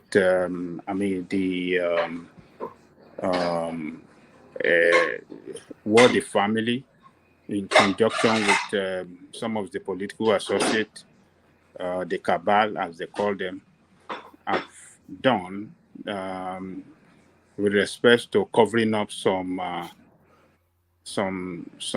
truth. They have hidden away the truth from us as people, from the people of Ondo State. So we when we one man, the last time that, on the very day that the news came out that this man died, there was conflicting report. He died in Lagos. They were looking for dialysis machine to for him. Another report is saying that he died in Germany. So which one are we going to believe? So we should be having a conflicting report on the death of someone, particularly a governor of the state. We should be able to have a very accurate information on how he died, where he died, the time he died, and and then the state can prepare for his burial. So, but what we have you know what Orore is suggesting, there's common sense, there's logic to it, there is logic to it, because if you look at the series of events, the guy comes back from Germany when they said he has completed his treatment, and he goes and stays in Ibadan. So why would he stay in it? What especially is in Ibadan that is not available in Ondo? So you are either in Nigeria or you are not. And if you are in Nigeria, you'll be in your own home state. He was in Ibadan for about 4 months, thereabout, or maybe longer. And then they are telling us that they are forging a signature. How debilitated is he that he cannot hold a pen to sign a thing? And if he cannot sign, then that is incapacitation right there. And then they tell us he died in Lagos. They tell us he died at home. And then they tell us he died in Germany. And all the while, somebody is signing checks and money is leaving the state coffers. I mean, there might well be something to what Ore has to say. Oh, yes. Jalingo, please, sorry, let me take my time. Thank you. Yes, one of the name I was looking for, his nickname is Sly. His name is Suleiman. The last name is Momo. Yeah, we are good friends. We all grew up together. Kenwa Road, I'm in GRA. Last time we hung out was when I came from Japan 2007. We stayed at my in-laws' place. Now, I say all the time, yeah, my younger brother still communicates. He comes to Benin. My younger brother will take care of his logistic. Anyway, good to see my old friend one more time. Yeah, according to this report from Showore, I think it is like one too late for Showore to speak up, because I've once questioned Angelico, where's Showore? Ever since all this saga is going on in Nigeria, he has kept mute. But thank God he came out to speak on this Akeredolu issue, that he thinks he dies in Nigeria, not Germany. What please? Huh? Yeah. Let me tell you this. So Showore did not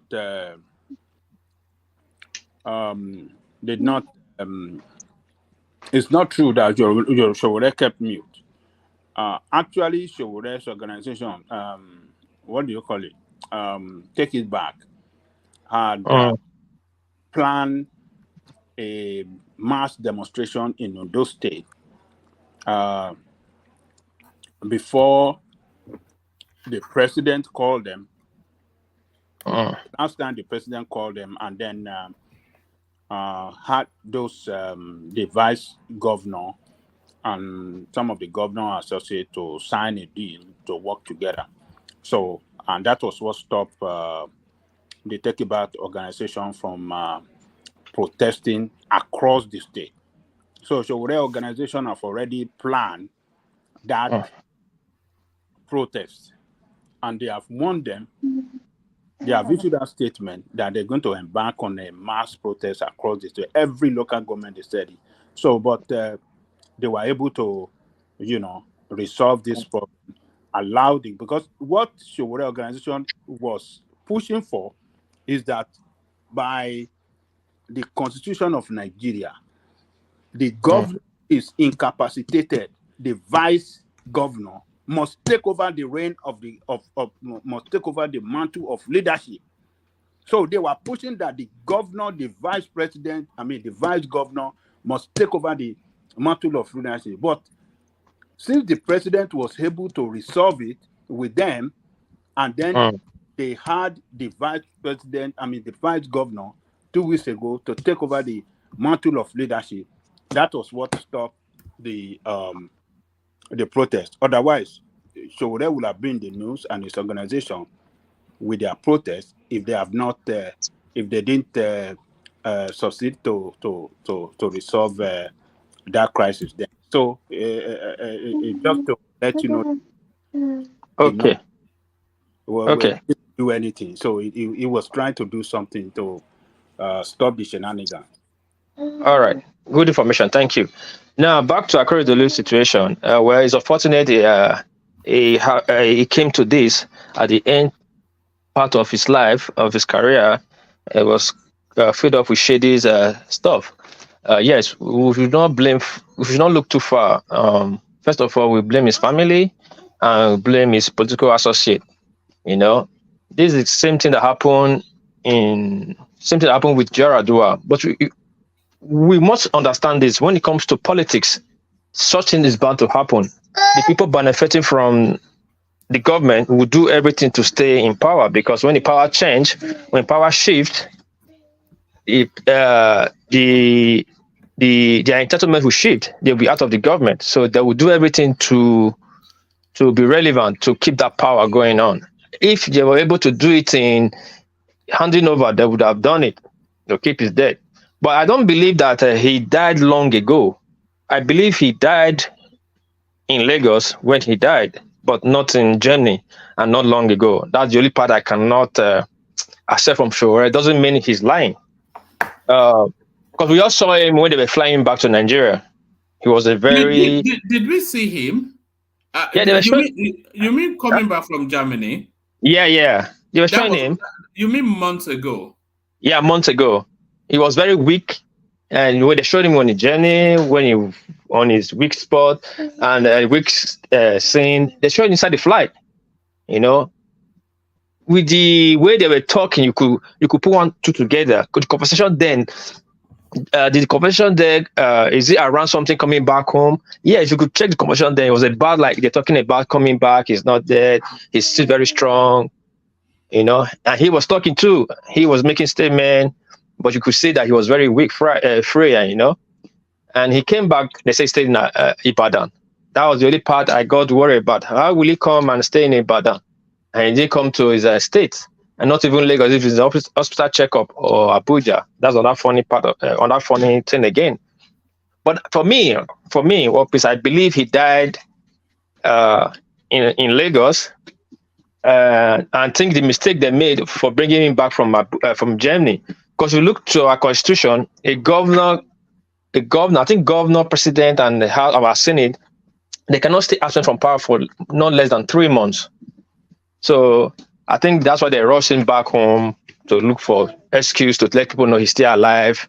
And but well, unfortunately, the stuff got deteriorated and more, and he has to lose his life. But this is the problem of government. If the government is sick, the country will be sick. This is what happened during Buhari time. You know, when Buhari was sick, everybody was doing what they like because nobody can say the president. Then the chief of staff become very powerful. Whatever he says, he said the president said that was going to take. Everybody take order from the chief of staff. In short, the chief of staff is like a de facto president. Same with the presidency, governor of this, when Akeredolu was sick. So whatever the chief of staff says, everybody follows. So it's very sad. I think the Nigerian government have to look into it to find a way to create a law that will make it look more open, transparent for we to assess our governor, so that chief of staff don't take advantage of it. That of him dying in Germany, I don't buy into it. That of him dying a long time ago, I don't buy into it. I believe he died in Lagos. He was weak, and they were misusing his authority. That's how I see it, one man. All right, brilliant. Let me use this window to do a bit of an update on that. The initiative, the level up initiative that we're still in the throes of. So this is where we are with that initiative. As you know, I sent 430,000. Can anyone not hear me? All right. So as you know, I sent 430,000 to Hassan, which he has acknowledged. Yes. So it says so that there it is right there. I sent him 430,000, and he said, funds received. I will give you a breakdown tomorrow. So that was a few days back. So this is where we are now. Hassan has been able to distribute it, and then I think he has done videos of it as well. So I've been chasing him then because, of course, to account for the money. So he's telling me compliments of the. It says I've been trying to upload the video since yesterday, but the network is not cooperating. I have been trying until I have been trying. That should be I will be trying until it is eventually uploads. So yeah, so I've been chasing him up. Is that yes? So I've been chasing him up. So yes, it says I've been trying to upload the video since yesterday, but the network is not cooperating. I'll keep on trying. I think it meant until eventually uploads. Then it goes on to say, also you must not forget that my Christmas Orishirishi and my teeth is sacrosanct. So I think it's lost in the throes of the festive season, but I'm somewhat trying to push him. So I wonder, because before he was able to get us the initial videos, it took a while as well. So I'm pushing him here that I'm keen to account for the donations, but I know you are trying, and as you said, it's the festive season. So that's a sign. And then I also I've also sent the same amount, 430,000 naira to Folly B. So this is Folly B. So just as with Hassan, it says yes. Where do I pick it up from? What's this one? Oh no. All right, let me pick it up from here. So I've been having conversations with him over the phone, and then so just to tell him this is what is required of him. He sends me his account details, and then let's see. Oh yes, so yes, it says so this is it right here. It says I have sent it to your OPay. Let me know. Where did I mention the amount?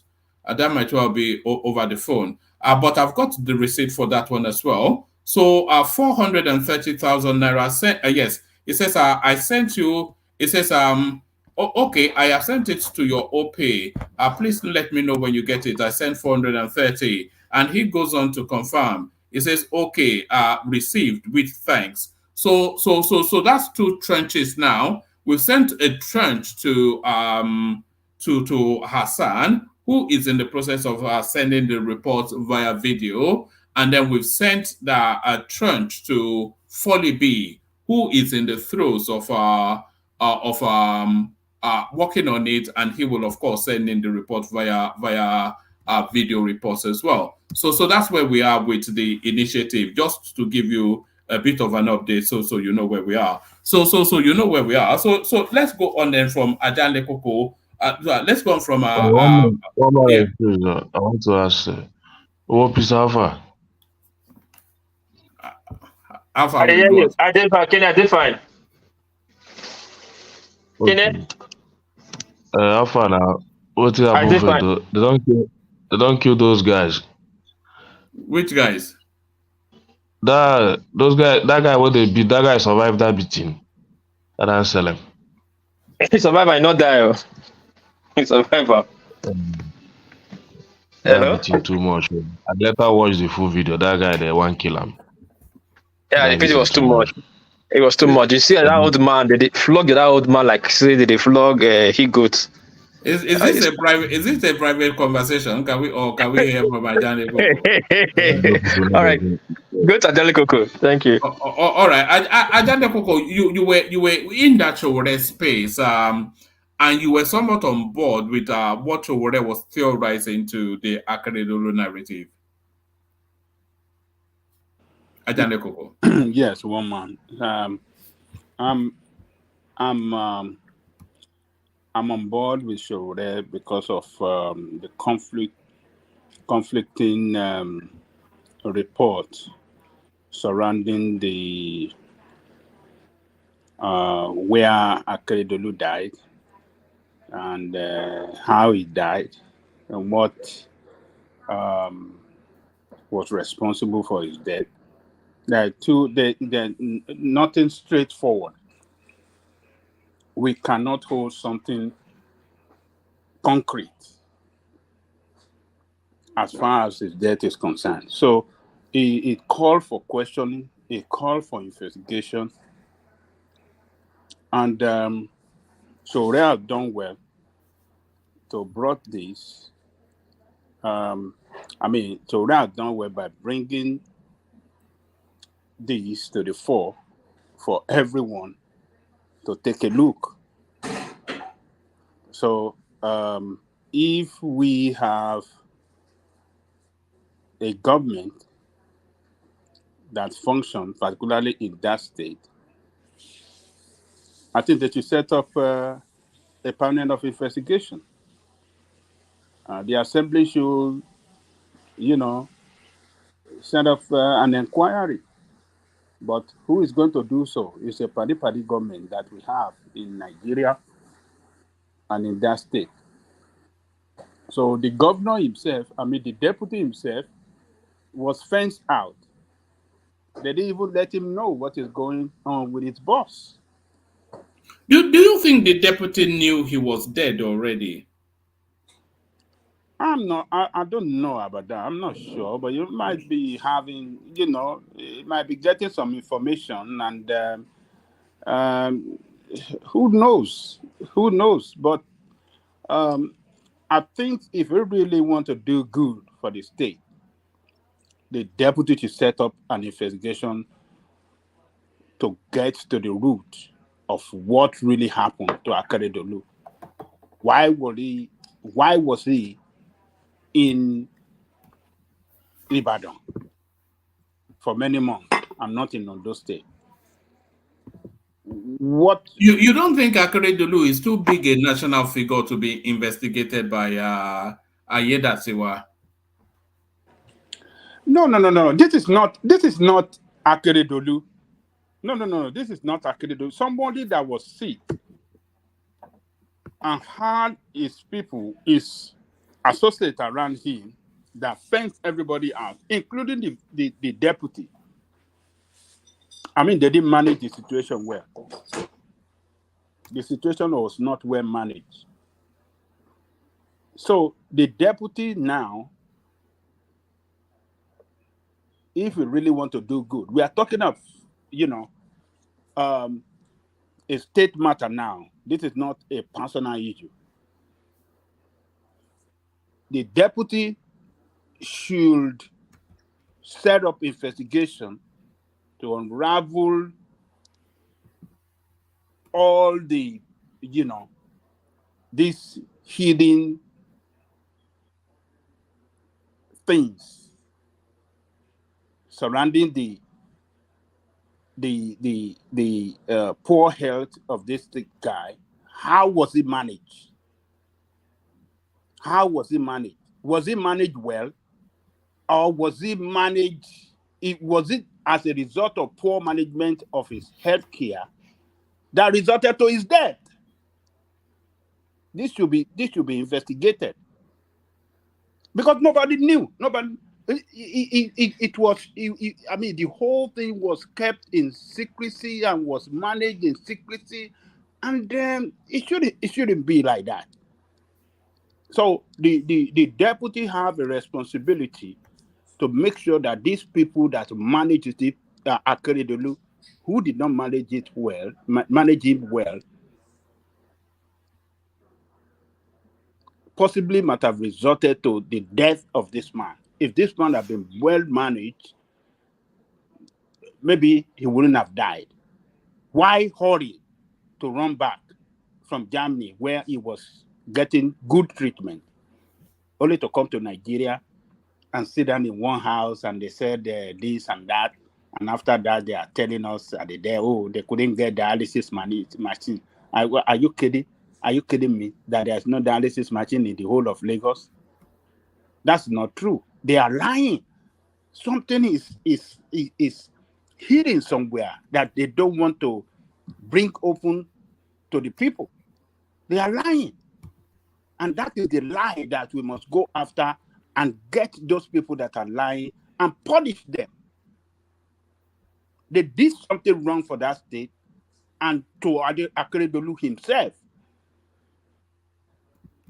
Because somebody who is unhealthy will not be able to do a lot of things, will not be able to monitor things, will be somebody struggling for his life.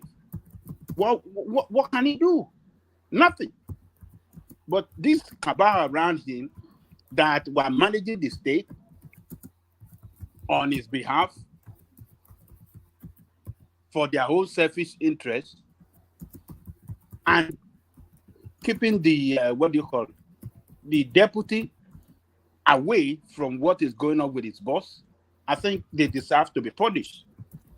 So that is so Sowore has done has done well to speak out, to let us to do the breakdown of the scenario, the lie from one point to the other.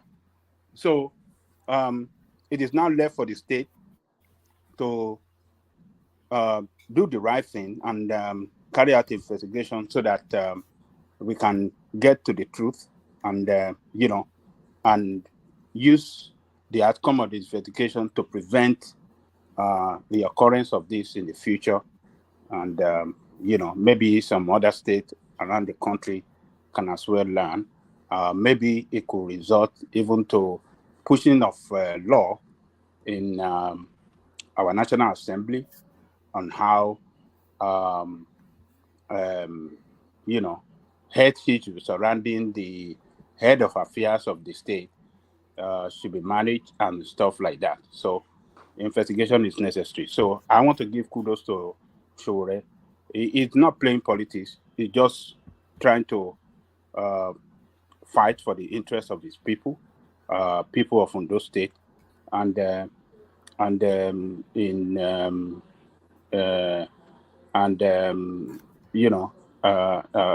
Nigeria at large, Nigeria as a whole at large. So that's the way I see it, Boma. All right, brilliant. Thank you, Ajale Koko. So Ajale Koko, to the headline on the screen,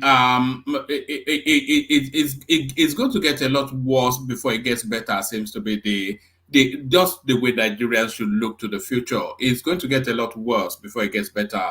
Nigeria's naira amongst world's worst performing currencies, set for worst year since 1999. With no rebound in sight. This is coming from Bloomberg. And the two currencies that are worse than Nigeria is the Lebanese pound and the Argentine peso. So this is it. There's no bright sparkles in the horizon as at yet. The difficult times will get a lot more difficult before it gets better. That's the international assessment of the Nigerian space. 55% of its value lost, the naira. One more. No ending in sight for this devaluation of our currency. And one thing that is responsible for it is Nigeria is not a productive state. Nigeria have no productivity to defend our currency. And Nigeria is a highly the rate at which we import and consume things in that country, with low productivity at home, we can't get solution to the problem. We cannot get solution to the problem. The only way to get solution to the problem is when we begin to produce in Nigeria, consume what we produce in Nigeria, and then make it officially that, by the government, that whatever we produce in Nigeria is what we should consume and use at most That is the only way we can have our currency appreciation. If we don't do that, and we continue to concentrate on consumption, particularly of product from outside Nigeria, our currency will get hit for it. We continue to suffer devaluation. Imagine if this, how do I describe it? These criminals and bastards that we have in the position of authority that are spending 150 million to buy vehicle, Japanese-made vehicle, making Japanese economy richer, making Japanese workers in those Toyota and Lexus and whatever you call them to continue to have jobs to do. Imagine that is not what they did, and they order vehicle from innocent, not another Nigerian-made vehicle. What that is going to do is that we are going to have more productivity in Nigeria. We are going to create more jobs. We are going to have our economy expanded, and we are going to use more of our currency. And it is when you use more of your currency as a means of settling payment, that is when your currency, that is what will stabilize your currency value. But reverse is the case. We use more of dollar than naira. So dollar is more popularly even used in Nigeria than the dollar. The amount of dollar we have in our circulation in terms of value surpasses what we have in naira. So what kind of country is that? Where is that done? Wherever you have a situation like that, then your currency will be battered by the foreign currency that overpowered your currency. And I mean, it's just simple arithmetic, simple economics, demand and supply. So the only way to get our naira back is for us to, the government at all levels in Nigeria, to develop an habit of using Nigerian-made product. Less import product. When people see their leader championing the product made in Nigeria, people will follow the same suit. But what have we seen? It's a different game. So I don't see it inside. These people are not serious. The people we have in position of authority, right from the federal government to the state, they are not serious people.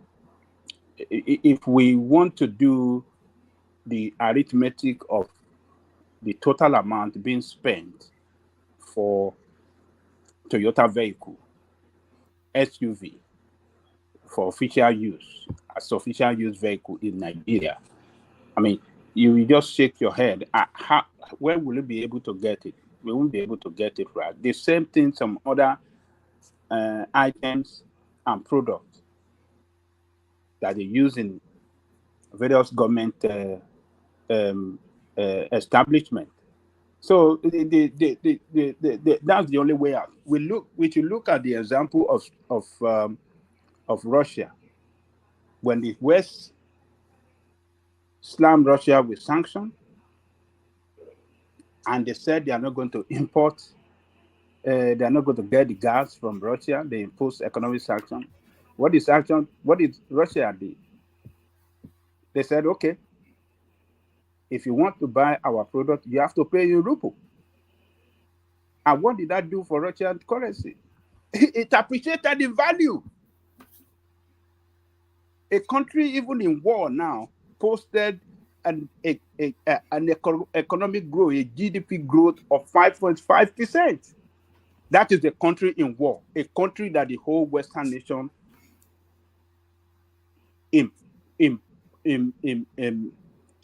declared economic sanction against. They are using proxy war to fight them and still posting economic growth. It's just because they don't use dollar anymore. If you want to buy our product, you have to buy in ruble. So you see the appreciation of their currency against other international, even against the dollar, against other international currency. So that is the only way out. Nigeria must look inward, use their own product, consume what we have, and do away in a very substantial rate. Do away in the substantial rate against imported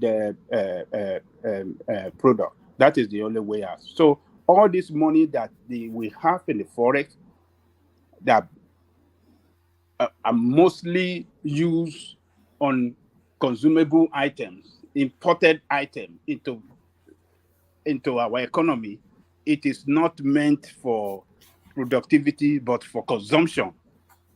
How long will we continue to waste away money that should have been used to develop our industry and improve on our productivity, but rather we are using it for imported this thing. So one man. Can I answer that? Yeah, thank you, Ola. Come in. Now, I agree with you in total, but now let me give what do you think the masses, what do you think we can do on our own part? Now, when the population of students going overseas now, like Canada now, I think this year alone, they have about 47,000 work permits. And in the UK, they said the work permits, the study permits jumped from 20,000 like 3 years ago to 127,000 in this year. We know the implication of that, right?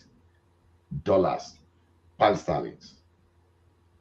So how do we deal with this? So because it's not even limited to the National Assembly wastefulness alone, but then something is coming from our home. Then how do we deal with productivity in education? How do we deal with that? How do we deal with that? Because to me personally, the situation of Naira should even be an opportunity for us, in honesty. So sorry, apologies, Ola. Ola, and everyone. Let me bail out, hand over to Thomas. Thomas, vigilance is the watchword. I don't think I need to say more than that. Vigilance, the watchword. So yes, thank you, everyone. We'll do it all over again tomorrow. Thank you all. Back to you. Okay. So I think you said you are handing over to Thomas, or you made mistake about that, because I can't see Thomas. I think Thomas just sent me a message to say he's ready. Maybe, I don't worry, we meet me here. No problem. Yeah, he will meet you here. He will meet you here. So now the thing now is this, because we have the leakage even from the masses too. I know it is in response to what the government is not doing properly. So from my own perception, what foreign education is even doing to our forex is also huge. And not only when I say foreign education, it's not even about the university education alone. even some of us still believe that if we don't go to Dubai, if we don't go to India, we are not going to have good IT certification. So how do we deal with that?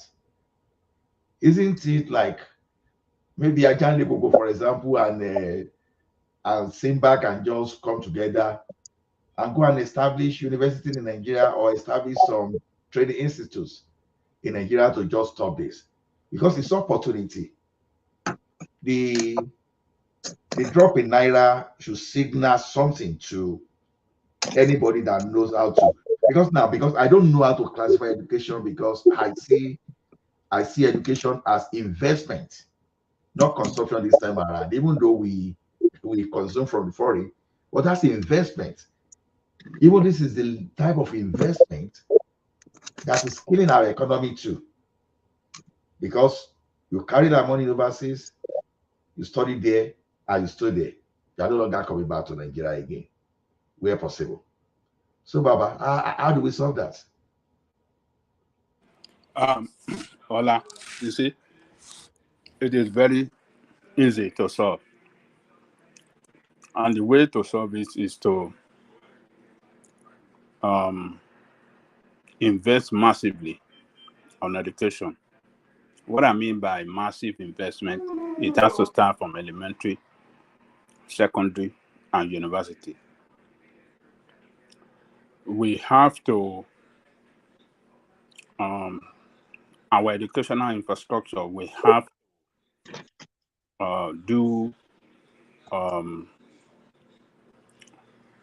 we have to rebuild them, and a lot of investment have to go into our educational infrastructure. If we can do that, it's not something that we can achieve within the short period. It's a massive investment that we have to carry out for a long period of time. And if we can do that, let's say for 5 years or 8 years, that will automatically reduce this japa on education to go and study abroad. Because what we're going to have an educational infrastructure that can give that education at home that you want to go and abroad. So there won't be any need to say you want to go and even study. But why don't we start from the elementary one? And that's what because that is much important than the one that are already grown, that are jackpying. If we start from the elementary one, you know this for a fact. There are some 9, 7, 8, 6, 11, 12 that has never stepped their foot in school before in that Nigeria. Never. What do you mean by 8, 9, 10 that never stepped their foot in school? I don't know what you mean. I mean that they are parents that doesn't even have the capacity to send them to school at all. Okay, yeah, that is why I said earlier that massive investment right from the elementary. Oh yes, I didn't hear that. I'm sorry, I didn't hear that. Yeah. Hello. Sorry. You think the people that you are talking about, Thomas, they are not the one those people, they cannot japa now. Exactly. You know, it's the middle class and the rich. What I'm saying is, if we start from there, at least it will build our educational structure for the future. I think what we should be talking about is not about it. We can improve the infrastructure, but it's like we have to change our taste in terms of craving for foreign things. Nigerians now, we don't believe that you can be successful by even getting education in Nigeria. It's not a matter of availability. Education is available, both privately and even from the public one. But the belief is that once you are out, you have your education in a foreign country, especially in the Western world, it means that you are going to be successful. You understand? So the belief, but that's the notion, isn't it? Exactly. And that is what is the motivating people. That's our motivation generally, to go abroad, to go and study, so that you know that when you finish, you get job. So what we should be talking about. But they are correct anyway. They are not wrong. No, they are correct. That's what I'm saying. That we should not be talking about maybe investment in the. The issue is that we need a total overhaul of our economy, so that we have to create jobs, so that when people finish their education, they should be able to get job in our country. Is the availability of job that is making people to go out to seek for education. If the government are not putting, if government are not putting more of our budget on, I think the most important thing in this country is education, health, and defense. The most of their budget is always on this aspect. You still don't get what we are talking about. It's not as if people cannot get that education in Nigeria that is making them to leave Nigeria. They can get the education, but what they believe, the belief is that, and Allah has alluded to that, is that once you finish, what is the opportunity? And the kind of another problem is that most of these foreign countries don't also value our certificates. So people want to go there, get their certificates, so that it improves the opportunity of getting. No, Simba. I don't know. That's not. Let me correct that one. It's not true that they don't value our certificates. No, because some of us we came here with that certificate. Okay, let me give you. I don't know. I'm talking because of my whole line of discipline. If you are a doctor in Nigeria, you still have to go and write exams. No, okay. No, that I get. See, even if you are a doctor in the United Kingdom, for example, you can't just come to Canada and start practicing. I can tell you for that one for free. Hey, let me tell you the level at which. Lawyer, let me tell you.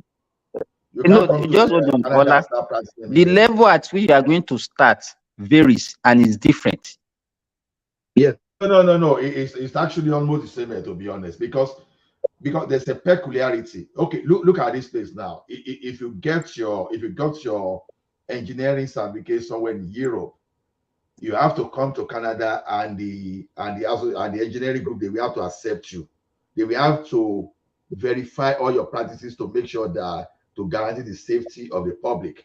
So for you to add that PNG here in Canada, you will go through a lot. There's no direct conversion, honestly. But when you take all those professional, like medical, the legal away, then when you talk of, let's say, people in the computer science now, it's a global thing. So they are not seeing anything of safety, anything that has nothing to do, that has no serious impact on safety, you can put in directly. And you are coming from Nigeria. Let me say this. Yeah. Finish what is it? Let me say this. Yeah. Finish, please. So you are coming from Nigeria, maybe as a project manager, business analyst, programmer. No, you fit in immediately. You can even get job directly from Nigeria. That is exactly where I'm going to. That investment in education in Nigeria should not be just for you to just produce people from school. No, you can actually establish some kind of career pathway. That school now in Nigeria should not just be doing tests and exams for students. You should be working with industries for people to get job. You understand? Now we are talking of okay, maybe probably next year now Nigeria is going to spend $4 billion on education in a foreign land. That is telling you that is a huge market in Nigeria for opportunity. That $4 billion in Nigeria can make life for like about 500,000 people. Can create job for about 500,000 people in Nigeria. So private universities that can just take the whole the bull by the horn. All you need to do, stop teaching and pushing people out. Start working with company or Universal Steel. What is going to be your requirements? Let us work with you and train people. We are going to give to you Innocent Motor, Dangote Cement, Please don't go to India. What they are doing in India, let us replicate in our institution. Train, and put people there. So I'm saying this thing intentionally to know the size of that company. So otherwise, spending $4 billion on education, foreign education in Nigeria next year, the following year too, it may as well go to like 6 billion. So it's not going to be what the NAS members are spending. It's not going to be limited to import or toothpick and all those things alone. Even what we do, what we can do, because there's no way that we can say no, education is not what we cannot invest in Nigeria. We know that for sure. So thank you. Ajane Koko, let me say before you go in, they still respect our school in abroad. Like my own wife, she's a registered nurse in Nigeria. When we came here, they contacted Bangkok University. They asked for her transcript. Bangkok University sent a transcript to Australia. They verify it, and they place her on 3 months course just to familiar her to what is going on in Australia nursing sector. And boom, she got her permanent certificate in RN. She's an RN. Just 3 months bridging course. Automatically, she became RN here. Same result from Nigeria. So they do respect our yes. It may not be in all sector. Like myself now, I'm an engineer. They want me to go back to school and read. They don't really respect our engineering certificates. You know what I mean? So it differs on different aspects of your doing, of what you specialize on. Like a nursing now, you can come here, yeah. Thomas, you will see that what they are doing to you in engineering is not limited to Nigerians alone, right? It's because you have to learn the practice there. Like engineering school in Canada is different from that of Nigeria. So the one of the US and Canada are the same. So if you're studying in America, becoming a registered engineer in Canada is not difficult. It's different from where you are coming from Germany, or you are coming from. Because they need more health professionals, right? Than other professions. Than engineers. Yes, that's the reason why. If for nurses, they need more nurses. But for doctors, you have to go through the rudiments. Very rigorous, my brother. Very rigorous for doctors. Yeah. Emeka, let me tell you something within the Electrical Engineering Society here. See, let's assume you wire a house, you test everything, and maybe at the point of energizing, if you see a spark alone, just a spark, you've not burnt anything, immediately, it's not going to be till tomorrow. Immediately, right online there, they suspend your license, including the supervisor that even certified that place. You'll be under probation. If it reoccurred again, you will lose your license. You understand? No, you are not wrong. You are not wrong. Both of you are. Why I say they need, you see, why is tighter for other profession but easier, like what Thomas is giving, the example he's giving with his wife, right? All over the Western world, they need more health nurses and the PSW workers, right? Who will take care of elderly ones, or nurses who would come in and support, because the health sector, right, needs more people. Or like doctors, you understand? Nurses are the ones who would do the triage and everything. Then doctors can come in later on to finalize everything. So once you've gone through the line, okay, you've done this, all they just need to do is just to bring you in quickly. They know you have the skill set. But for doctor, they will take you through that test because it's very, very regulated. Very regulated. They are the most critical. They are the critical. And why it's regulated is because of them. It's not that they just want to make it so tough. They just want to make it so tough. Well, doctor, you're talking about, they are the one that they are going to give prescription. They are the one that will carry out surgery. When we are even talking of fertility. But now, nurses in Canada can give prescription pills now. They can write prescription now. I don't know if you're aware. I'm aware. They just did the law. They can write prescription pills now. So they're just making it a bit difficult. They have their reasons. I'm not going to argue about that. But, I know. To be honest, I respect. See, let me tell you something. This was even to tell you how to take things seriously here. My computer science professor was saying something one day that he didn't start with computer science, that he was actually a chemistry student. He now said in a laboratory. Now, you know the first rule of laboratory or workshop is say, if you are in doubt, ask. So this one didn't ask. He was supposed to give a 0.00 milligram of a chemical substance. He was supposed to use that in the laboratory. So that point was missing, and this guy put 5 milligram instead of 0.005 milligram. You know what they did? They say they called him to the panel as you are dangerous to the public. To the public.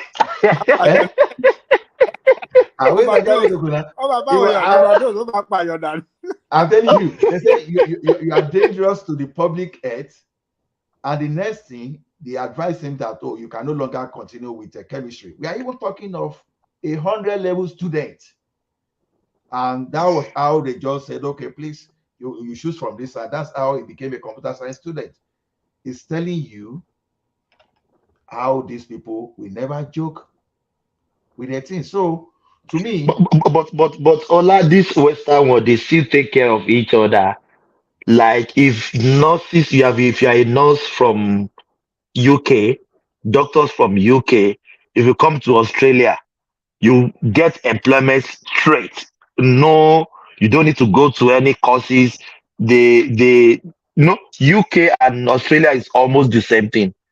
Like the king in Australia, yeah, the king in Australia, in UK Thomas, now. that was what I was trying to let Ola know before. That so it's not the same all over the world. There are some countries that they give preference to. They give preference to, like the king in UK Let now. me tell you, Is still let me our even king. tell you, Thomas. Not only even in terms of work, even in terms of remuneration. In terms of remuneration, let me tell you, here in Saudi Arabia, if you are trained in Western world, maybe you are American trained or UK trained and all those things, they pay them higher than people from Africa. Wow, that's discrimination. No, it's their country. If you are not comfortable, you leave. You understand? I don't know their reason. Maybe they have their reason. I don't know. They believe those one from America have better education than the one from Africa. No, that's the black family. You understand? No. I think it's a matter of doctors in the West, right? They are being paid very well. So for them to leave the West to come to Saudi Arabia, you have to pay them more. So people from Africa prefer to leave because they're not paid well. So if you want a doctor from the United States or the UK to come, somebody who's already doing well, being paid well, established, you have to pay him more. More, you have to pay them. They use that money to attract them. Exactly. Emeka, let me back you up in a monetary term. Now, a doctor that is earning $400,000 in Canada, I don't see any doctor is earning that in Nigeria. So if he wants to work in Saudi Arabia, for example, what do you expect? 400,000 in Canada, and you go to Saudi Arabia, so you must make more than that, right? So that's just the way I see it. So probably, like you said the other time, now maybe a consultant is earning less than 2 million in Nigeria now, right? So that's less than even $2,000. So maybe a doctor in Nigeria is earning like consultant will be happy to take like $200,000 in Saudi Arabia. Will be more than happy to take it. But Emeka, but why are we doing this to our health practitioner in Nigeria? My own sister, his husband is a surgeon and also a general practice. When he told me how much is any per month, when he told me how much he's earning per month. Can you hear me? Yes, I can hear you. Yes, I said my own sister's husband is a surgeon and a GP, general practice doctor. When he told me how much he's earning as a federal government doctor, I just shook my head, my brother. What is earning monthly? I will easily make it. I will easily make it in 3 days, in maybe in 2 days. Thomas, let me tell you what is happening. There is no, apart from probably South Africa, most African countries don't pay their health workers well. Simba, very ridiculous money. Very ridiculous money. It's even worse now if you convert the money now to a higher currency because of the devaluation that is ongoing. But what I want to say is this: you discover that apart from, because from what I can see here, you don't see Ghanaian doctor leaving their country the way Nigerian doctors are leaving their country. Well, they pay very well. It's not. Let me tell you what is happening in Ghana. You know, the Ghanaian government closed their eyes to the shenanigans of the doctors or the health practitioners in Ghana. to allow them to stay. You know, in Ghana, what they do is this: they pay them their salary, and they allow them to do private practice. To the extent that all doctors, they turn the public hospitals to their private hospitals. They will go and bring their own patient from outside. If you are a surgeon, you can come and operate, and you collect your money and you pocket it. Who does that? In a government hospital. You understand? So there's a lot. So, you know, let me tell you, it's money makes people to relocate. But if the gap between what you are getting in your country, and let me tell you, Nigerian doctor can let's say if you are offer, let's say $5,000 outside, and you can get like maybe $2,500 or $3,000 in Nigeria. Most people will not. Simba, let me ask you, how much is a doctor earning in Nigeria? Do you know how much they are earning monthly? I don't know how you guys do them. It depends on your rank. It depends on your rank. It's earning 400, 350, 400. Maybe it's a junior doctor. You understand? Somebody that is practicing for 15 years. Like registrar, how much will a senior registrar earn in Nigeria? Presently, they earn around 5,000. I mean, 500,000. 500,000. 600,000. That's what they earn. Oh my goodness! The money that second level in the bank we earn comfortably. Even though it will be even more than that now. That's terrible. At least for you to be a senior registrar, you must have spent a minimum of 10 years, right? No.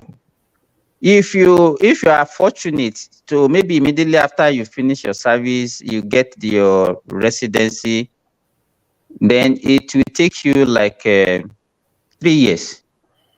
If you are a smart one and you are good, you can do it within 3 years and become a senior registrar.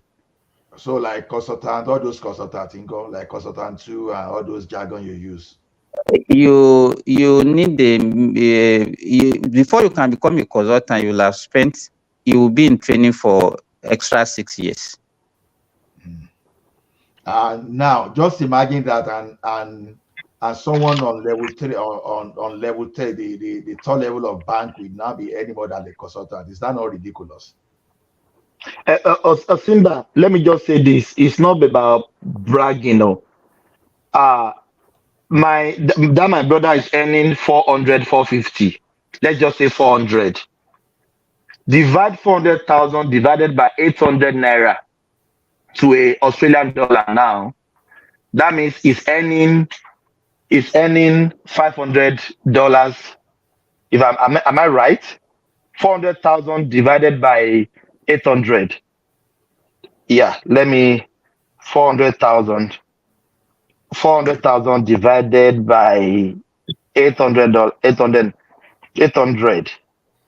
That is $500.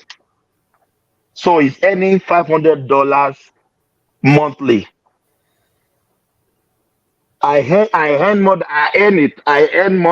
$500 in a day if I do double shift. So what a doctor is collecting monthly in Nigeria, I easily earn it in a day. Is that not ridiculous? No, Thomas, you might even want to compare Nigeria to Nigeria, right? The telecom workers, bank workers. Before we go on, Thomas, can I send you my account number, because this money that you have been mentioning, I need you to send something to me. No. I'm Babati. If I'm not lying. Bless me with this some of these funds. Shall I give you my Zelle? I have Zelle and Babati, if I did double, Babati, it's not. I'm just comparing. It's because it's just ridiculous. If I did double shift, I will earn almost $800 a day. I think what's in Australian dollar. I think is what Nigeria should adopt. Like America too, you have admitting privileges in hospitals, even private.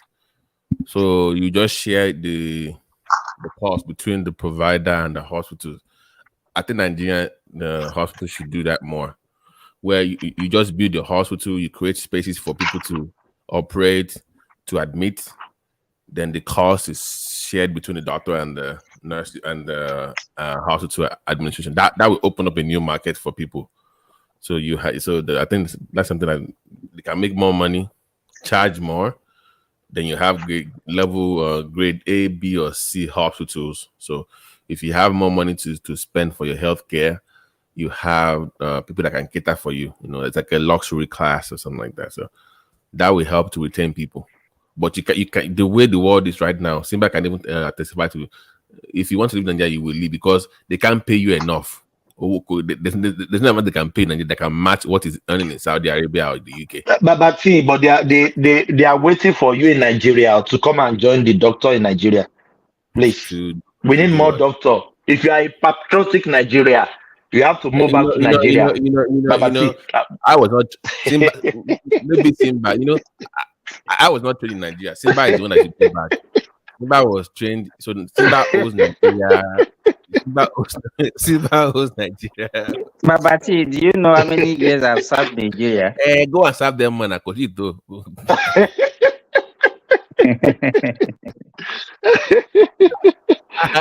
I didn't.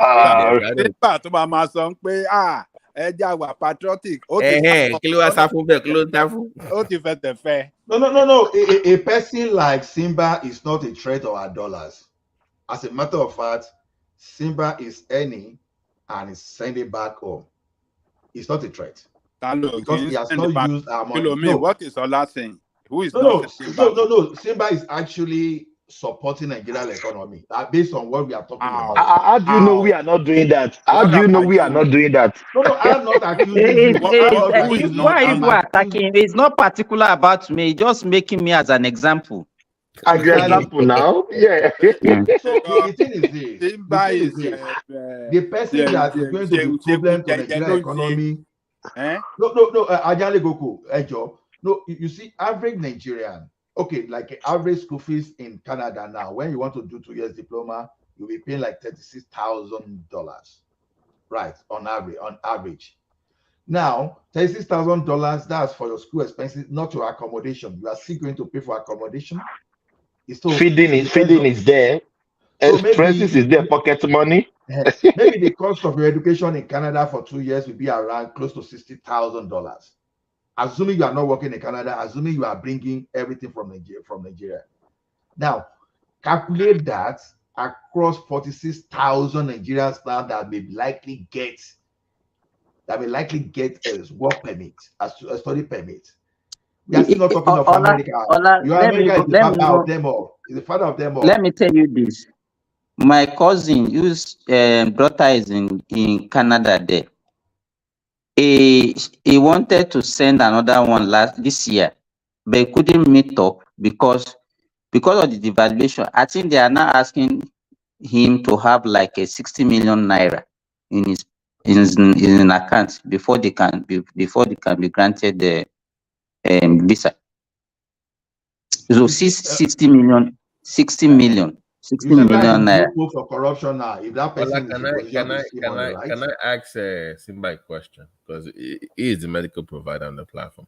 Simba, I have been noticing something in Lagos when it comes to like cardiology, for instance.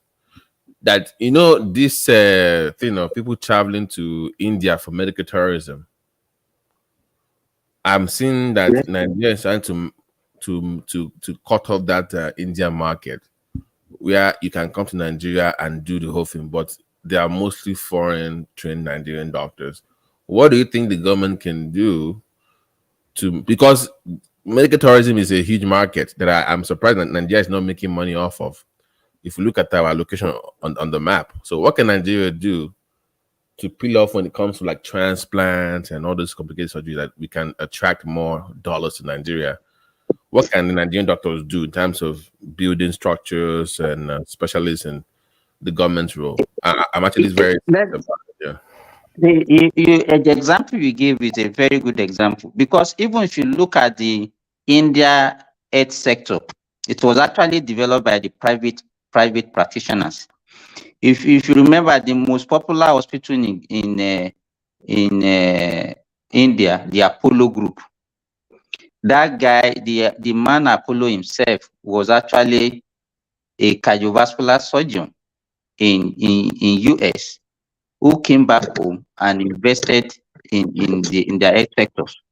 And that was what actually revolutionized their health sector. So people are trying to do that in Nigeria. I have a friend who opened a very big hospital in Abuja, and they are doing interventional cardiology. All these CAT and all those things. In fact, one of my classmates that had a myocardial infarction was actually treated in that hospital, and he survived. Ordinarily, okay. Let me call something, because Simba, I know some people that have traveled from America to Nigeria for fertility. For some reason, they've done very well when it comes to fertility, stuff in Nigeria. But for other special, I know cardiovascular too. I've seen some moves, but like nephrology, transplant, like liver, all those things, like where that you need. They are doing kidney transplant for fun in Nigeria. For fun. No, you tell them Simba. Forget transplant. Is the post surgery treatment and medical management of it. You have. So you are looking at post. The problem is I agree with you. The problem is actually because even the availability of the medications and the cost. To do the kidney transplant, you can look at the cost and immediately, it's going to cost 10 million naira. Okay, people can raise that. But what about the medication that will make the kidney to be accepted by your body, and all those things that you need to be, because you have to be, they have to suppress your immunity to avoid the rejection. So you are right. It's not actually that they cannot manage it, but most people cannot afford what they need to do after, because the monthly expenses is not actually affordable to an average Nigerian. And so at the end of the day, most of them will not be able to continue with the medication, and that is what is actually going to cause the problem. Because most of these drugs are imported also. When they discuss transplanting, because I've gone to some spaces where we've had a discussion, but they don't understand that there are pre and post treatment for transplant. They think just get there, like they think it's a car body, car like one-off thing, like one-off thing. Yeah, like you just do it and just leave. I'm like, it doesn't work that way. You have to. There's for the rest of your life, you must take meds, you must do blood work, you must all those follow up. And I don't think we should just focusing on building theaters for, you call it theater, right? You call it surgical rooms or hospitals for transplants. With that also understanding that there's more to the treatment, like you brought up the medications now. But let's Babati, X is very expensive. You understand? Healthcare is very, very expensive. Okay, for the average Nigerian, I get that, but I'm saying that to attract foreign dollars, people going to India that are going there for those medical tourism, they are mostly foreigners. It's not Indians going there mostly. I've been there several times. I know what you are talking about. So those people, how do you bring them into Nigeria to dump India and choose you? Cost, of course, is going to be one of the reasons. I know what you are talking about. Yeah. It will take a long time before, we blacks, we have this inferiority complex. Even, let me tell you, what you can get, the same quality care that you can get in Nigeria, people would prefer to go and get it because we don't even trust ourselves. Simba, that thing I noticed, you understand? Even that cardiovascular hospital in Lagos, when they were marketing because their YouTube page, even though they had Nigerian doctors that were well trained, they still put the white lady from America at the forefront because they know Nigerians want to see the white face. That's who they will want to come and see. You are getting what I'm saying now. Yes.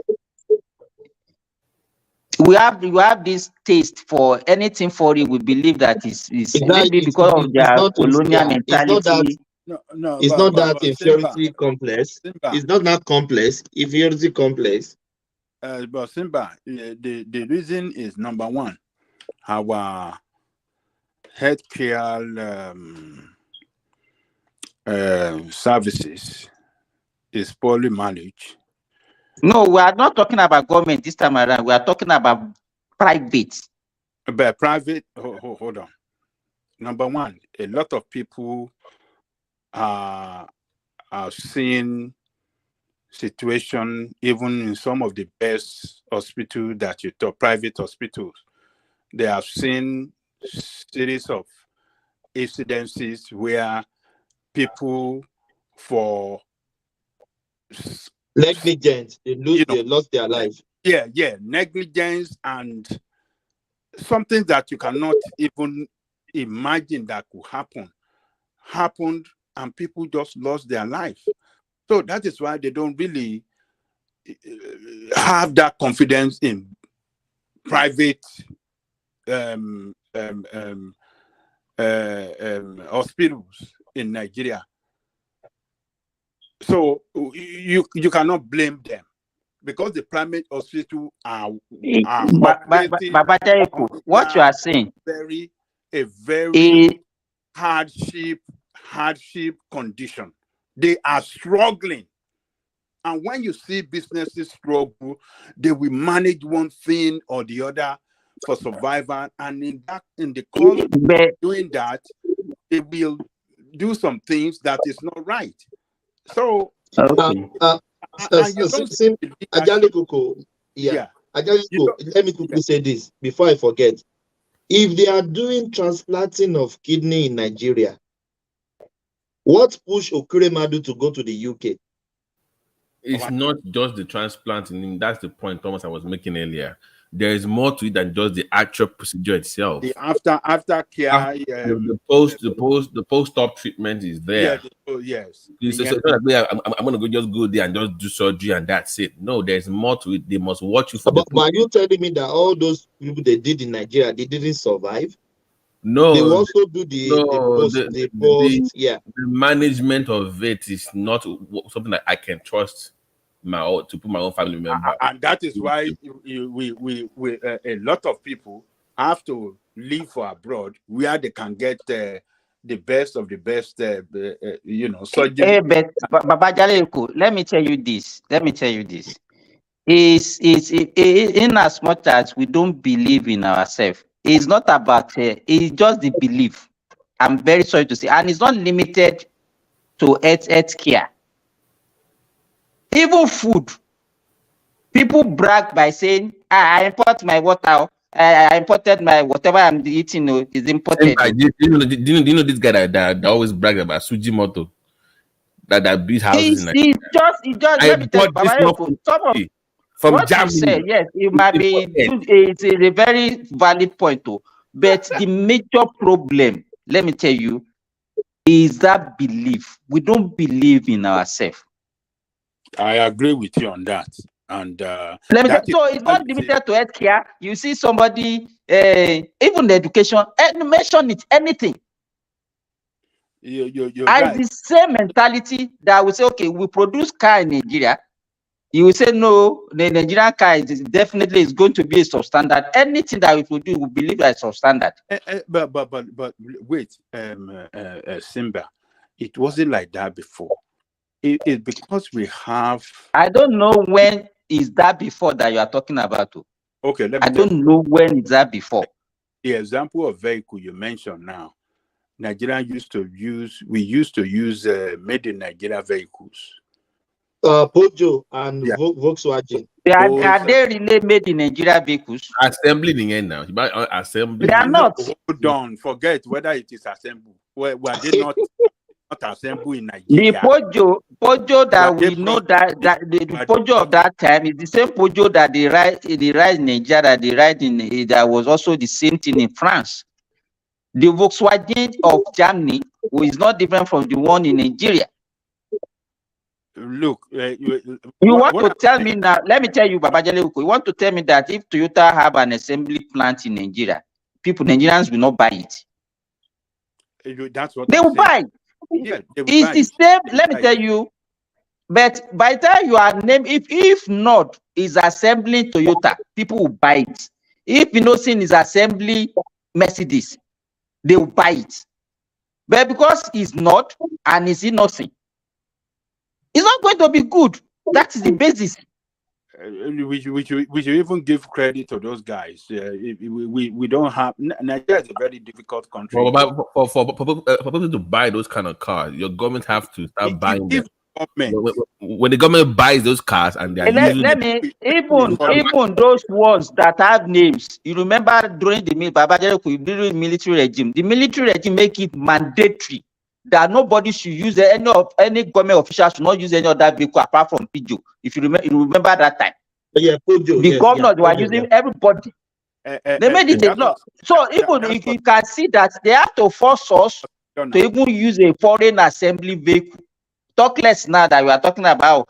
The only thing Babati said, you can't call it foreign. But anyway, you are partially right. But that car, for the fact that they are made in Nigeria, assembled, as we may call it, assembled in Nigeria, plant in Nigeria, that assembled them, we all saw it as, oh, this is our own. This is our own, yes. This is our own. Yeah. If we have had Innocent Motor back then, Obasanjo would have mandated Nigeria to buy Innocent Motor instead of France, and they would have even supported Innocent Motor to succeed. But all this kind of leadership we have now does not believe in Nigeria. They don't love that country. Nigeria does not even believe in Nigeria. Forget about the leaders. No, Ajali Koko, let's throw the coin. Let's throw the coin upside down now. What of the criticism of Innocent Mother that is breaking down in 36 months? What do you think about that? Don't listen to that. That was the lie now. I need conscience. If you have I need conscience. You don't want to buy it. But this is the question. If it is possible for me, if it is possible for me to import Innocent Motor, I will import it and use it in America here. If it is possible. But they must go to the American safety. But the question is, Thomas, remember 20 years ago, we never really liked Nigerian music like that. People were listening to American music. But the Nigerian music industry, they have to improve their own game in terms of quality of music itself, the production, video shoots, marketing. They have to invest to bring up the quality. So even I want people to buy from Nigeria, but they also have to improve the quality of what they're producing. No, I know Nod says that he produces good cars. But Babati, sorry for cutting you. Are you telling me one of these eastern southeast states that bought Innocent that came out, we treated it here, that in 3-6 months the car is breaking down? Even Innocent, let me finish, please. Even Innocent himself were unable to maintain the car for the government. And you still want people to patronize Innocent? As I said, do you remember when Kia first came out? When Kia first came out, they had that issue. But do you know what the government did?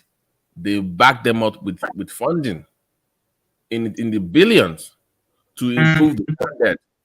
That's the private. Nigeria cannot back Innocent. That's the private. No. But Kia, can I have something? But Kia created that technology. Innocent did not. It was just using a company in China, and they just put their logo on it. So they're just using that. So it's not the same. And I think the problem that we're making is this: if we actually create the idea ourselves, our people will like it. Just like someone used music as an example. That's why the problem is this: a PhD holder in Nigeria, can a PhD holder of let's say engineering, for example, can a PhD holder come up with how we can create a pencil? Let me reply you. No. Let me reply you. If that PhD holder comes up with the technology to make a car, very peculiar. Don't go to a car. Okay. Pencil. Hold on. Please give me just 30 seconds. I know where I'm going with this.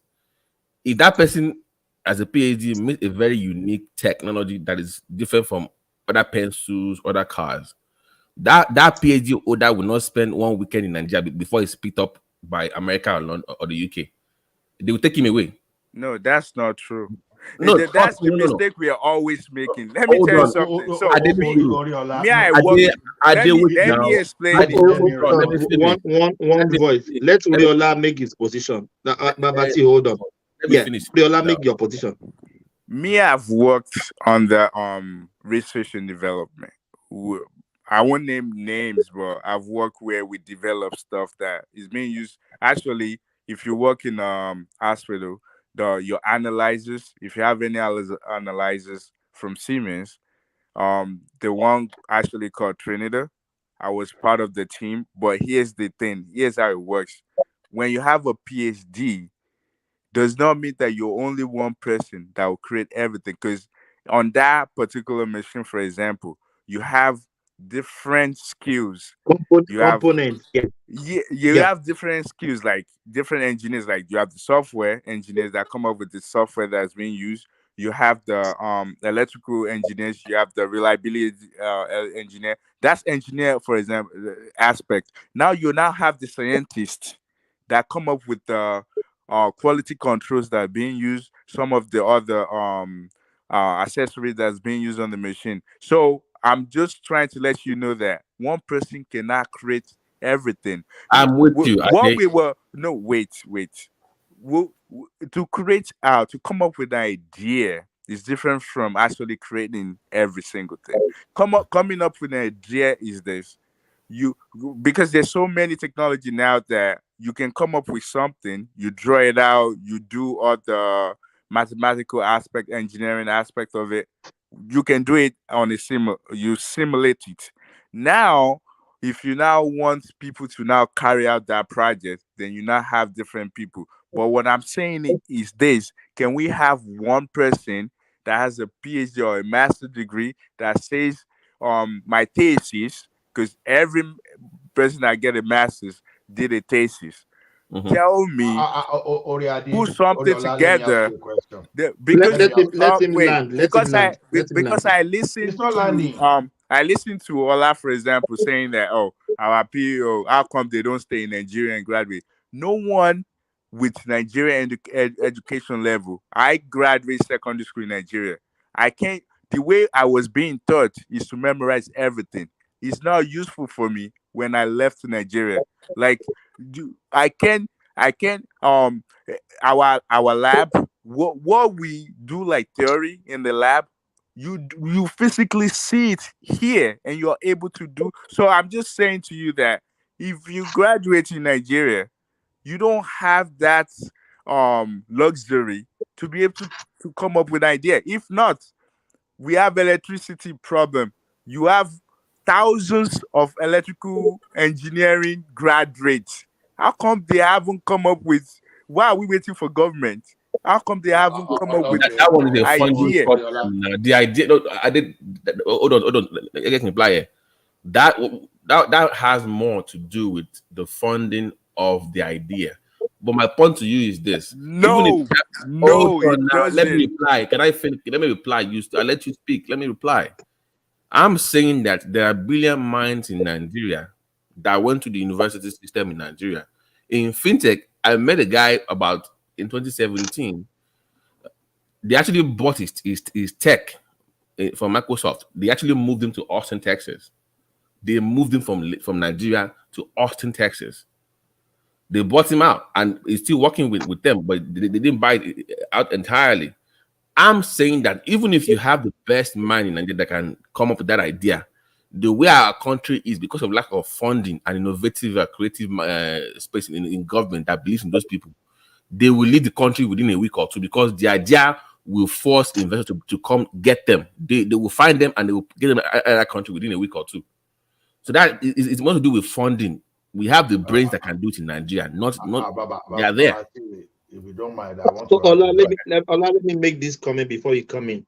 And for the last time I checked, Innocent Motor is still assembling motor. Innocent don't build the engine in that car. Most of the components of that car is being taken from China. Okay. What they do let me finish, please. What they do is they fabricate the body. Is only the body being fabricated in Nigeria. So Innocent it doesn't create, it's not creating any new innovation. That is what Uriola is telling you. Thomas, the design is a copycat. It's a copycat from China cars. The two of you, let someone speak now. I can see that two of you, either you are not a business person, it's so Thomas, glaring that the two of you don't understand business and business operations. Wait.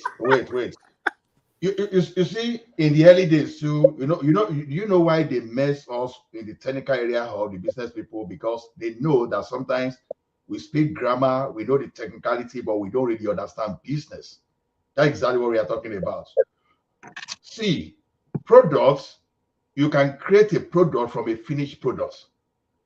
So as you have your pure raw materials, you have intermediate product that is going to serve as a raw materials to another product. So when you are saying Nigeria, we cannot create, I wonder whether the architects that build for us and the builders that build for us, whether you import all those people. Let's check what we say sometimes. Right. Now, get this one from you, get this one straight to. Even a Nigerian that's studying in America is still a Nigerian. A Nigerian that's studying in America can still come back to Nigeria and still create a product. When you are saying we don't have that idea, it's like you where is the incentive to come back home? Where's the I'm even coming, Babati. I'm even coming. Now, you look at a guy from Ogun State there. You understand? He designed his own armored personnel carrier and a bullion van that used to sell to all these cash in transit people and bank that they used to move a vehicle around. What are people talking here? So Nigerian engineers, you think they cannot design just because they don't have facilities, they don't have support like foreign? I don't Wait. know what You know, I aspect of. study engineering and I will not Yeah. allow that You one. can study engineer. I'm definitely sure you study engineering in Nigeria. You didn't study Farabalẹ̀. because if you You understand didn't study in how Nigeria, so engineering you works. didn't study in Nigeria, so maybe you don't even have No. enough information to speak about it. Because you can see how like the mistakes with. Okay, for example, I'll give you a very fine mistake. I'm definitely sure your house, in your house that you have today, every single thing in your house, you put it together. If I lie, you went to the store or you buy it on you bought them online, and you sit in your living room. Look, they provide you instruction, and you start assembling every single thing. Did I lie? That's another error you are making. No. Nigeria cannot define. Wait. I'm trying. See, we are communicating here. Answer me. I want to give you. You are even asking is moving the wrong goalposts question. Only a capable. So I'm going there. Doctor cannot even do surgery. That's exactly what you are saying. Nigerian doctors. I didn't even say that. Wait, hold on. I said come up with an idea. Nigerian doctors are so poor that they cannot even do CS. That's the narrative you are painting. No, that's what you said. I didn't say that. Don't put words in my mouth. I never said that. Hold it there. No. Don't put words in my mouth. I never said that. You said that. You are getting the narrative analogy. You are getting everything totally wrong. I did. There are no incentives for these people to do what you are talking about. No, you're not even listening to me. You have to listen to me. Listen to yourself. No, you don't listen to me. I'm not saying that. See, every single thing that we... Hold on, yeah. Oriola, hold on. Oriola just asked you a question. As you an engineer, Hola, did you put everything in your house together? Thomas, I told you something now. Today now, if they ask you to take business courses, you will say now pure water. This is part of a misconception that the business school will cure people of. Because when you have technical skills, when you don't have business skills, this is kind of narrative you hear everywhere, telling me that Innocent Motor is what does business have to do with designing and coming up with idea? What does how do you know? How do you know that Innocent Motor is not the owner of the design? He's not. It can't be. There's so many. I'm actually going. Let me get the thing for you. Even if Innocent Motor is assembly, it's still a manufacturer. Man, it depends on what you are manufacturing. Just like I said, you lack engineering skills, like the way you're saying it. You really lack it because when we're talking about, I like it and you have it, of course. I like it. No, and you have I'm trying. Because the point I'm trying to make is like you don't understand the point. Please, don't get personal. Please. No, I'm not disrespecting him. I'm just saying that. No. I'm not disrespecting him. I'm just saying the way engineering works is more like I have an idea. Yeah, before I can put the idea together. It's professional now. Don't question me now. I serve in my electrical for good 6 years. How can you? Don't get personal. Why you guys fighting for Hola? Hola can fight for himself. Wait, why you? No. Just like do you know how many rural electrification that have passed? No, it's not a no. They are both adults now. I'm not disrespecting you Ola now. understand what Oriola is saying. It's not an insult. Yeah, I just want you to see the point I'm making. No. Thomas, where you have your ears? Is your ears somewhere? Your ears. What I'm telling you that Ajani Coco, you are the one taking it far. No, you Ola can't talk like that. It's not fair. I mean, okay, what did I say wrong? That you know what you said. I don't need to repeat. No. So because I said someone like somebody else chime in, or you get can you guys hear me? Everybody hold on. Okay, everybody hold on. Hold on. Let Prince want to come in. Prince Daddy, let's use Prince to kill all the arguments. Yeah, Prince Daddy, how are you, my brother? Compliment of the season. Yeah, same to you, Thomas. Yeah, hello everyone. I know it's a heated debate, but it's all good.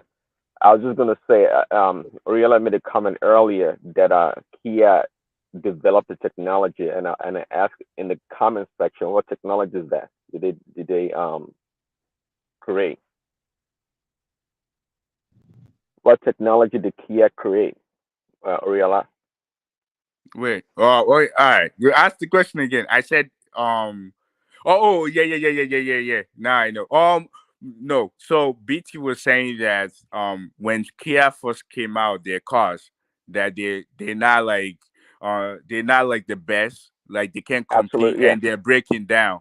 So yeah. and what I said is the fact that they came up with well, first they came up with their own design. They came up with the technology, even because most of the time when you look at those technology, they would design it, and they cannot have a third party do like come up with manufacture it for them, just like you have iPhone, for example. Apple designed it, Okay, but I get you. yeah, So, so that the point I was making is that they get better in their car technology, and that's why they now, if you look at some of the Kia, like especially the one that's just came out, like I think this year or last year, the design is way different, and they have like is okay, way better. I get it. That's the point I'm I saying. understand because Allah has a engineering and technical background.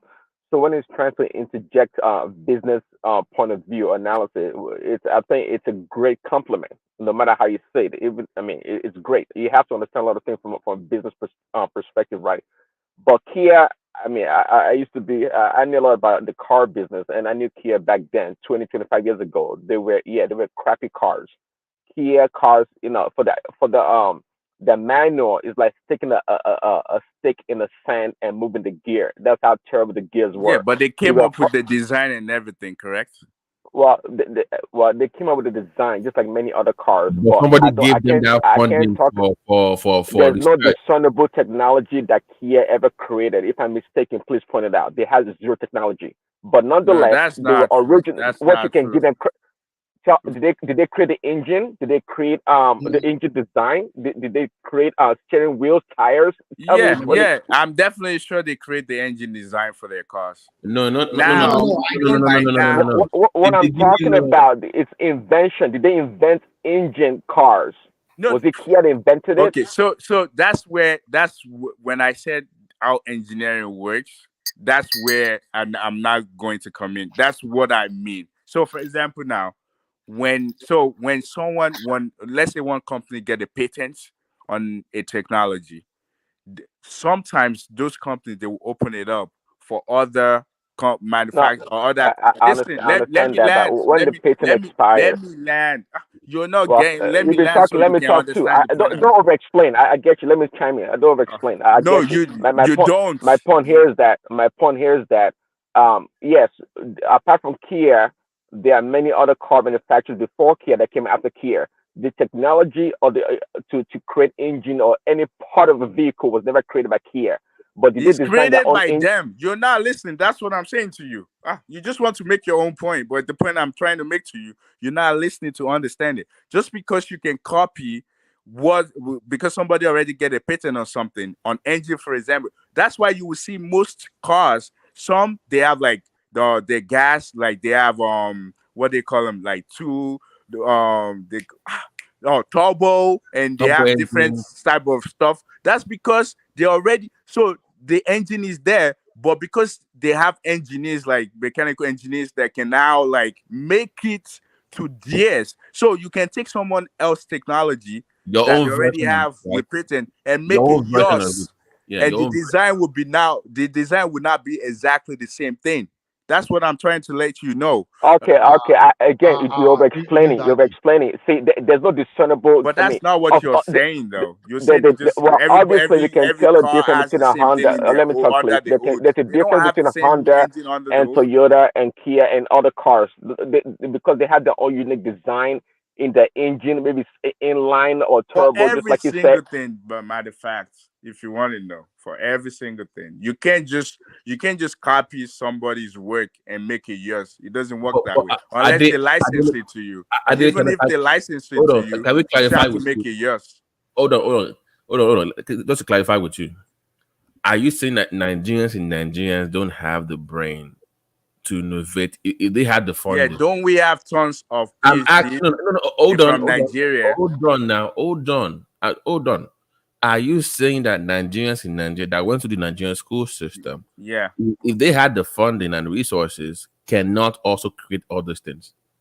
No. Okay. If you want let me chime in on that. On that point, I totally disagree on that point because you can disagree with it, and we can well, debate it out. I can totally disagree on that point because if anybody have a clue about how things work, the most technology it comes as a support from the government mostly, and in investment in That's schools not and true. What you R&D. talking about? Technology doesn't even. Well, some started with. Technology does not Let's say doesn't need investment. Wait. Let's say United States, for example, they have DARPA, meaning they have like some secret.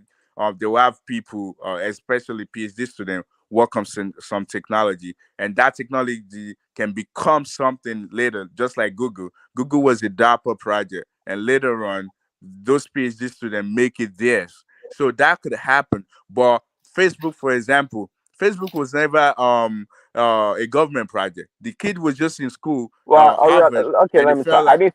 I didn't say all, but nonetheless, okay. the point you're the making does not align with what we're talking about. Your yeah, point of does course, not it align does. with it. It's you that makes sense all the time. I get it, but I let me just never finish what said I'm that saying. makes sense all the time, but the point you're making does not align with what we're talking about. Gentlemen,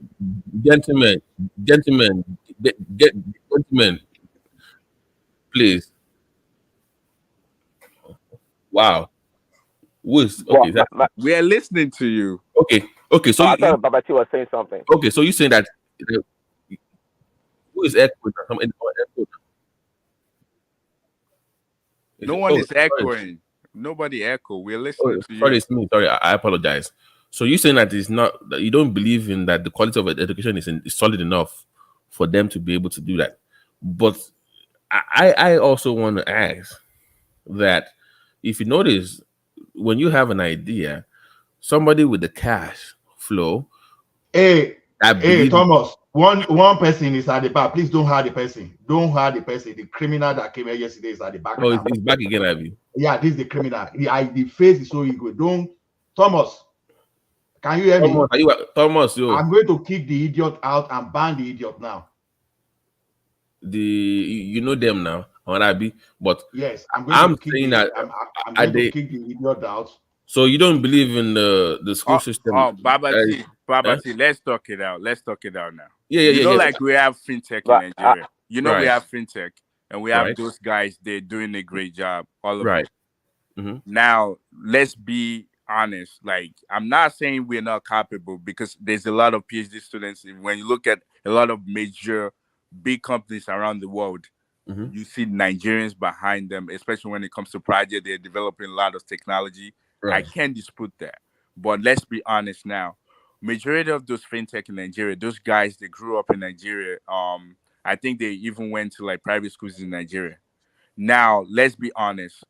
Those fintech that's big now, do you realize that those technology, they're not developed in Nigeria? That's number one. Number two, even the company, even though the company was not even registered, I'm gonna let you it's not continue even quickly. registered in I'm gonna let you Nigeria. continue, realize. But why are you trying to debase the Nigerians that copy technology from overseas to create fintech?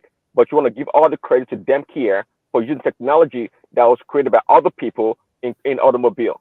Explain. Wait, I'm not giving. So here's the thing: when you create something, when something is yours, like, so if I make something mine, meaning I didn't have to jack from, even if I jacked, but I make it mine, I understand how the thing works. It's so easy for me to like make it ours and make it bigger based on to be basically to be able to relate to how people, like, my idea would be my idea. If I want to, how I want the technology to go would be mine. But majority of what we have as of right now, not like in the future, or maybe some already working right now, cannot actually be locally hours. I'm not saying that. I'm just saying that majority of to clarify with you. So what you said earlier, you are taking that back, that it's not possible for them to be able to achieve that if they had the right resources and funding. Because you know why it's difficult. No, you have to understand how. That's what I'm saying. How technology works, for example. So, for example, the code that we. So, let's say you want to develop like fintech, for example. They need Java, they need C++, they need a lot of languages to be able to have those fintech like be able to build it. For example, now you know like there's a company, there's a company that actually creates those languages. And in order for you to be able to use their code or their software, you have to license it. You don't have it 100%. They license it to you to be able to use those things. So the point what about this open source? Well, how many open source do we have? How many open source do we have? We got plenty of open source technology. Yeah, we do. Like what? Linux. I think Linux is the only like open source. Prince Daddy, just a minute. See, Oriade, I don't know the field you belong in. I'm engineer though. I'm engineer. I will tell you. Wait now. And I'm clinical engineer as well. Okay, good. Wait. I actually have electrical engineer degree as well. I have biomedical engineer degree and also clinical engineer degree. I have masters in them as well. I'm not talking junk. Now the software you mentioned that time now, you know what they call collaboration. Why we are having development today, why it seems that technology world is exploding today, moving faster than it used to be yesterday, is just because of collaboration. Now, when you say C++, when you say Java, when you say all those things, we have open source. It depends on what you want to do with yours. You know, when you have database like Postgres, when you have MySQL and all those stuff. So let me tell you something about this. You know, you have to license those databases.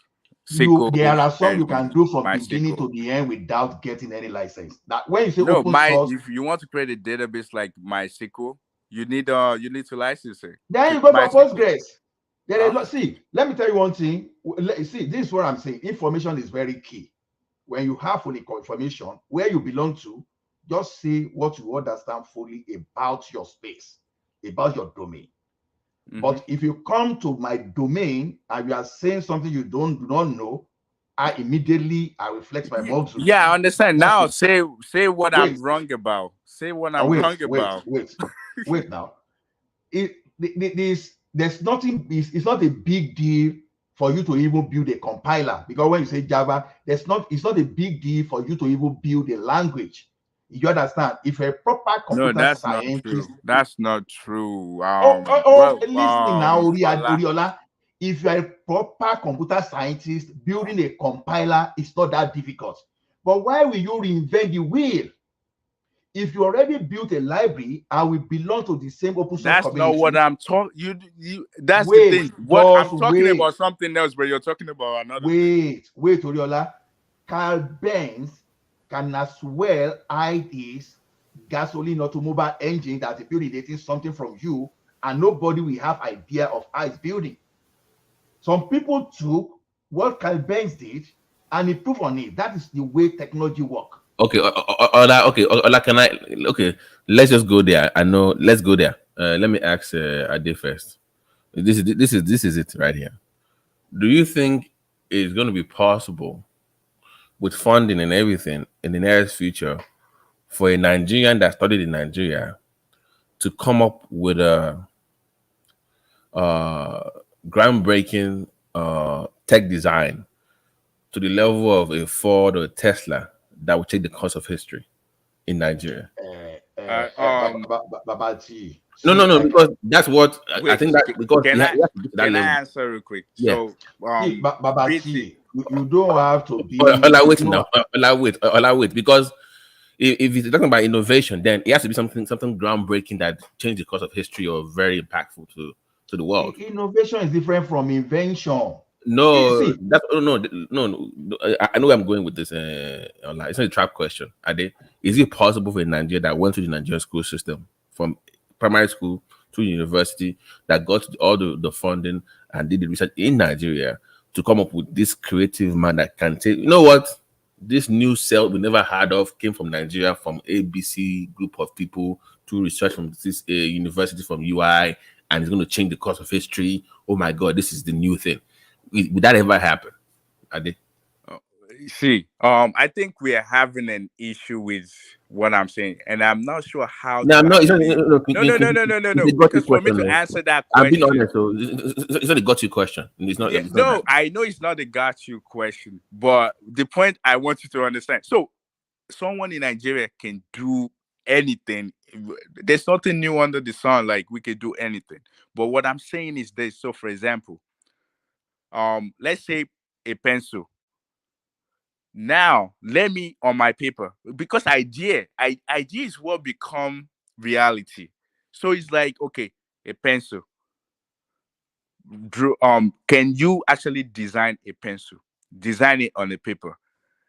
Write a paper, and now says you already drew the pencil on the paper. Now, what do you need to make that thing become a reality? I think when you look at us, we always jump the gun. Like, we always want to come to that reality before. And I will give you an example. About 12 years ago, I think maybe 2017 would be like about 16 or 17 years ago, I think. I said 2017, 07.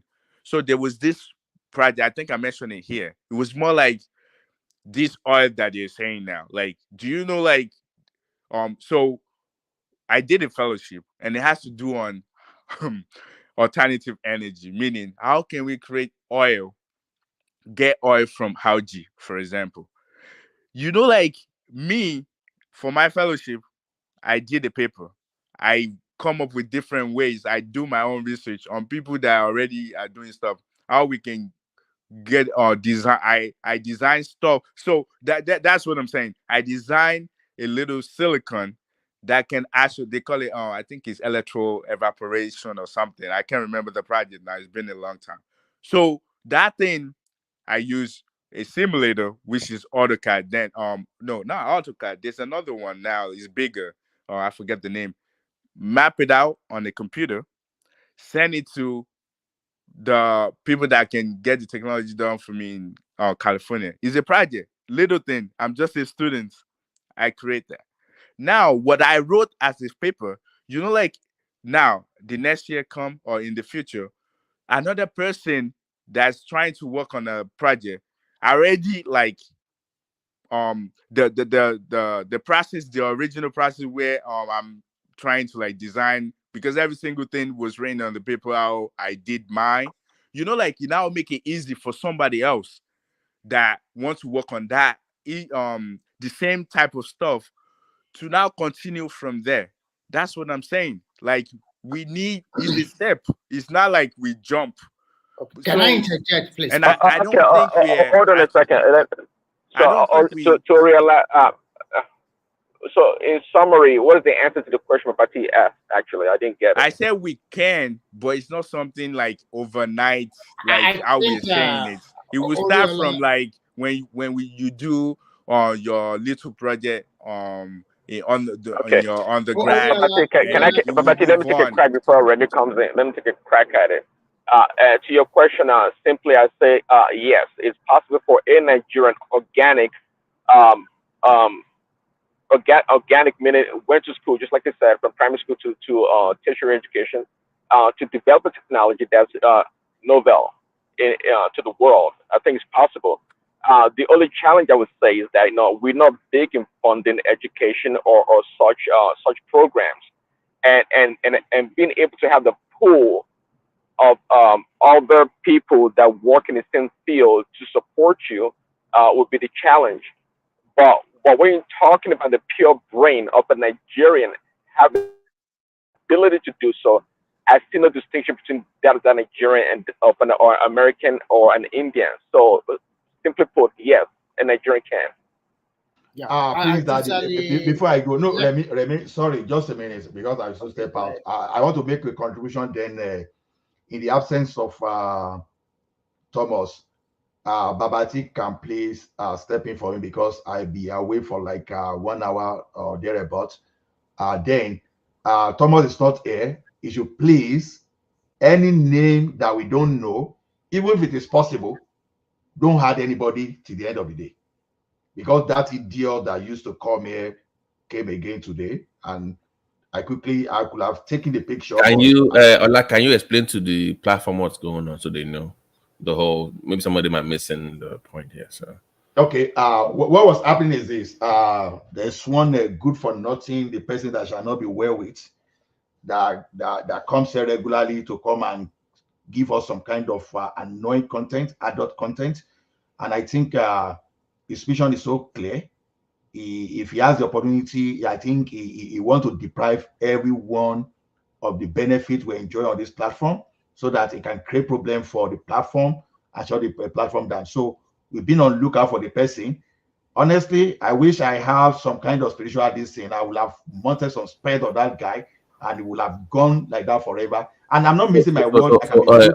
So guys, basically for the past 2 days, one man has had to pull down the 2 live recordings, about 16 hours worth of recording down from the channel because of this guy's 10 seconds of video stupidity. So that's what's going on. That's why Ola is wanting you guys to watch out for him. Go ahead, Ola.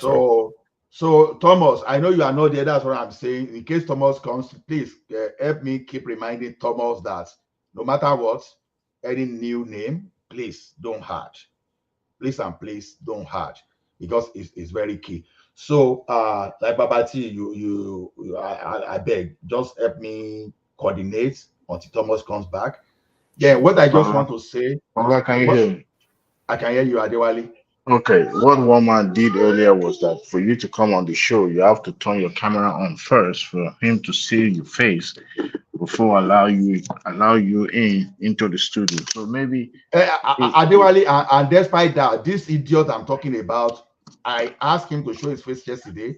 He presented his face, and you know how I managed to catch him today is this: he used to come under some kind of funny name like that, even though the name we appear with. But fortunately, I was able to get his picture, so I quickly sent him out of the studio, just because anybody could make mistake of even adding him in. So I can tell you that even face is not guaranteed now, except for those of us that we know ourselves already. That because there's even the suggestion that I will even make to one man, even beyond showing your face, that maybe anybody that want to come, there should be a way to communicate with one man personally. Even if you're a new person, we have to set that process. Maybe email or WhatsApp or something. Exactly. Maybe email or WhatsApp, have conversation, so that you'll be able to pin the person down in case anything goes wrong. So we are not going to allow any criminal, any idiot on this platform again. So that is about 16 hours of what of just like that, just gone 16 hours. Exactly. So it was so annoying. So what I just want to say, but it can be deleted though. The part that it came in can be deleted. No, it can be deleted. But what will YouTube say when you start having some kind of irritating content on your program too? So it's beyond even if even if you keep editing, if it keeps happening, like what's going on with you? Why do you keep getting that? So exactly. you're putting him on the spot with YouTube now. You're going to put the channel at risk. Exactly. So like what I want to say before we go is this: see, product making, product design is not when you do everything. It's like you have someone that is running a restaurant. Oh, you have said, okay, the person should be able to plant his yam before he can make pounded yam. Oh, the person should be able to manufacture his stove. The person should be able to plant his rice and plant his vegetable. No, the product you are selling is that food. So you can get your design. You can buy design for your products. That's how business runs. You can buy design for your products. Like myself and Babati, we even said it the other time, your marketing too, you can even outsource. But the concept is safe. The concept itself is yours. That concept is your product. So all other subsidiary products you gather together to create the whole value is what belongs to you. So the like of Inosimoto, we are saying are not manufacturing now, that you are just in assembly. In business term, they are actually manufacturers. They are producers of values. What do we call this? The one that Mikano, whether we like it or not, too, is a product that that the person that wanted to be selling in Nigeria thought about, right? And he brought that into Nigeria today. Now, there's a case in Canada, that the battery for electric car is costing like about $60,000 to replace. That the insurance, they just, once you bring that one, they just write everything off. Now, so that innocent vehicle is not durable, all those things, they are just excuses. We've had a situation whereby Ford Motor, that Ford recalls so many Ford manufactured back. We have even Mercedes-Benz. So even in automated teller machine that I joined to sell very well, that I service very well, back then too, we had a situation that they produce a very terrible product. So the product itself, it doesn't mean that, oh, whether they are manufactured in China, but the concept, you sat down, you create that value from nowhere, and you are presenting it. That your product is your own content. So it's like you find the, whether we call it Airbus, you find Boeing today, someone is manufacturing an engine for Boeing, another person is manufacturing tire, another person is manufacturing propeller. So that's how business works. So it's not until Boeing, we have to build everything from his factory that we now call Boeing manufacturer. No, it doesn't work that way. Thank you, Babati. Please help me take over. All right, guys. Is Remy still there? Yeah, I'm here. Yeah, your contribution. Go ahead, sir. Yeah, I think I understand what Uriola is trying to say, but I also want to tell Uriola that Nigeria do have the brain, but the environment is not the same as the Western world, and we don't document our work very well. Some of these schools are underfunded, and we have a, a lot of problem with our setting. We can get over it. I think the country can be better. In terms of vehicle manufacture, you talk about Kia the last time. Kia does not, to me, I don't know too much about whether they have their own chassis by themselves, but Toyota and VW and all those major brands do have their own engine by themselves. I remember when the Chinese, when they wanted to start their own, what they did was very simple. They copy 90% or even 95% of all major brands all over the world. That time you can see a car that looks exactly like a Benz. You can see any form of VW vehicle. You can see even Toyota vehicle. They copy them in total. But they were lucky. They have government support. And at the same time, they continue to improve on their vehicle. And today, most of their vehicles, especially in terms of electronic vehicles, they are running neck and neck with your Tesla and the rest. So let's just suppose to Nigerian situation. Innocent is assembling his own vehicle, and I can say, I will not lie to you. Most of his vehicles are also copycat of Beijing Auto. So they copy their design and something like that.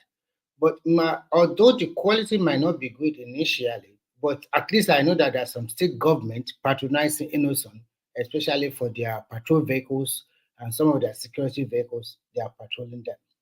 But my bane of concern is that Innocent does not look at an average Nigerian.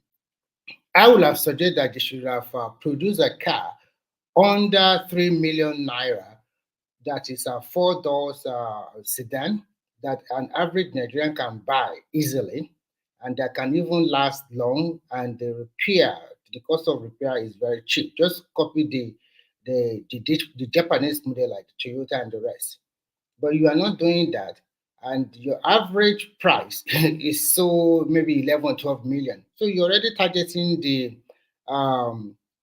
upper middle class or the rich people. So that does not give him the level for average Nigeria to really know more about what they are really producing. So I think it's just like targeting government to buy all these vehicles from them. The same thing with Nord. They are not really focusing on average Nigeria.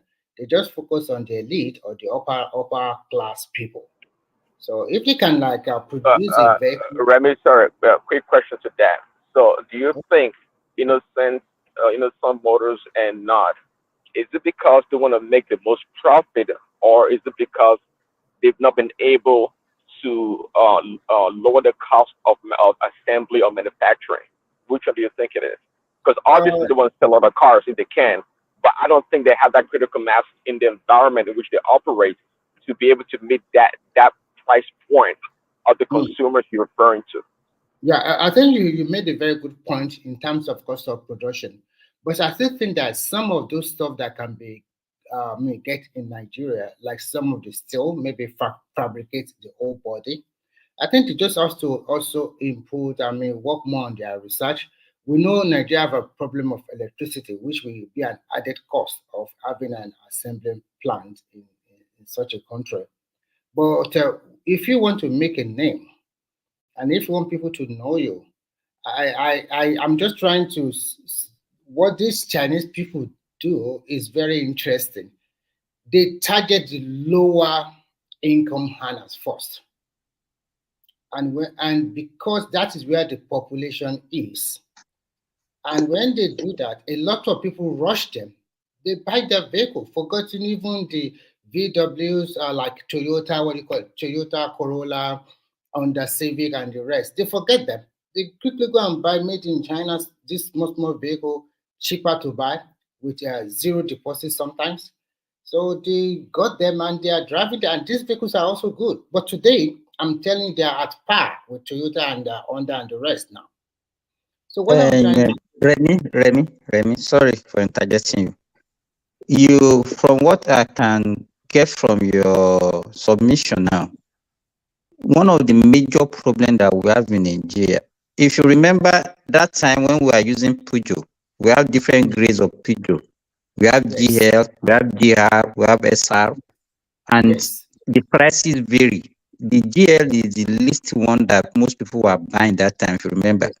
Or GL, yes, I remember. Yes, so these people now, they're supposed to follow that model. Then the lack of access to credit facilities in Nigeria. You know, anything that you want to buy in Nigeria, you have to buy out of your pocket. You understand? Any society where people cannot take most of, even people that are living in America, how many people can go and drop maybe $100,000 or $100,000 to buy a vehicle?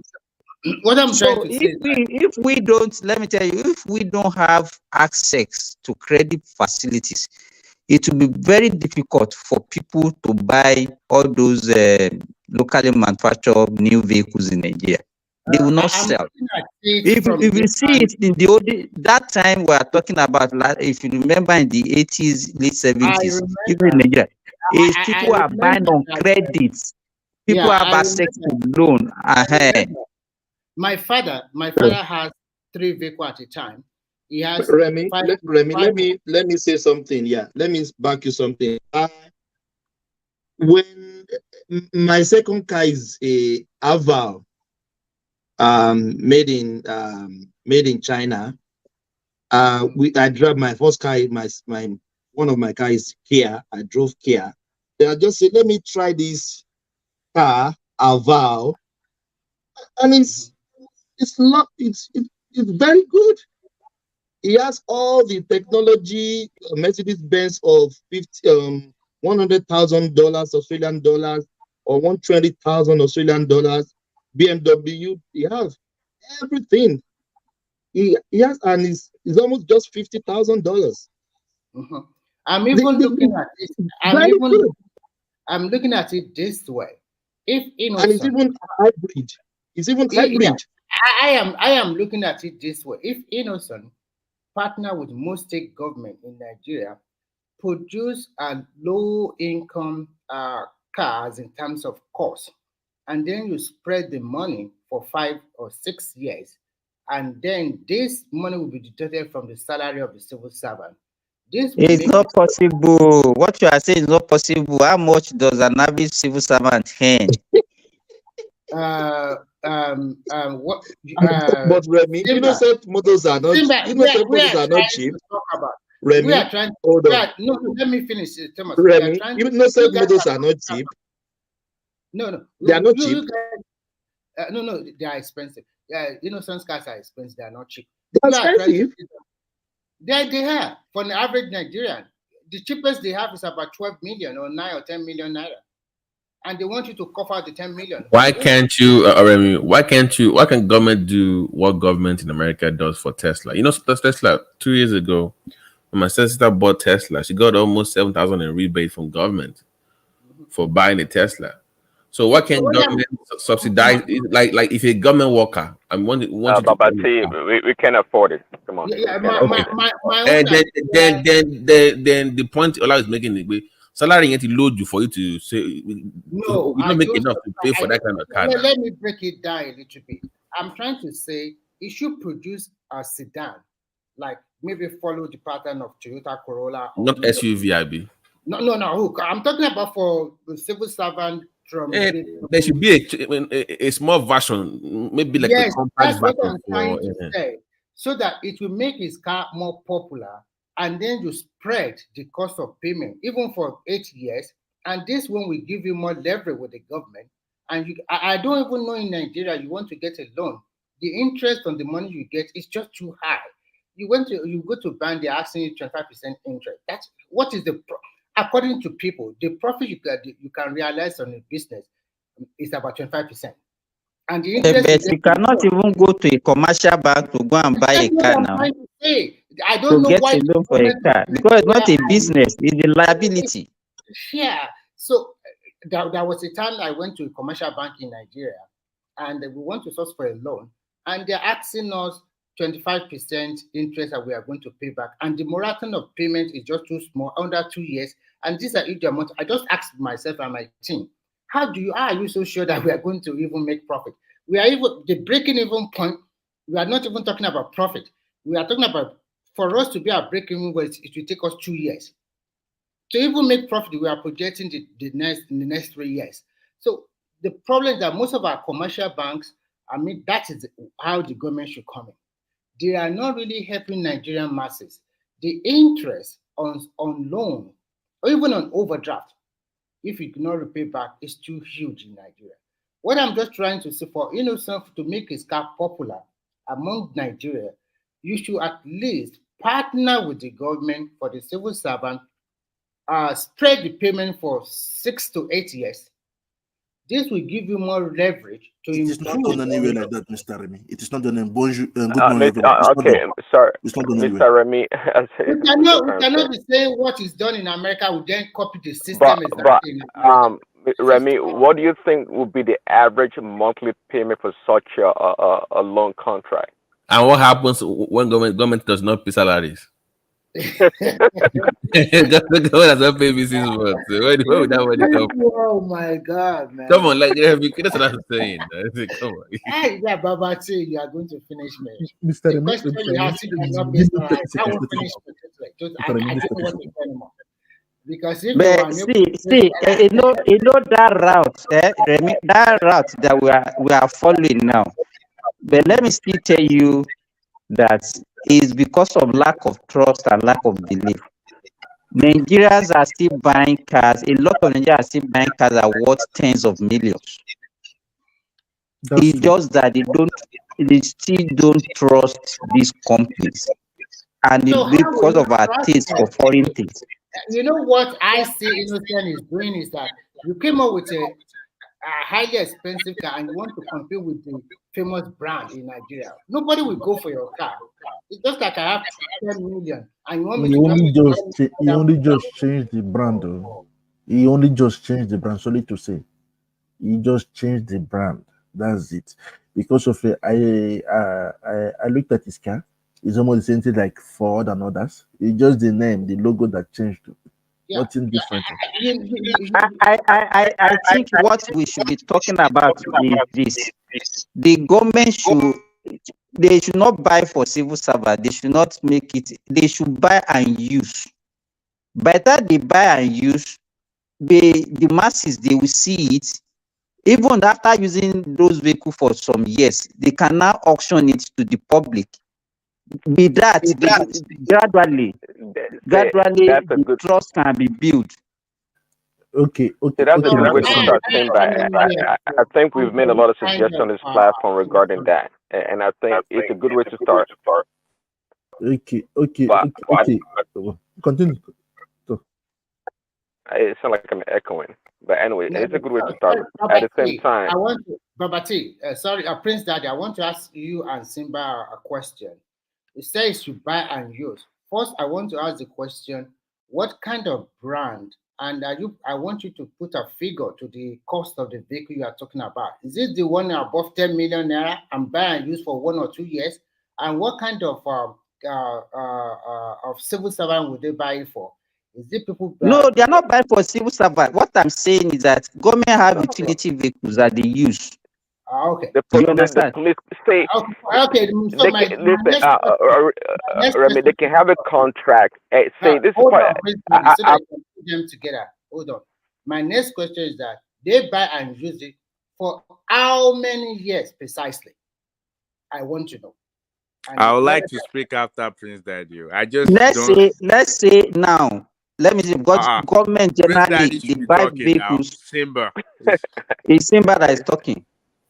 All right, guys. So because one of the issues that I think we are having is the cost of it. So let me give an example. I would like to speak to that as well. I know. No, let me finish. But let me finish what I'm saying now. Okay, Simba finish. I go after Simba, then Oriol can go after me. Go ahead. Okay, what I'm suggesting is this: if, like, let's say the government buy vehicles for their officials, and they buy utility vehicle where they use for the running of government activities. If government can procure this vehicle, not for that, okay, they will buy for civil servant will pay. No, the one that they will use, they can pay cash to these companies, buy for their permanent secretary as their official vehicles and all those things. Let them use it like that.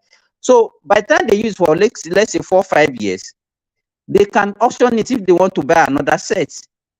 Auction those ones to the public. People would buy it because it will be cheaper for them to buy at that time. Then by the time the people now start experiencing the luxury or whatever, and then the durability of that vehicle, then people on their own will see it on the street. By the time people start seeing it on the street, even individuals will be motivated to say, okay, let me give it a go. But in a situation whereby you are just looking for, because an average civil servant in Nigeria does not even hand up to 500,000, and you said they should go and buy a vehicle of 12 million, how many years are they going to prorate? What percentage are they going to be deducted from their salary? Below 5 million people. I said, Innoson should produce or manufacture a sedan below 5 million. 5 million naira. Let me put the 5 million. Let me tell you, 5 million. Remy, I don't think they can reach that price point. I think that's a stretch. I could be wrong, but I think that's a stretch. I don't think they have that supply chain ability to do it. Now, if they source 90% of their parts locally, right, then they may have a leverage. But I think most of their parts come from overseas, if I'm not mistaken. But to Simba's point, say this is part of our problem in Nigeria. It's always leadership and organization. That's our challenge. See, there's nothing wrong if the government, just like Simba is saying, to partner with Innocent Motors, right? To say, hey, Innocent Motors, we need police car. I don't know, 10,000 police cars in the next 5 years. We're gonna give you upfront money of 5 billion naira or dollars, and give us a model of a police car that you think is conducive for this environment. Tell us what you're going to do. Is it reinforced tires or wheels or chassis? What is it? Give us a plan, and they put funding into Innocent Motors. That gives Innocent Motors capital to maybe do some R&D, some research, and say, hey, here's the concept of a vehicle. It's going to be a great vehicle, and that's how it starts. But the government has to invest in a private businesses. That's what they do overseas. Somebody talked about Tesla earlier. Tesla gets a lot of largesse from the U.S. government. Microsoft did also. All these big corporations, they all do. Do you want to talk about the defense contractors or manufacturers in the U.S.? Most of that money, of course, comes from the U.S. government in the billions of dollars. We can't discount government when it comes to business. We are partners. That's the way it goes. But we don't have that way of thinking. I don't think we do, because everybody's greedy. And I think Innocent Motors, I don't think it wants to manufacture cars and not sell. It wants to sell as many cars as possible to the public. But I don't think it's able to reach that price point that will benefit the larger consumers, just like it gets said. How much is the civil servant earning to be able? But hold on. Can I tell? Before you respond, can you look at? I put a name of a car brand in the private section. Can you just look it up? And before you respond, just take a few minutes to look at it before you come back and respond. It's a brand that you can make for. It's a two-door model. Toyota now. They're part of Scion is part of Toyota now. Yeah, but the car is a two-door small car for $10,000 when it was made. So something more cheaper, more cost effective for the Nigerian road, maybe a little bit taller. Just take the time to look at it. Okay. All right. So here's what I say. I'm sorry. I'm going to be thorough, and I'm going to. Hold on. Let him finish first. Let's let him finish. He's not done yet. Yeah, it's not done yet. Yeah, give me a minute more. So yeah, to the point. Say again, car manufacturers like Toyota, that makes Scion and all this. See, they're so large enough to be able to drive down the price of the vehicle. The reason why Ford, I know, but I think you know that Ford cars were not the best, and some people still complain about them. But the point here is that the Ford Motor Company is so big that they own their own financing arm of their vehicles, that they can offer people 0% financing, even with not so good credit. So they have a lot of ways to maneuver, the marketplace to sell their products.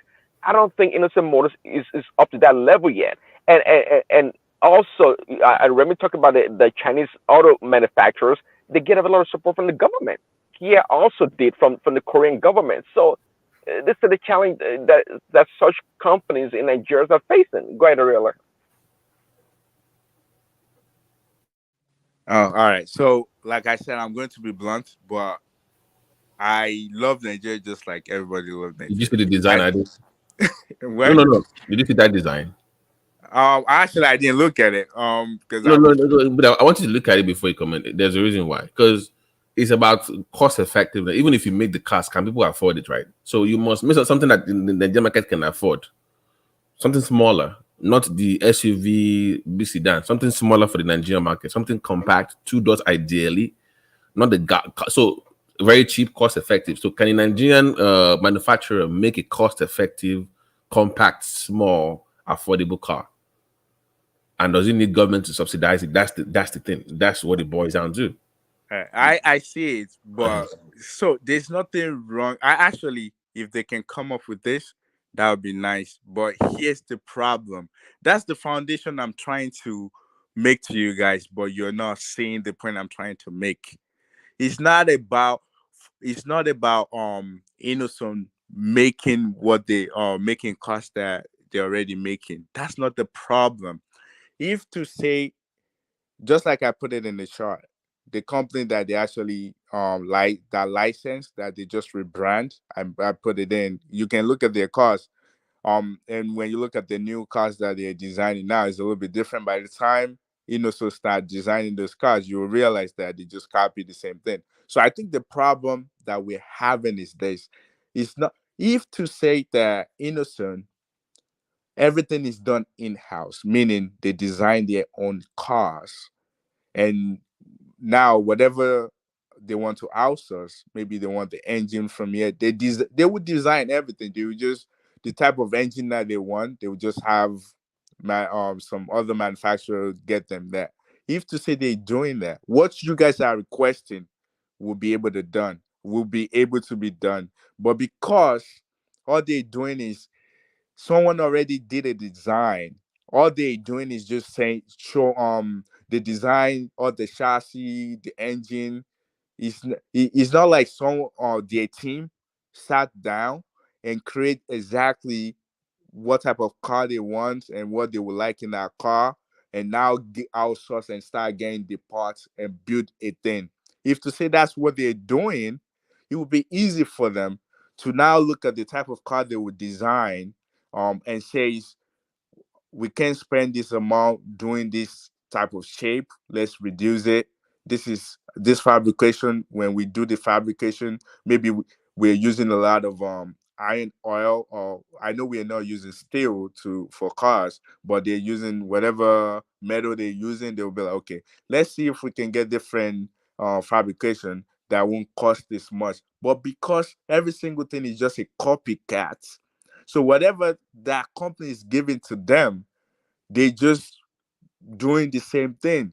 So if to say they are designing their own thing in-house is easy, what you're saying. You just like if when you look at all the electric cars now, everybody's I realize. Sorry on that running. point.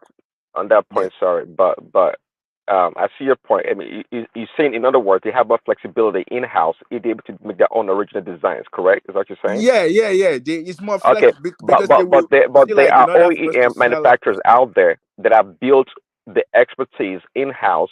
They have the tacit knowledge. They have the critical mass that they can do much better, and they have the technology. So to your point, that what you're saying from the onset, Innocent Motors must have a huge investment in R&D and research to start with. Now, did they have that capacity from the onset? They don't, and even if they want to do it now, nobody in Nigeria is capable of doing that. Even our PhD will not be capable. Don't say that, Mr. Oriola. Don't say that. I I've know been what I'm hearing you for saying. long. No, I know I'm what telling I'm saying. you. You can say what If you want to we say. are capable, no, listen. If we're capable, we have so many problems in Nigeria. All our PhD students would have been fixing this problem. So we shouldn't lie. No, I said there I would is be a blunt. law. There's a I law. said I would be blunt, and it's not saying that I don't Hold love on. He said Nigeria. no. He said that even if they have them, but it's the funding part. I think that's what What they're funding do we? Okay, let's say they only need funding. All like right, where's the investment. prototype? Investment interest in what Where's you. the prototype? Just No, put no. I'm asking the question. Actually, I'm not really debating. I'm the asking the question. right. Like, There's no see. It's not about funding now. Before you search for funding, you need an idea, correct? At least if you want to show investors what you can create, you have to put the so your idea point is on that a we don't have. paper. So your point is that we don't have the ideas at all. You've not seen any to say No, justifying for investment. see, me and you were in this together. What have you seen? Like we No, no, don't no, no, have the no. I'm ideas. asking actually. No, I'm asking. I don't know either. I'm Yeah, with you on that one. to I be don't know. honest, with you, we don't like to be honest. So there's something called you probably know like research gates.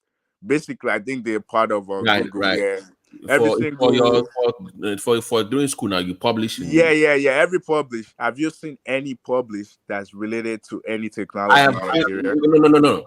When it comes to the only thing I see in Nigeria on that thing is when I was in college that I even use from when it comes to agriculture. For some reason, we tend to publish a lot when it comes to agricultural research. Wait. But when you look at the references, where Right. are those references from? They are broad. It's No, not no. our ideas. No, nah, Mr. Oriola, don't say that now. There been some that I remember the one from Funab because All right. Funab they used to be very big on that in the Look at you 90s. see, I'm not disagreeing with you, but Right. look at the source, like the references. They're Right. not us. They reference They do, another they do, people. no, they did reference from Unsuka and stuff like that, but of course, it How was. many? It's not a lot. I agree with you, but at least they do. To respond to your earlier question, they did do research, but the ones I remember on ResearchGate was mostly geared towards agricultural science, not the tech. And there's nothing wrong with that because we need if we can be successful in the agriculture sector, we would be balling right now if we're No, but successful. there's no this is what I want you to know, because you said the reason that the money has not followed is because there's no research in the first place.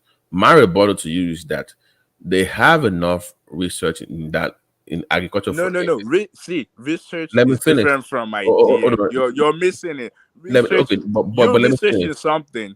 You Right. just like, I'm I saying want. that the government itself. This has nothing to do with the government. No. This is what. Let me finish now. These are government universities. These are government institutions. Unfortunately for us, like in Nigeria, maybe it's in black. Let me do the race thing again. We are not that inquisitive into something new. Like how here people like, man, what's the next? People go to seminars for the next big thing, the unknown. You just show up. You don't even know what they're selling. Like, what is the next big thing? We're not that inquisitive. No, BT, you're missing the point. Nigeria have millions of problems right now that need solutions.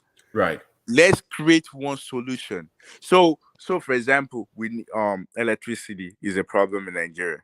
Now we've been knowing that there's a geothermal. Geothermal means that under where we're standing, under the ground, there's a way to generate electricity from there. Like even without going to do a power, what they call it, needing river, or you do a nuclear hydropower. You don't even need that. There's another way where you can generate, or just like the way we drill for a well, you can do the same thing.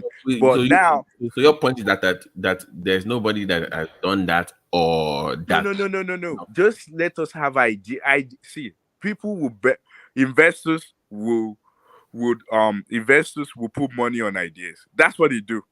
Once you have ideas, like, okay, for example, I can go meet them there. Oh, I know, because I'm not just going to talk, I'm going to do my findings that, okay, there's a way to get energy, electricity from the soil. This might be, okay, I look up those people that have, because there's millions of research that will already have touched that aspect, and I put them together that, okay, this is what I need. Then if I create a what would I call it? I create a paper, and I don't even have to create a design yet, like, because really, if you want more money, they will now ask you to get a prototype. So now that I have my idea that, okay, we can get something, and I pull a paper together, I pull so many people ideas from people that they already done, I can make it one. Then I present it to investors, and they will, like, if they like what I'm doing, they put money on it. Now I can now get engineers to create a prototype, because I already have that idea is on the table. All we just need to do is to bring that dream into reality. Do you get what I'm saying? Can I say something to Mr. Rambiti? Let me post a link from that same website that you called the ResearchGate when it comes to agriculture, bioproteins, and peptides. But you're going to see a lot of Nigerian universities, but so for some reason we just do a lot of research when it comes to agriculture. So I'm going to post a link so you can look it up already. But I do get your point in terms of, but my own argument, rebuttal to you, is that I believe that we have those people, but the capacity to duplicate and to replicate those things is largely because of funding and the interest. Let me ask you a question real quick.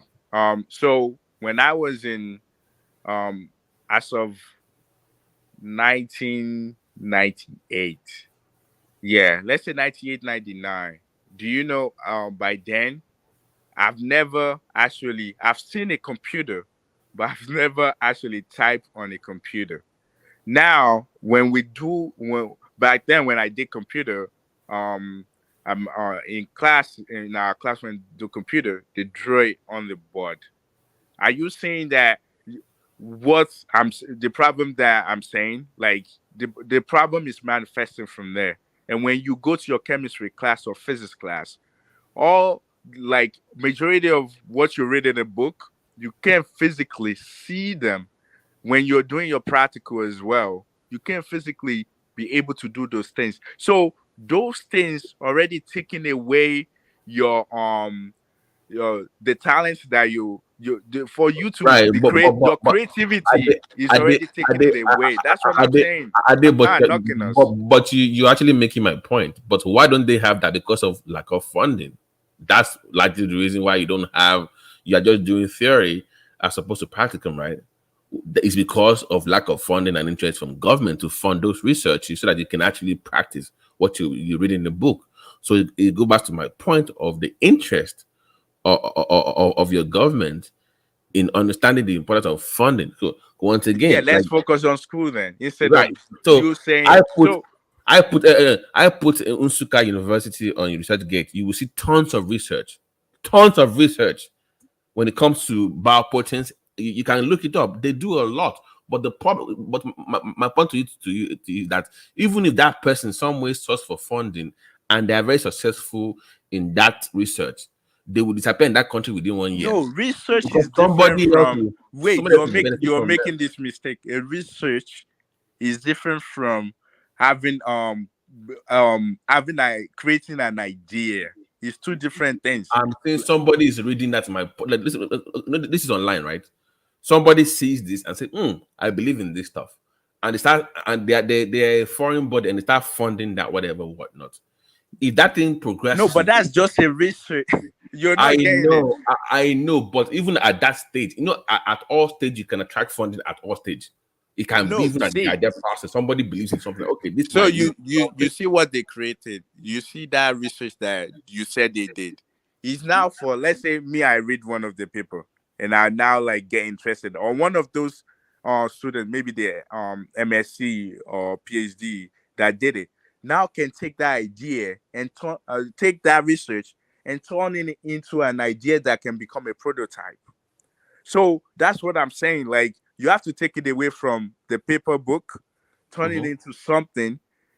Especially you're doing research, you have interest in it. Now take that paper, turn it into okay. something that you can physically. Let me clarify with you. So you don't doubt that they do research, but that link from research to an idea is what you think is not connecting. Yeah, because research, everybody, when you go to school, everybody would, I mean, before you do finish your MSN, you do your ICMS. If you're doing masters, you have to do thesis, and thesis is all about research. Before you graduate your bachelor's degree as well, I believe you have to do capstone. That's a research as well. When you do PhD, your PhD totally is just like doing research. Now that research you're doing, sometimes you create a prototype, and a lot of ideas actually sprang off from there. Like a lot of they create a prototype. Okay, so I think let's bring Prince Daddy back. Are you there, Prince Daddy? Is it? Yeah, okay. yeah. Good timing out. Good timing. Yeah. Did you hear what he said about? He knows that we do a lot of research, and the issue is that we cannot get to where we get to that ideal stage. So that how can we connect that dot from research? It is the environment. That's what I wanted to tell Mr. Oriola. It is the environment. I know what I'm saying because of last 3 years in France. I did something the whole France today in the transport what I use it, but I did an error without having a license, a patent, just to protect it so I can have benefits from it. But the company I worked with profit from it. It is just the environment. I never knew that I was intelligent. It was the military that told me that I won't go to war. They told me. They put me in a group that does their thinking. I was shocked. That means that they to the practice and voodoo stuff. That's what I used to ask myself every time. So don't say that. It's just the environment, Mr. Ola. Nigeria is a great country. We are great. But the problem is that we lack practicals. Hold on. What he's saying is that I'm trying to understand is, okay, we do tons of research. Then where you now want to make an idea out of the research, and I'm thinking it's funding. You thinking it's the environment. I'm thinking, do we have any other reasons for that? Not because the money is here in Europe. I went to the bank. They gave me. They did it. Even the company I was working with assisted me. He said, use us for your prototype. Use us for your service. Man, money I supposed to get in 10 years. I got it within 6 months. You understand? But I did an error. So now I'm putting everything into a platform, doing a way that to protect my next service. We are great people in Nigeria, Mr. Riola. One thing is that you can be going to your school to have your master, your PhD, but when it comes to practical, they respect we Nigerians everywhere. Even in my school, can you believe that I got 100 over 100? I remember back home, I was in the middle class, and I'm middle class today. They don't even recognize me. But when I came here, I saw the way they learn, no stress. They won't flog me. They won't force me for something. Understand? So the environment matters. And the funding are there. So they give me everything I wanted. And I did the test within 2-3 months. And what are you saying, Mr. Ola? I don't know the way you maybe in America they have the discrimination, but here, when they say that you are good, they'll pay you. Because look at, let me give you an example. As 3 footballers, let me give you, an European footballer and an African footballer. Let me use. I agree with you. Let me Like finish. 100%. Let me finish. Let me finish. There's a coach that said something. There's a coach that said something. He said something that Africans are strong, are strong and everything. They have the endurance. They can do everything. But why do they pay European more than Africans? They told me that the techniques, the development, they go to school. People are there to assist you, to lead you with it. So that's it. Then I know that the problem in Africa is the environment. Is the environment. Environment matters to you. 50% of your sources is the environment. Is the environment. So you have to know 50% of your sources because you are privileged to be there. If you're in Africa, you will not be saying this thing you are saying. Maybe you I will don't agree things. with the someone is echoing. I don't agree with the Nigerian being the problem, but I agree with the fact that the environment being the problem. I don't agree with that, but I agree with the fact that you're saying they help you gain patent. Of course, when you work for a company, you come up with a design. That design goes to the company, even though you came up with it. They might give you more bonuses. They give you bonuses because you came up with the idea. Which a lot of when you have a lot of masters and PhD, that's what they do. They came up with ideas. Do you remember that lady that after years of trying to complete a PhD in Nigeria, she made the news, by the way. I think she came up with something in the UK. Do you remember that story? I think it was a few months ago. She was in Nigeria trying to finish her PhD. She was doing some kind of research. Then she goes to the UK and finishes up there, and she comes up with some kind of innovation in I think it was in biotech or something. It's a Nigerian lady, and they did interview her. Wait, is it the lady that became one director or something? Yeah, something like in the UK like that.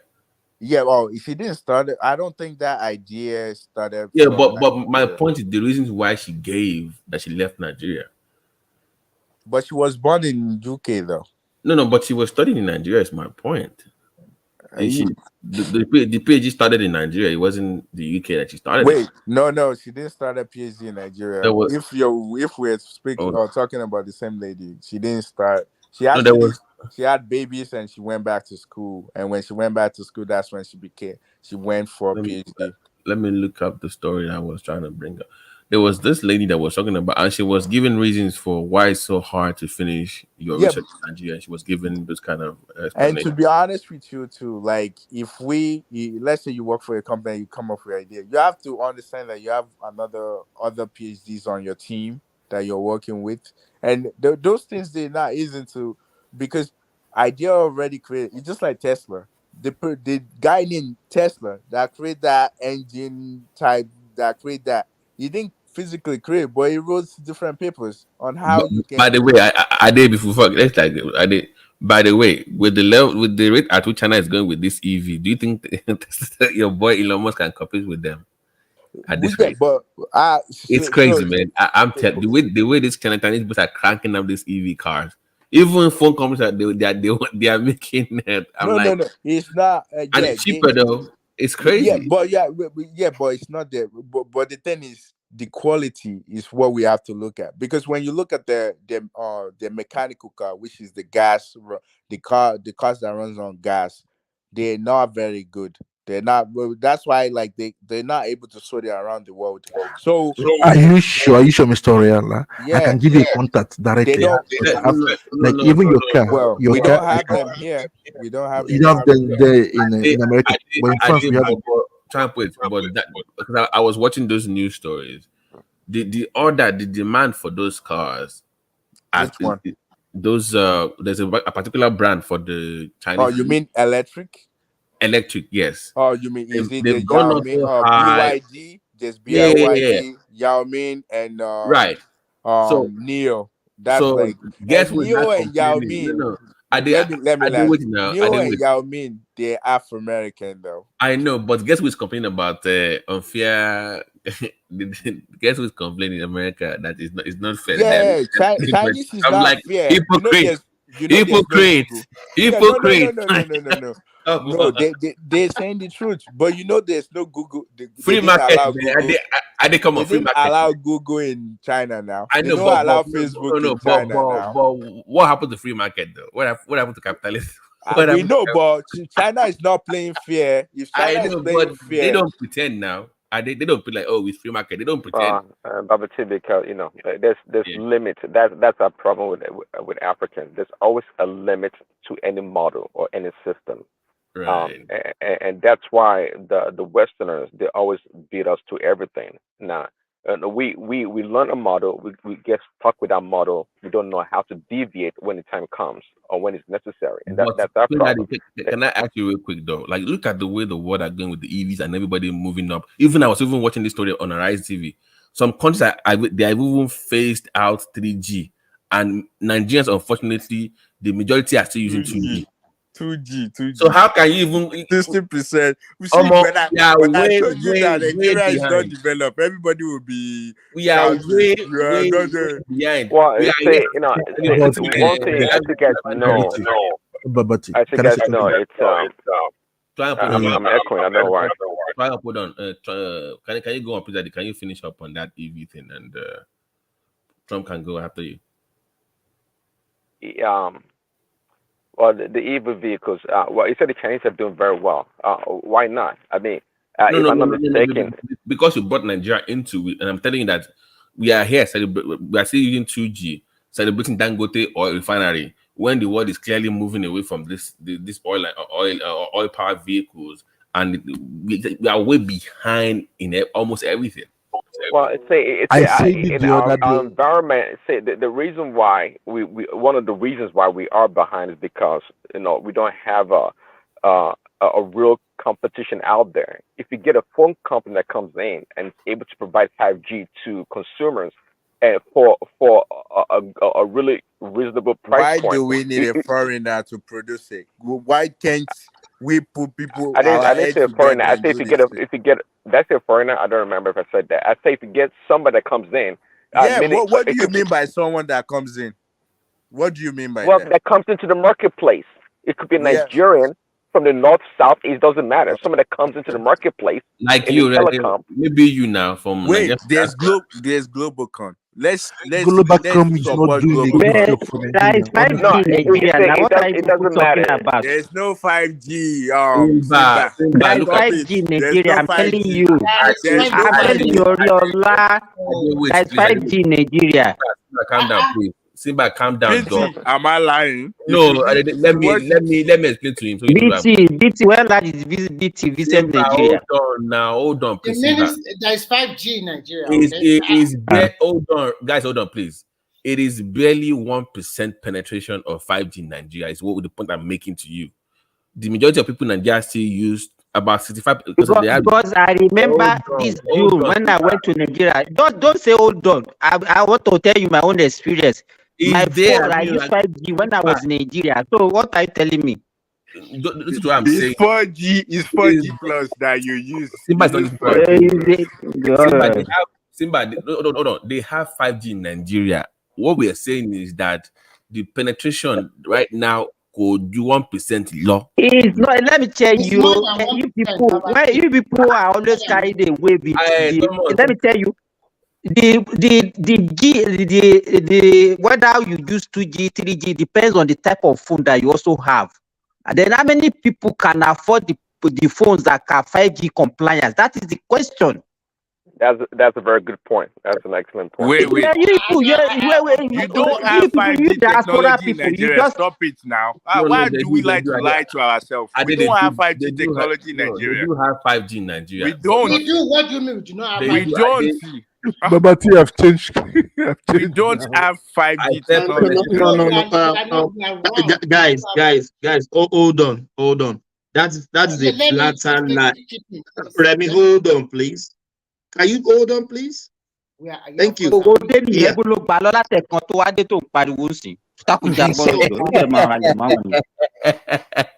If you are saying we don't have 5G in Nigeria, that's a blatant lie. There is a 5G in Nigeria. Thank you, Mr. Thomas. Thank you. I use 5G. Let me ask you a question. Let me ask you a question. Hold on, please. I have a Ultra 32 Samsung 5G compliance phone. When I was in Nigeria, there are some masses that have 5G. In Lagos, I have 5G facility on my phone. and I used 5G back in December last year. So that is for fact. That is true. Unless you don't have 5G compliance phone. In addition to what you just said, there is another, I forgot the name of the company. They are laying a fabric or optic through the Atlantic. Optic, This is fabric the third optic. one. This is the third one. The third one. Yeah, And, but that's why I'm asking that. What do you understand by 5G? Because he has nothing to do with Don't do 5G. that. He has it's nothing to just do an advanced with technology of fiber. more than 4G. Don't do that. He has No, nothing to I do did with fiber listen now. now. Can we Look, stay on look, point? look, Remy, look, hold on, please. I will tell you. Remy, hold on, please. I beg of you. Can we stay on point? Yes. That the fact that we're still using 2G in Nigeria is worrisome. In Yeah, 2023. and most of our That's population, 60%. 2G should not be used at this point. Phone or no phone, 2G should not be something that you should have. At least. But you know how expensive. You know how What do you mean, expensive. Baba T? If they're consumer products, You are going to buy food for them, eh? I'm saying that government should come in now. To buy phone, to give them free phone. Government should come here and buy free phone. America buys for now. people. America buys phone for people. What do you mean? America buys phone for people here. For poor people, they buy phone. Baba T, you disappointed me. Believe me, you disappointed me this The morning. world is moving on from 2G now. Simba, how can we use 2G? So they should go and buy phone for the citizen, eh? I'm saying that may I say something real quick? Sorry, do you guys know just that? 1 minute, just 1 minute. Sorry, Baba T, I'm totally disappointed in you. Wait, I did. Do you think Nigeria? Everybody is disappointed in Baba T. Do you think Nigeria is so poor? Look, let me be frank with you. Most Nigerians, especially the youth, they will find a way to use their phone that is at least 4G compliant, whether it's Tokumbo or no Tokumbo. There are plenty in Nigeria like that. For 25,000, 20,000, they will buy it, and it's compliant with 4G technology. Right, that's my point now. In terms of 5G compliance, Lagos. No, 4G. No. I said the world is facing a way 3G below. Even the 5G you are talking about, not even here, there is 5G. How many people are you? No, Remy, now, come on, look 4, 5. Listen to what I said. I said the world is moving away from 3G below. That they are moving towards. Most Nigerians. Even some people are still using phone with no G compliant. No G. Okay.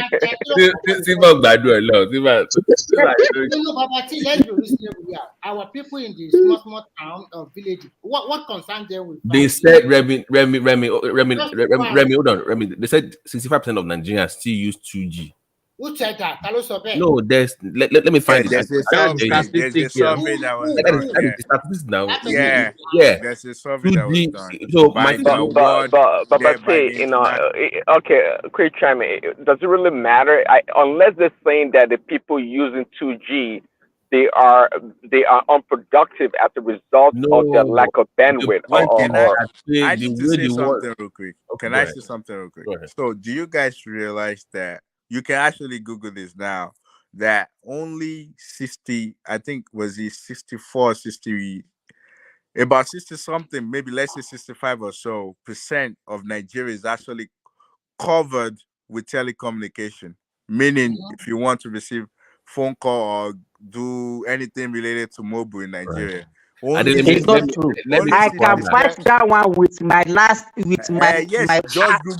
It's not true. Okay. That one. Simba, let me pause Wala now. But you are not the one. You are not the one that did. Wait. Let me cause Wala here. Remember years ago when so-called 5G was introduced in Nigeria, and a famous pastor said, "Don't get 5G." No. I'm saying maybe that's the reason why people. No, I'm saying Simba. Maybe that's the reason why our people don't want to buy 5G because it might be. It's not. Let me tell you, Babati. It's not a matter of choice. You understand? Once you have a phone that is compliant with it, it logs in automatically. No, it's available. Simba, do you understand how 5G works? Let me my own little knowledge. Let me quickly explain it.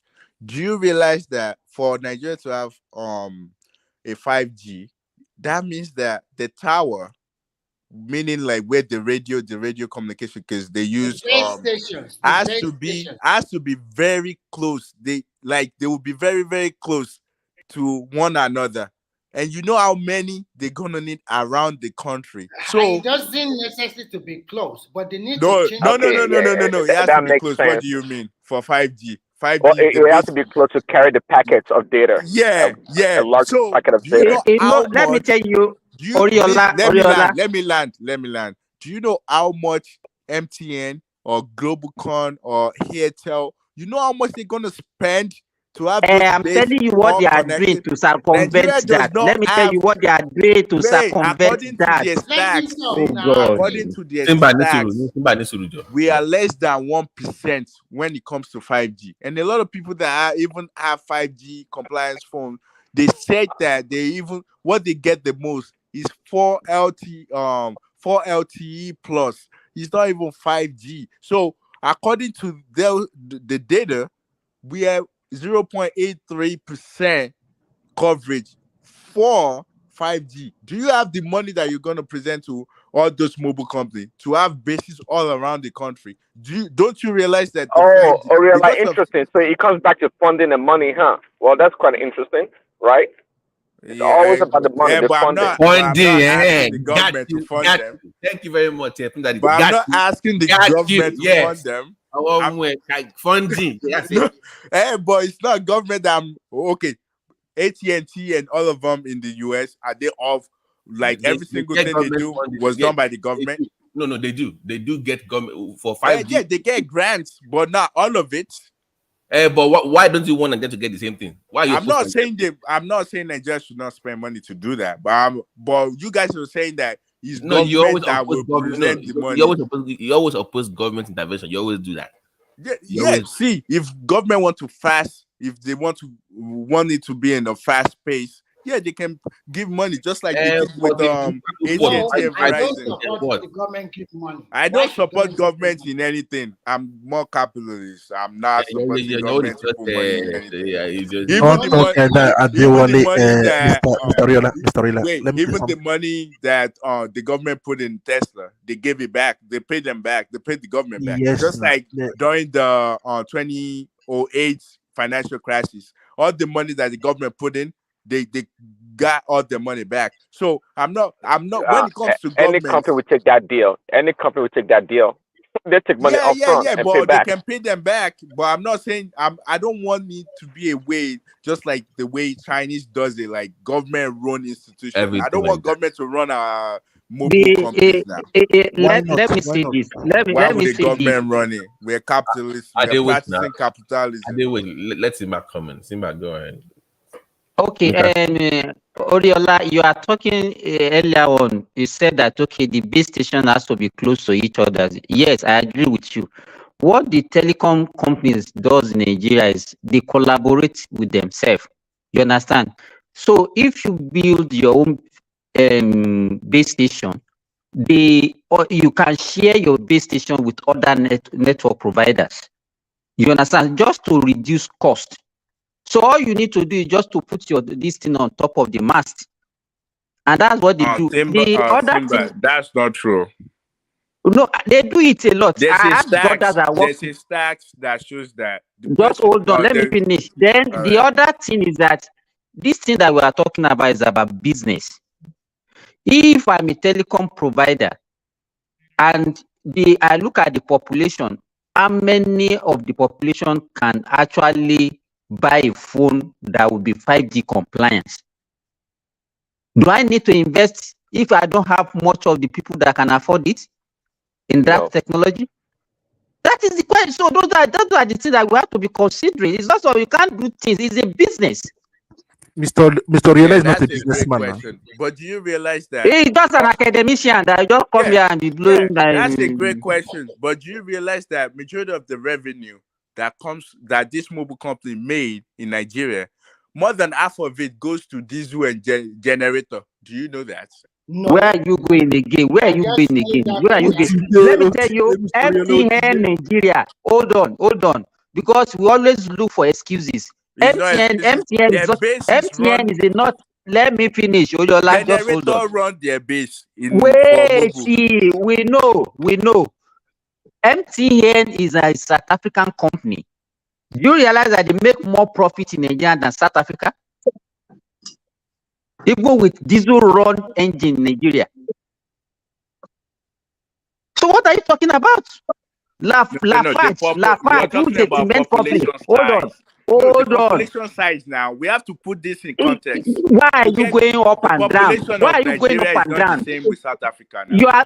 You are saying that majority of their revenue they spend it on diesel. I'm telling you now that even places where they have more stable electricity, they still make more money in Nigeria than those places. You are not saying okay because they are because of the population. I have to confirm what you said. I'll look it up because I'm not sure. I want to give you another example. Lafarge, let me tell you, Oria or Gide that used to come here used to work for Lafarge. Lafarge is not a Nigerian company. Lafarge Nigeria, when the South African Lafarge actually went bankrupt, it was Lafarge Nigeria that bailed out South African Lafarge. Go and check it. When you talk about Lafarge, just tell them. But you know, I just don't like anything. We know that we have problem, but why do we normally take this thing in always looking at the negativity of our country? I will give you Kobo It's Kobo. not good. Mr. I will give you Kobo Kobo. Nigeria we are number one in the world. We are number one. Even though we have a bad leaders, we are still number one. We are still moving on. Yeah, let me chime in real quick to an earlier conversation about yeah, it is true that when it comes to practical knowledge in Nigeria, okay, maybe Africa in general, we are lacking greatly. But I'll tell you one thing also, our style of learning, which I don't really, I haven't seen other, countries how to learn.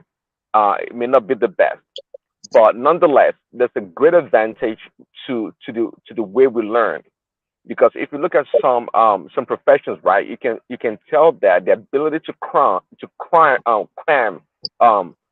and the style of our learning actually does very well in certain professions, like law, even medicine, for that matter.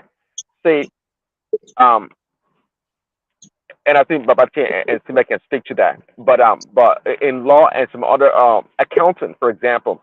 So in other words, I would agree in a learning structure whereby there's more practical or there's equal practical to theory learning.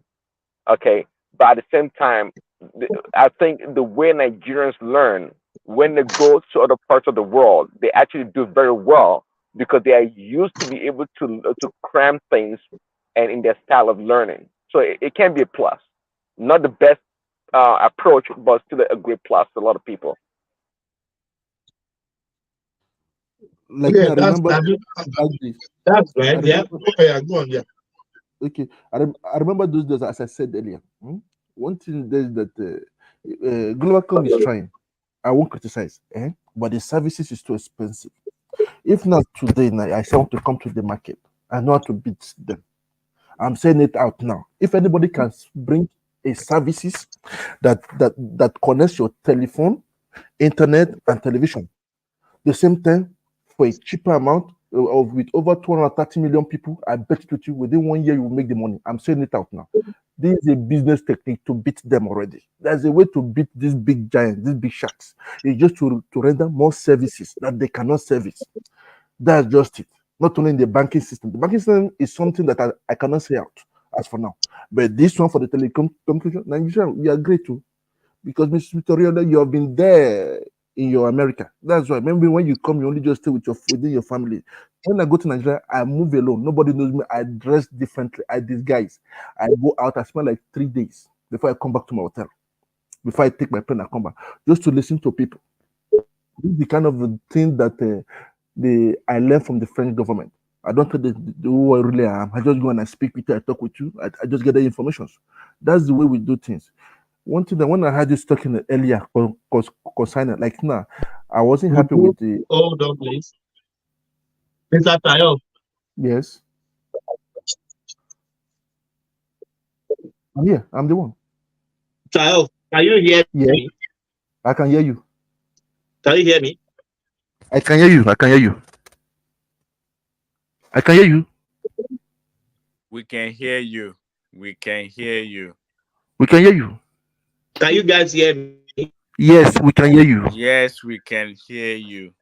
We can hear you. Hello. Can hear me? Come. We can hear you. My network is bad. We hear you, Thomas. We can hear you. We can hear you. You can type on comment section so that you can know.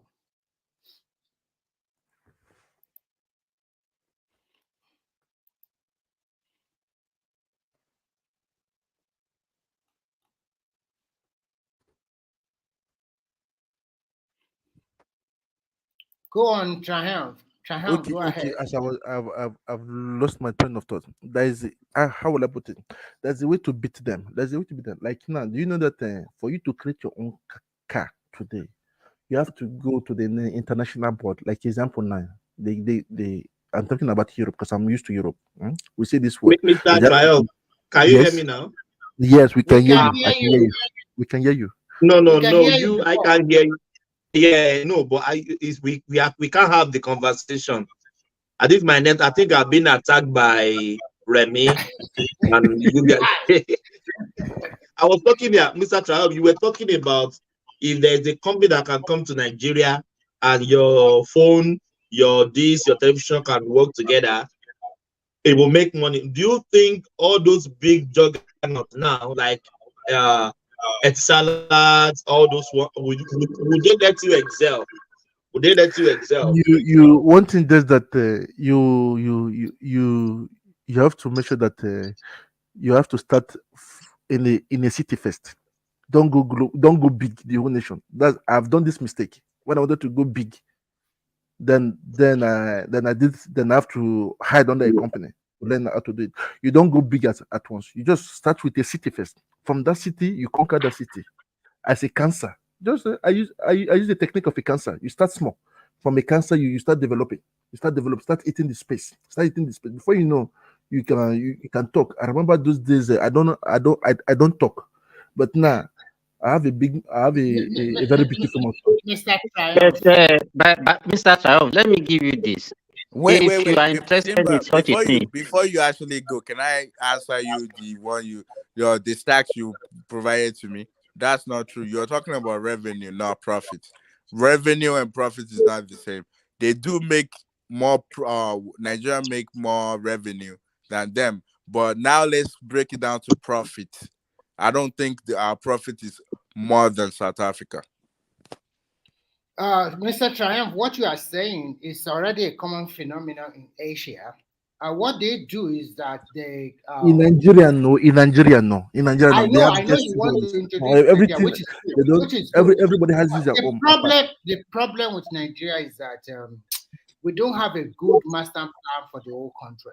Because in China, they already put all the can start from Lagos. Lagos has the facility already. They already put all the cable underground, and we put all the cable, including the telecommunication cable with the electricity cable underground, connected to every apartment, all cities. So what they do, they just give a small box, and that box, initially, they give us a small box that connects to the internet. Later, they discarded that box, and you can, when the Wi-Fi or whatever system come into being, so they connect through your Wi-Fi. They connected your phone, your your telephone, your TV, and your computer. Everything you have to use at home. You just need to put a password to your TV, and it's done. And you have a mobile line with it also. Yes, yeah. Everything connects to your mobile line. How much everything costs? But that's what I want to say, Triumph. It's already available. I don't know why Nigeria cannot do something like that. It's so. I said it's available in my house. Let me tell you, in my house before, I used to subscribe for DSTV for my children. But now, my TV, my camera, my computer, all their laptop, everything is connected now. And how much am I paying monthly? I'm paying 15,000 naira. Please, is it possible that, okay, it's only within your vicinity in Kwara, right? Can this Exactly. So even it's my they were the one that even told me that Daddy, don't subscribe for DSTV because they can even watch the DSTV online. Yeah. So you see. What I'm saying is, did they give you a box, not the internet? Did they give you a box? I have a box in my house. It's like that has a small antenna. No. This one doesn't have antenna. We're not This talking one, the they same don't this my one has an antenna. So their technology in Asia is no, this one, it doesn't have antenna. It works with fibers, or fiber. That's the only say fiber. Yeah, That's you're fiber. talking about fiber. He's talking about satellites. The one that Sima is No, using. they don't have it now. They don't have it. They don't have it. They don't have it now in Nigeria. They don't have it now like that. But Wait. I said is the one he has is working with satellite. If he's not working with satellite, he's working with satellite. That's what he's working with, or he's working with the mobile tele. So that would be more like I forget the name you call it, but it has to do with the mobile phone thing, MiFi. Yeah. So the one you were talking about, which we have here too, is cable. So they have either the cable or fiber, either of the two, and it's already connected to every house. It's not like you have to go get yours. You're right. All that I have to do if I buy a phone now, I want to connect it on my. So Oriola, because Ola is also not here. I want both of you. I want to ask you a very good question. You know that we have a fiber optic through the ocean to Lagos, and they are digging the ground to put all the fiber optic in the ground. Do you think, let's say in the next 2 to 3 years, is it possible for Lagos Island, like Lekki, Aja, wherever, they have this kind of internet connection? I think it's already available. Oh, so that's what we are talking about. Yeah, so I think because the governor of Lagos mentioned it that they lay fiber around Lagos. So I think they're already. So you can see Nigerian people several years ago, most of our pastors, they are shouting 5G technology is a witchcraft. They are going to keep people. Oh my God, what kind of there was one that says 5G is the COVID now. That 5G is COVID. and you see, so people are still attending their congregation up to now. Yeah, some people still believe it. Yeah, it's crazy. Ignorance. Hey, was that Oyakilome? Guys, let me tell you my experience. Oyakilome. The Jericho man. Let me give you my experience in Nigeria. When we go to Nigeria last year, I was just saying, now the networks are no good. Somebody tell me, he said, the Talika people, you are the one that are not enjoying good network in Nigeria. I said, why? He said, let's go. He took me to MTN. We bought a modem, Wi-Fi, mobile. Simba, guys, I've never browsed faster like that in my life in Nigeria. Yeah. Let me give you. Connect your laptop. Connect to television. I connected on my. Are you paying monthly? How much are you paying monthly for that? We bought the modem 8,000 naira. Yes. Then 5,000 naira for 20 gig. Yes. Oh my God, Remy, you won't see something like I'm browsing in Australia. Yeah, that's very fast. But you know that you only use that for like. But it's a little bit on the high side. After a week, you like run out, the one I use, my own is unlimited though. The one you are using, that guy's to go to big city, okay? We need him there, okay? See, let me say something to you. So if you live on Adeniji Jones in Nikeja, or you live around the VI, around a hotel area, and I'm sure maybe it's more like you're living outside Nigeria. Because I've happened to stay in some of the hotels in there. See, trust me, every single thing that we're talking about now is exactly what you get. You see, all just like the TV cable thing, the telephone, you leave like you watch your internet service, every single thing is the same thing. It's just like you're paying just like you live here, maybe even more. Like those things is the same thing. They're just expensive. Like Oriola, I carried this lake. I bought it in Lagos.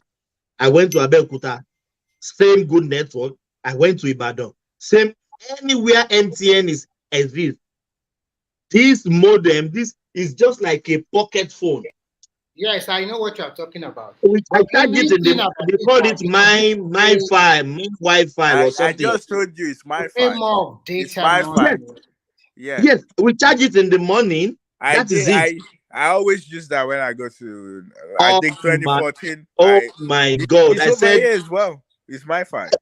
yes, But it's expensive. It's expensive because you can run the data like quick. People say You know, let me give you this for a free. Let me tell you, if you have money in Nigeria, you can live the best of life that you can live anywhere in the world. You're 100% right. Trust me. You are 100% right. Trust me. See, when I go to Nigeria, I can tell you people there they have well, maybe not everyone, but those people that I've seen, they live just like we live over here. Like if you see, you just go to the store, you know how much you can go to the store in Nigeria and buy just regular things and you will spend 100 grand. And I'll see people that do the same thing. I'm like, oh, these people have money. Like if you go to like those malls and you try to like buy stuff, they charge me just like they charge over here. Like it's the same, like we live the same lifestyle. Like some people have money in that country. Like it's the same thing. I won't be. I mean, but the YouGot is not. But the YouGot, the last time I tested YouGot in. Do you got let me say this. Yeah, hold on. When I went to Nigeria, I have one nonsense phone. That I'm still saying I have good phone. I have a Samsung Ultra 22, the one of last year, and I got to the shopping mall in Ikeja. How much? Tell me how much they are selling the phone.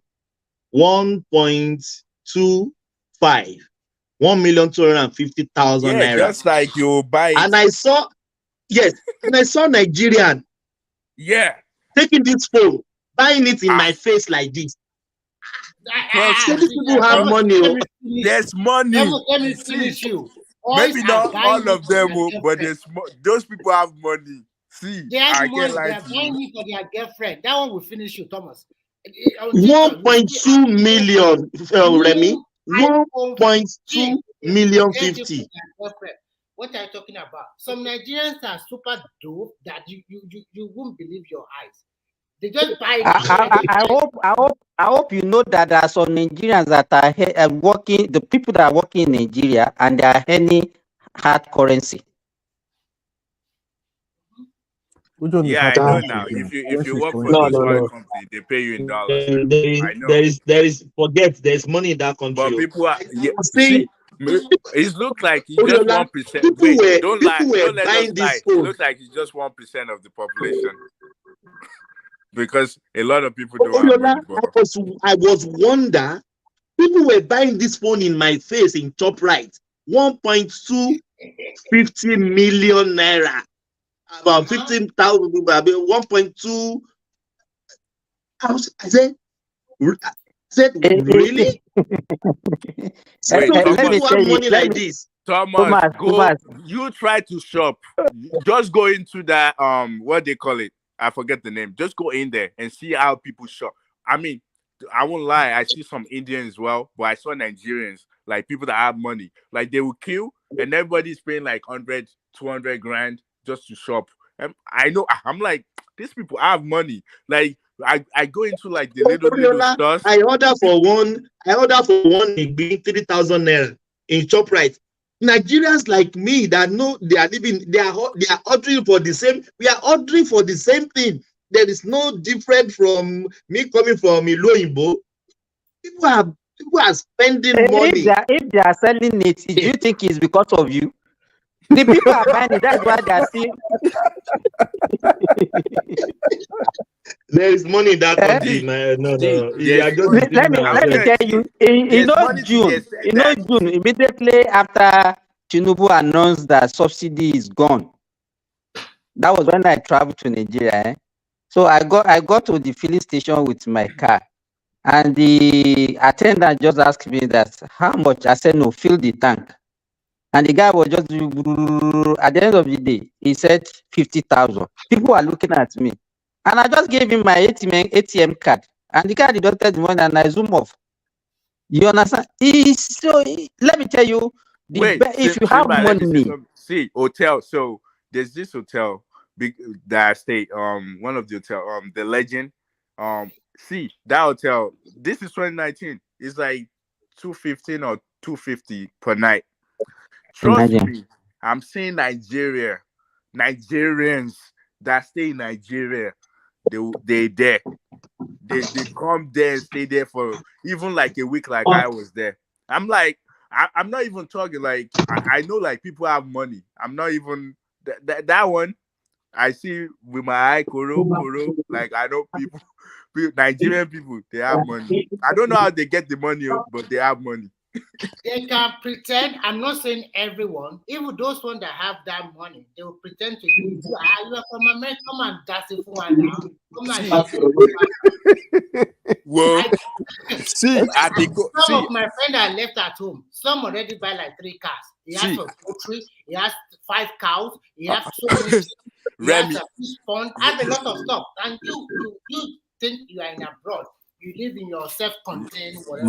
Remy, buffet in the morning at the hotel, like because we stay out the hotel, and we were there for 3 weeks. So it was like, do you know like that buffet in the morning is 15 grand? It could be this like is 2019, no. If you see crowd of Nigeria in there, even my wife was still telling me that why do we need to spend $15 on just buffet that by afternoon we need to eat again. But we went in there. Nigerians, I'm telling you, some people don't even stay in that hotel. They just come just for breakfast. They spend one seat, one person, and some have kids, so 15 grand per one person just for breakfast. Let me show you. You have money. Sir, Mr. Let me show you. There was a time I was traveling. I was traveling back to Europe. And then there's this family of 10. They have like 6 children with their maid, the husband and the father, and the whole seat, the entire seat in the front and the back. And it's only one man.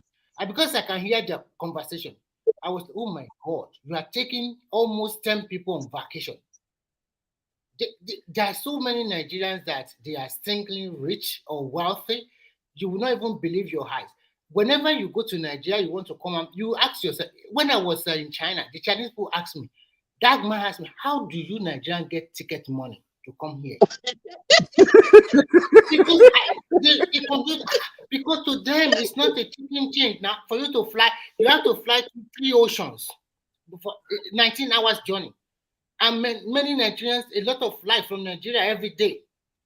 They ask us, where do you guys get money? And you say your country is poor. Let me be frank with you. No European, American, or Asian believe Nigeria is a poor country. But it's 1% though. We have to be clear. Like it depends on the area. You know that 1%, eh?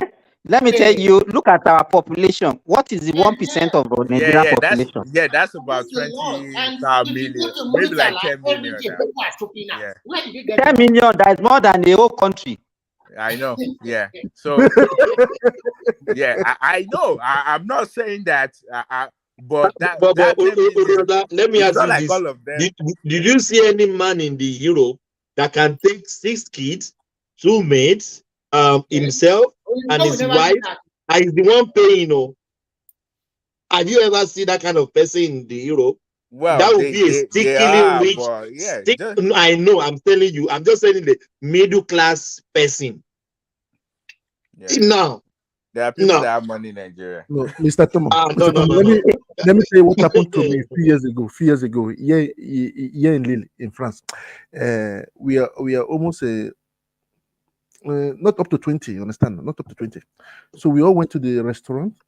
Then I say, everybody, I pay for everybody. Everybody was just looking at me. Are you sure? So when I paid, they were asking me question. You're rich. I said, why do people take that? It's like I just want to have fun with you guys. You say, where do you get money from? So from that day, I understand that I passed my boundary. That Oyibo pay for their Mr. Triumph, let me tell you one story about my wife. is one of our colleagues at work say, let's go for coffee. We just came here. We didn't know that if Oyibo tell you let's go for coffee, you are going to pay for your coffee. My wife didn't carry a card. You know, that is what we do in Nigeria. I take you for coffee, I pay. Now that is our life. And when and then when they finish the coffee and the cash, they have coffee and one cake, muffin cake, and the lady come and the girl said, pay for your coffee. My wife was like embarrassed because she didn't carry a card. She was split. Yes. Do you know what she did? She said, excuse me, let me go to the bathroom. She called me from the toilet that my husband, I didn't have my card. I said, what happened? She said, a friend from work, white, call you for. I said, I've heard that now. If they call you for coffee, you are going to pay for your coffee. What did I do? Thank God that our house is not far from the place of work. I quickly rush because she doesn't want to go back and say, let me go and pick up my card from their place of work. I didn't rush down to that same dining. She came outside and I gave him cash to pay. She said that's the last time he had dinner with any Oyibo person. You remember? What we are talking is just $10, $15. Oh, not Nigeria that we get to baby parlor that somebody will just declare everybody take whatever he wants to do. $15 muffin and coffee. $15. Since that day, if Oyibo call you for party, no, wait, but that's just a cultural thing because that's. I often see them. Let me say this. I often see them. Mother, father, and 3 kids. They will come to the McDonald's. Ask me what happened. Everybody will order for their food, and everybody will pay for their food. A family, same name, same father, same from one roof. Really? Yes, wow. That's Australia is worse.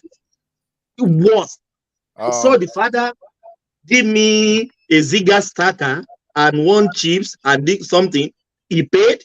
The mother ordered. He paid. The 3 kids pay for their meal, and they were sitting down. They were chatting, laughing. I said, which kind of life these people are living? Why can't the father pay for all of them? Almost next time you should just pay for them, okay? Look wait, you see that they didn't have to, like, your wife didn't. If your wife actually asked, they might pay for it. So I'll give you an example where I live. So there are times that when you go to, like one of these days we went to Starbucks. So when we get to Starbucks, once you get to to make payments, what they were actually doing was this: one person pay for everybody behind you. So it's more like they will ask you, the cashier will ask you that someone already paid for your whatever you're getting, you get it for free. But do you want to use that money or you want to pass it along? Meaning you will pay for the next person behind you. So they usually do stuff like that where when you go to, because multiple times I've run into that, like when you go to maybe Dunkin' Donuts or Starbucks or whatever, someone will already make payment for you and they will ask if you want to make payment for the person behind you. Why not? I will do that. I will pay for somebody else as well. So they actually do stuff like that, like they help people out, like even if you don't have to pay, you can just collect it and don't make any payment. But because someone already paid no, Oriola, Australia is the worst country ever I've experienced. There's no family orientation.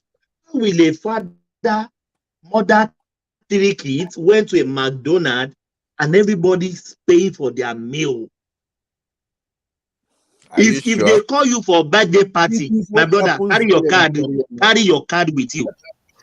Someone, yeah. someone that happened to me one time. That somebody was to say, you must pay for this $70 money. He better let with you. And they will yes. Oh yes, somewhere. Baba T, if Oyibo in Australia. Orifa Oyo Kiniti, eh? The proposing,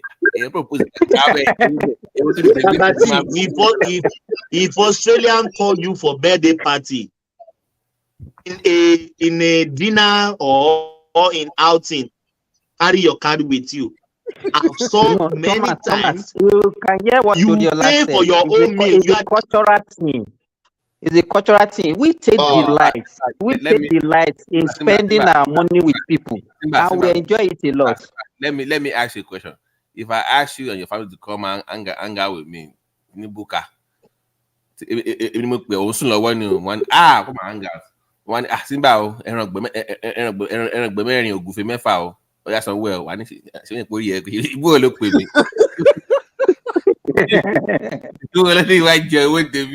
That's the way we are now. But all this, even gonna learn less in me. Also, what's to go? Most order wine. We can't propose.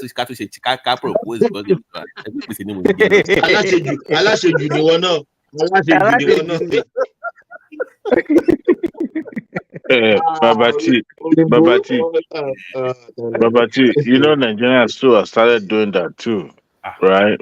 It was Nigerian. That point to me now. It was in America. It was Nigerian. It was Fugo the Child now. At the Brazilian restaurant. Everything. You know, recently a colleague of mine was retiring from service. So we that were more of African, in that office, we decided we were going to go for at least for dinner or lunch, or at least just to host him.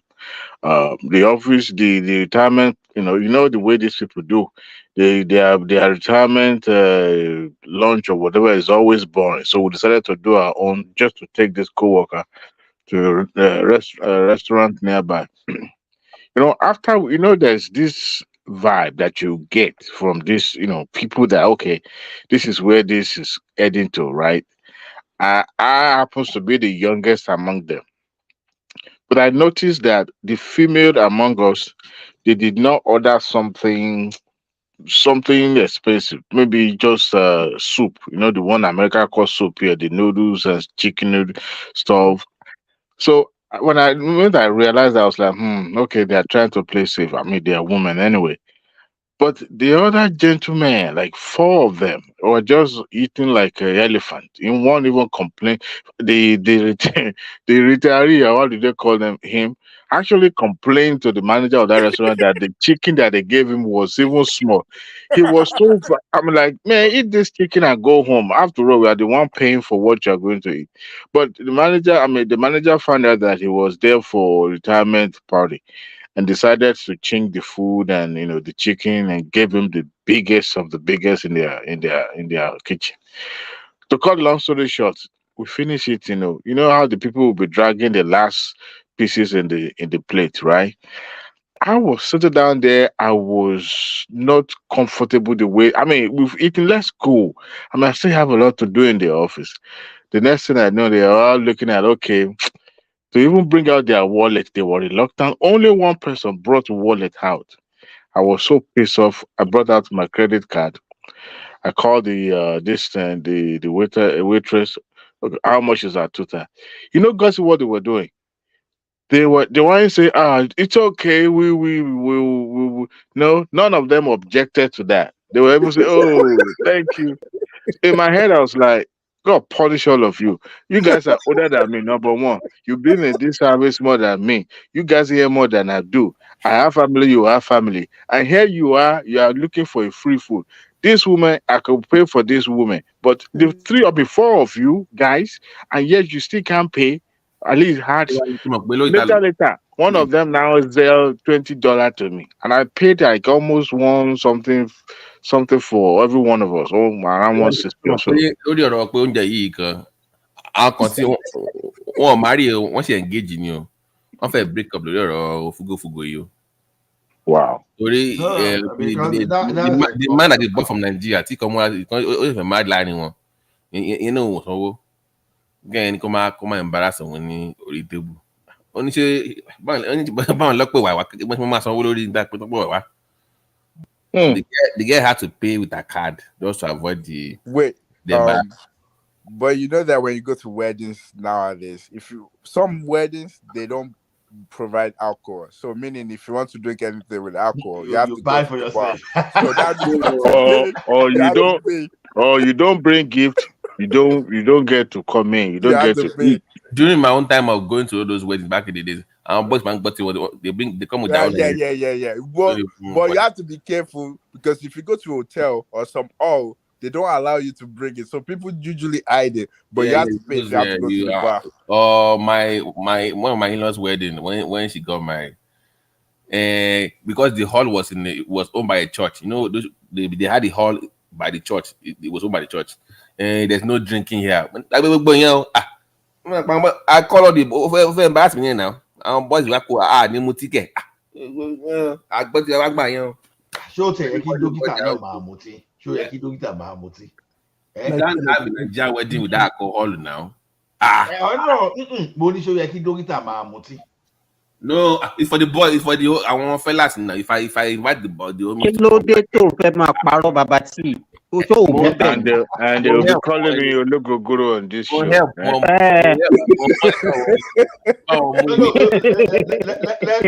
Let me make a confession. You know, like 3 days ago. So I was trying to read and I was struggling. You know, my mind was just wandering around. You know what I did? You know, I've not tasted anything like cognac alcohol for like up to like 4 years now. You know what I did today? I just went out to buy NSC. Just hangover. You're gonna have hangover. No, I said I've not done that. Yeah, you're gonna have hangover after 4 years. Do you have any hangover after? No. After drinking, you didn't? No. No. You know the way I drink in my life. Even when I was drinking, I was never drunk in my life. Do you mix it or you just like those any? Do you just drink everything or do you mix it with soda? No, I know. I didn't. No, I didn't. No chesake, really? Hola. Yeah. When you do your pre-game, you have to drink it like that. Don't mix it now. Why are you mixing it? Why will I mix it now? Now it's not be small thing. Even the thing I put now just a quarter of cup now. So why will I mix what? No. I'm saying some people do mix it with soda. I'm saying, but no soda. No, that one will not fulfill its purpose. So the thing is, the purpose. What do you mean? No. I said my mind was wandering around. Was like maybe an activity that I was into just to make simple decision. I was like in flight mode, trying to do 2, 3, 4, 5 things together. I said, okay, enough. I just went. I just put that in. I just put it. I drank it. With my mind, I said, if I'm depressed the following day, I had already said, okay, I'm not taking coffee for a very long time too. I will take coffee again to this. When I woke up the following day, man, if you see the way my brain settled for the first time, I could not even explain what happened. So does that mean that you now be taking it regularly now? Does that mean you are going to be regular on it? No, I'm not going to.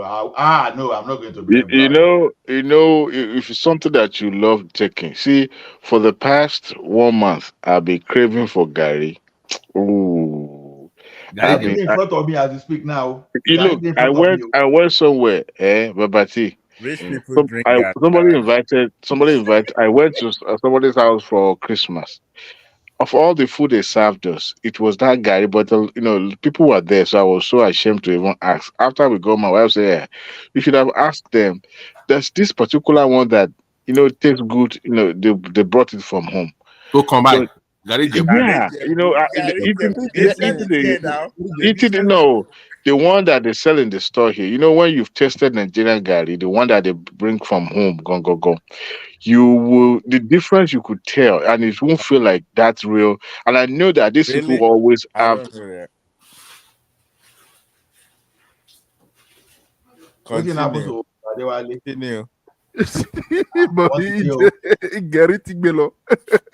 They don't come. So that's why I just drink that in my head. Just said to see I wrote a program the following day. Honestly, it's like I've never written a program before. If you see the way my head just said, I said, like seriously, I could not explain the chemical reaction. Like Ola, let me ask So you, Wait, when last did you have 30 seconds. 30 seconds, please. 2 days ago, I had Gary Ekpa and Kuli Kuli. In fact, I was Oh almost my crying. God. I was almost crying. Oh my God. but see, I still have some. I My mom have brought some we have like 5 boxes of kuli kuli at home that even my wife she's planning to sell the remaining, right? We have some right now too. My mom just I came ate kuli back. kuli 3 days ago. She As I'm visited speaking to Nigeria. you, Oh, sorry. I ate as when I was in primary Guys, school. do you know? I ate when I was in primary school. Do you know what I did? I did that high school thing. I put this milk in the gari with the ice chips. Yeah, but that's how you drink it now. That's how you should now. That's how you should now. I said Gary is in front of me like this now. Gary to Condada is in front of me, and I put water, and I'll be drinking the water, and I will be drinking the water. So that's what I've been doing since. Mr. Ola, let me Yes, tell you sir. guys, if you guys visit me, sorry, if I visit you guys, if you don't treat me well the first time, I won't come to your place. Like, Come here, I will carry you go wash your kid. Then I carry you go enter bush, go see go see bears, and if you are lucky, see some kind of mountain lion. Come, I carry you go all those. Come during the summer. Let me carry you go back. Because first appearance matters. So first for me matters. Even many of my friends back home in Nigeria, I tell them that, I'm not coming. Anybody that want to come. I tell you the activities is this. I carry you go hockey. Then if there's MLS game, I carry you go. Let me even tell you this. I was surprised on Christmas Day here. You know, a friend of mine invited me, said that we should go and watch a movie. And we go to the movie venue.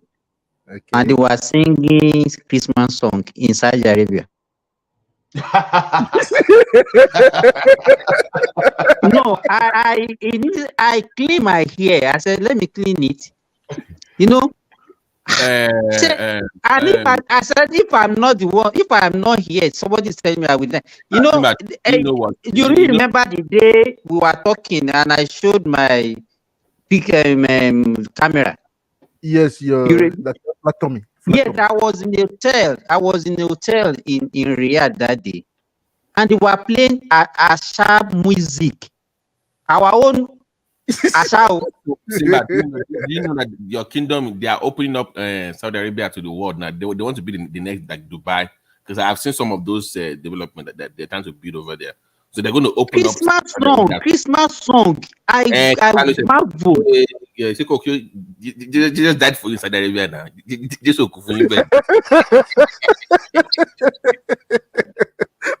Wait, even Israel, they don't practice Christianity like that. So it's true, Simba. Thank you, Pastor Prince Daddy. Jesus died for them in Saudi Arabia now.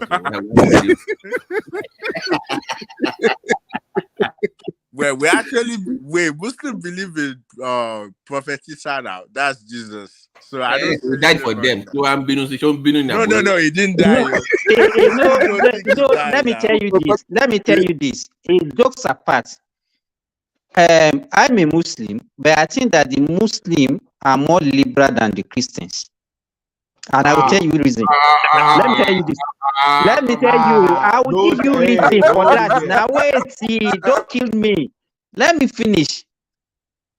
When I was in primary school, most of the schools in my town are Christian schools.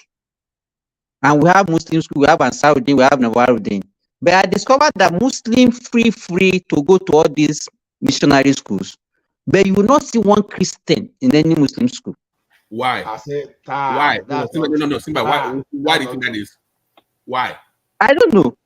No, because Muslim, let me tell you, Muslim can enter a church. We go for wedding, we enter church. Actually, you're making our point. The reason why you don't see them going is because those schools were not that welcoming to Christians back in the days, compared to the other way. So you can be a Muslim and still attend Are a you so-called sure? Anglican I school. don't think that's the But they are government schools. They are government schools. They just have a Muslim name. All of them are government schools, even the so-called schools. They are owned by government. Simba, the stigma. No. The stigma. Yeah, If I'm a it's the Christian now, stigma. Yeah, you're right. It's the imagine stigma. me.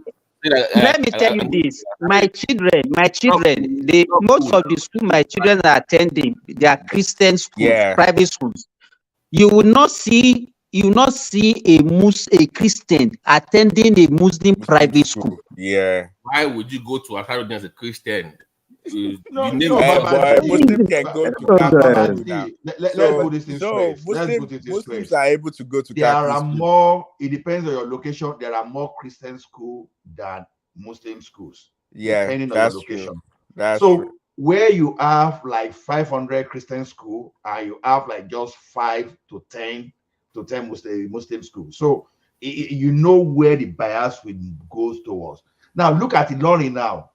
There are more Muslim Christian school there, but now look at the reverse case now. All the Muslim people that are entering that thing, they are now chasing Christian out, even out of the missionary school. Now, what you don't want, what you cannot do in a Muslim school now, in Ilorin now, the Muslim people community, they want people to be doing in Christian schools. When you look at all those stuff, so the thing is, Ola, this is my point. Back in the days, even though we called them, I went to grammar school. Imole, that's all you want to say, Abi? No. It was owned by Anglican before, but now we never had issues where we would say, "Oh, because I'm a Muslim, or I must wear a hijab in secondary school." It was never really an issue. So you are Muslim. You can even take BK back in the days as a Muslim, and people did it as. So you will see people in school back in the days. They will be not at home, but at school they will be married. So their parents will think that they are Muslim at home, but in school they will start going to fellowship and stuff. So they got scared. They're like, and people don't convert to Goni. They were converting a lot back in. I did Bible when I was in secondary school. Now it's BK that I did, and they even they made it compulsory for us to do. They made me to be reading Bible. No. They had, and it's a public school, not even it's not a missionary school. Thank God for your life now. God wanted to save you. I'm joking. I'm joking. Mr. Trump, Lomo issue. No.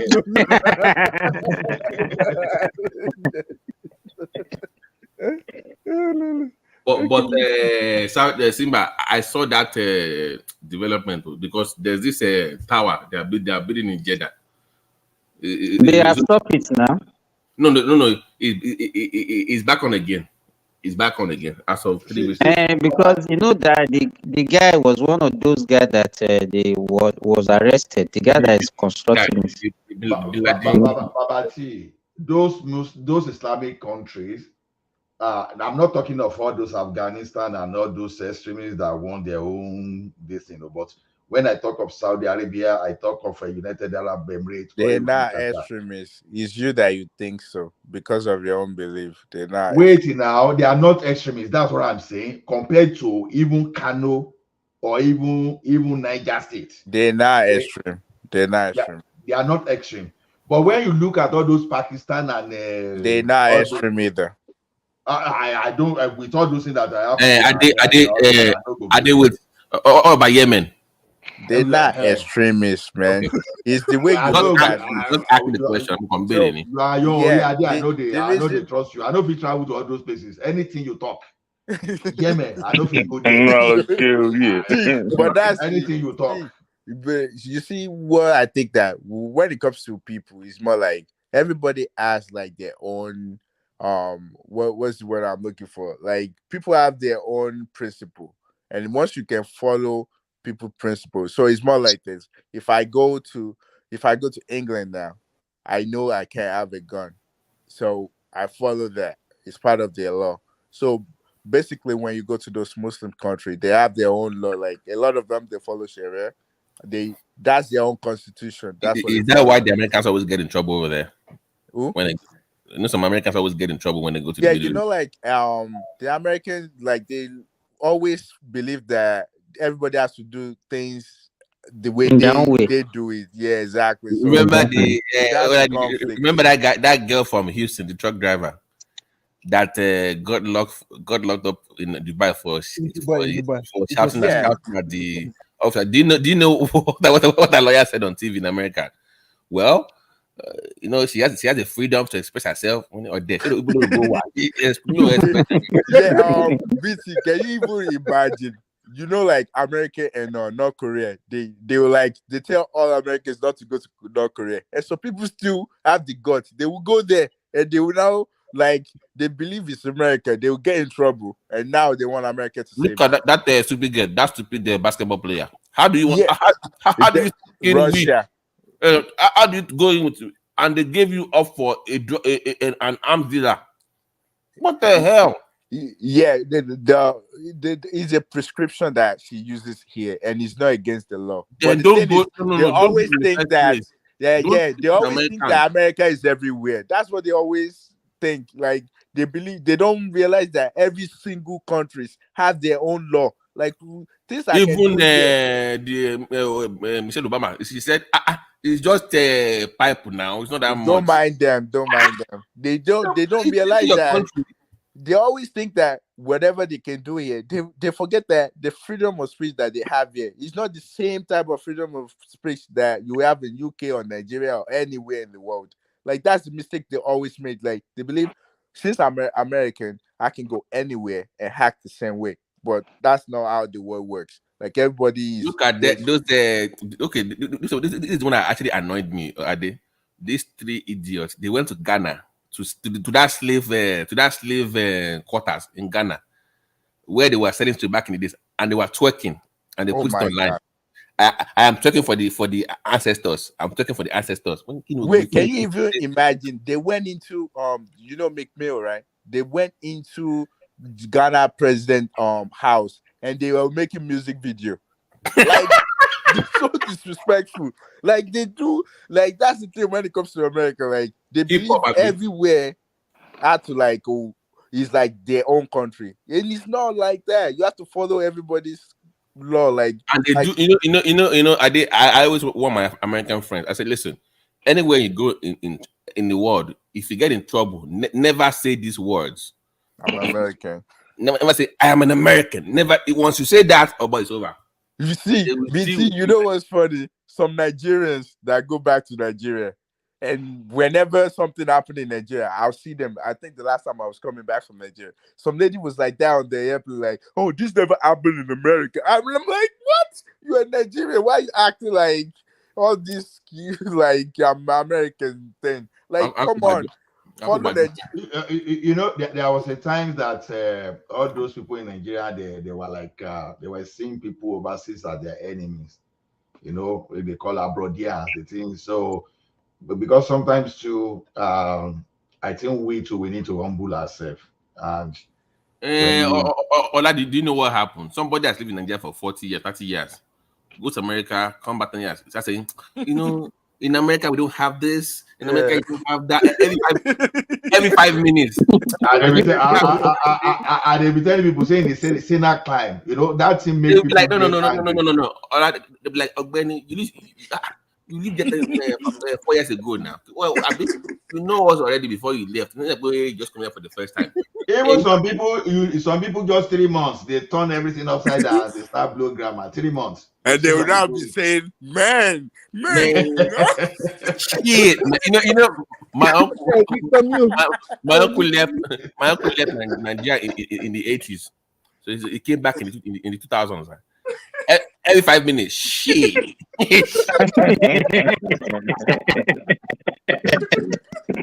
Yeah, but you wait though. See, if you ever encounter something in Nigeria and you're so frustrated, look, at the point in 2018, I wanted to rectify my the shares that I bought in GTB then. So they've not been since I left. The dividend has not been going to my account, so I needed that reconciliation. So, and I went to their registry office they were in Korodu Road and Tony. So I was so frustrated because they were, pushing me all, side by side to go take a picture. Passport photograph by me, and all those rigmarole. So I was so frustrated, and it was hot as hell. And I don't know when I blurted, what the fuck, I said it, and you could tell that this person does. I said it in such a way that if a Nigerian that lives in Nigeria said it, you could tell that this one has been watching too many movies. But I said it like somebody who has not been living there, because I was so frustrated. So in a situation like that, it's kind of like an impromptu, something you just say, without being, you just have to. I went to Nigeria, I think 2017, I think I said before, and they stole my phone at the marketplace. Now, I was still doing American. So I was driving my uncle's car to go and buy suya. So Same uncle that was saying she. No, that's a different one. That's a different one, because this one owns hotel. So he said, just go and stay one of the hotels. I was thinking that. So next day, I'm like, uncle, my phone don't on your phone. So he called one of his police friends, whatever. The guy he came out. I was already cussing, like, man, shit, calm down. I'm losing my phone. Bro, you say, what's your phone? When it's Samsung, whatever. This man just picked his phone, no? Called somebody. Within 3 hours, they got the phone for me. I say, You say they know, once they see your phone in that area, they know where the phone goes. They know where the goes. What kind of environment is? What kind of shit is this, man? We call it networking. They have networking. No. See, you know every like almost every quarter. But I paid though. I paid though. I had to pay some money to. And you at least your phone is more than what you paid for, right? Because the thing is, I was even saying I had insurance on the phone, not to worry. Hey, Kenny, don't worry, Kenny. My phone. So because the thing is, for every area, they have their commander there that if they steal something, and they know those people that specialize in stealing phone. One man will So they know their specialty, so they will. And the police know, of course, because one day like that, when we are saying, police, they don't have database. One guy say, may you not find yourself in a situation where you need something and you are a criminal. That day you will know that police, they know how to, even they don't have that database physically, the database exists in their head, and they will find something on you. So that's our country. But a person like me, I'm happy if I get to Nigeria, except maybe I got carried away. You can't know that I'm coming from Canada.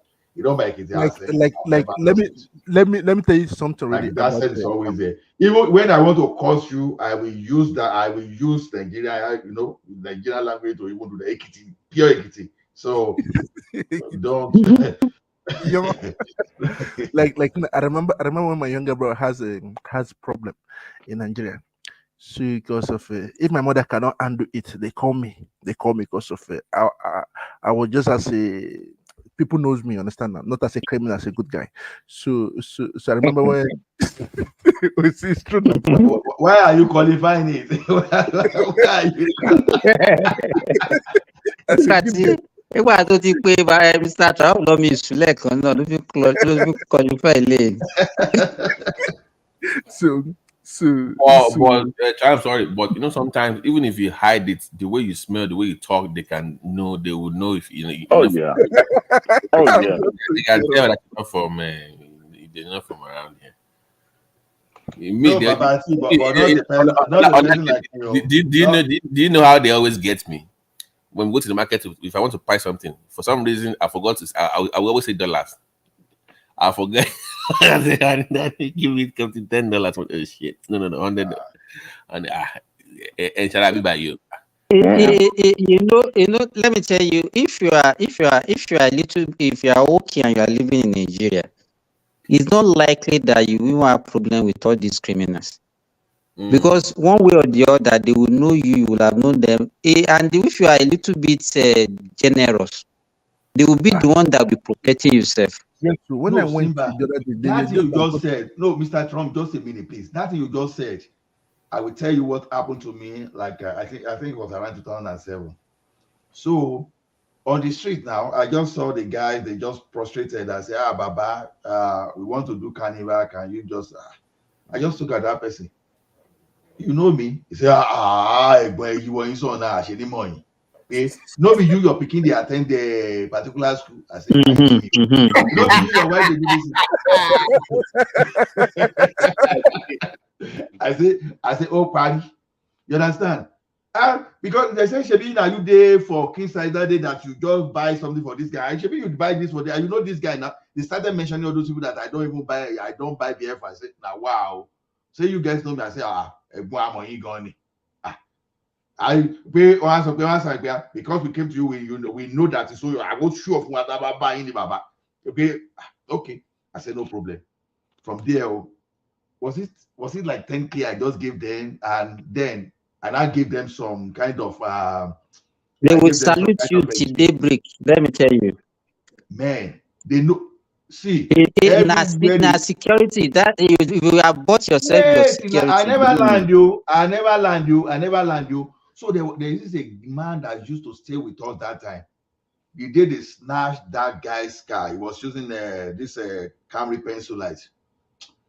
Bottom man fee purpose here. Better look careful. You know, those guys for a good day, man. When I told guys, they say, one you will look at you. They know your profile from A to Z. That you think because you are leaving 5:30, you think they don't know you and you are coming. They know you by.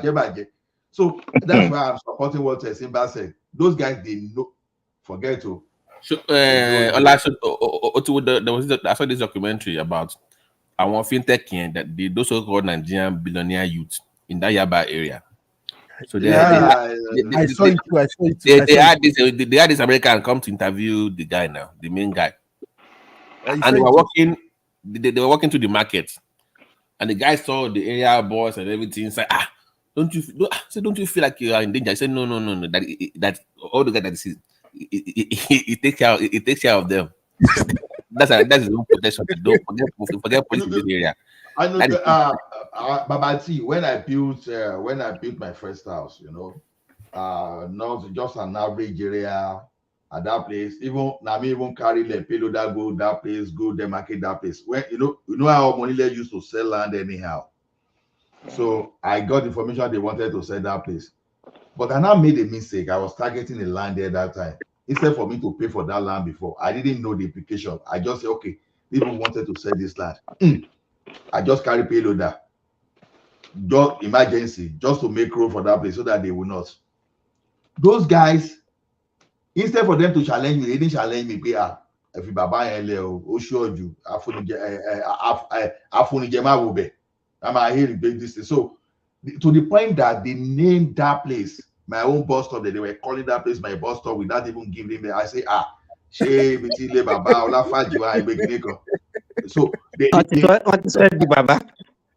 want to submit the Baba. Even at this, I'm even talking of something like 15 years ago, more than 15 years ago, rather. So now, when they did that, so I now went to Baba that sold that land. Did you know that price of land was just like almost 5 times immediately? I said, Baba, what is happening? He said, no be you cause am. I said, how? Shebi na you carry payload, I just go do road now. Say, if you see how all those money let they pray for you, say as they say, what is done for those guys, they can never forget you. You think you were doing them bad, Daddy? Maybe they wanted to sell that small land for that place. One land they will sell, they are going to make like almost times 5 or what that is. They're happy with you. That's why that whenever they were on my side that time, before they will go to all those bricklayer carry pong everything away from the side. They say Baba come. They say okay. Leave Baba. If we shy Baba now, we go lose. But if Baba come here, he go give us better than waiting we go out. So just say Baba say we can't say hello to him. That's how those people normally be. Till now, they ask some people. They ask to say, "Baba, I want to him be what job will my one now." No, because sometimes too, it is good to be good to those guys. Give us. If you are not good to them, you can imagine somebody that will now come and they say, Baba, and you will be blowing American English. What the mess? What are you people talking? Go and find work. They you can know what will be at their one now. guy go carry sword one day at Ogun. He was facing say, Baba come Mironi, I pity you. You don't even know the person you are trying to deal with. Boy, I want to go to my share. I share karakara ni pe. Jekori e pe o. Be on pe me on so pe kin say, let me see, who is this one coming from the back before? Let me see whether it's the person. Okay. Is it Michael Awale? Just to be very sure. Mike, if it is you, please show your face so before I allow you to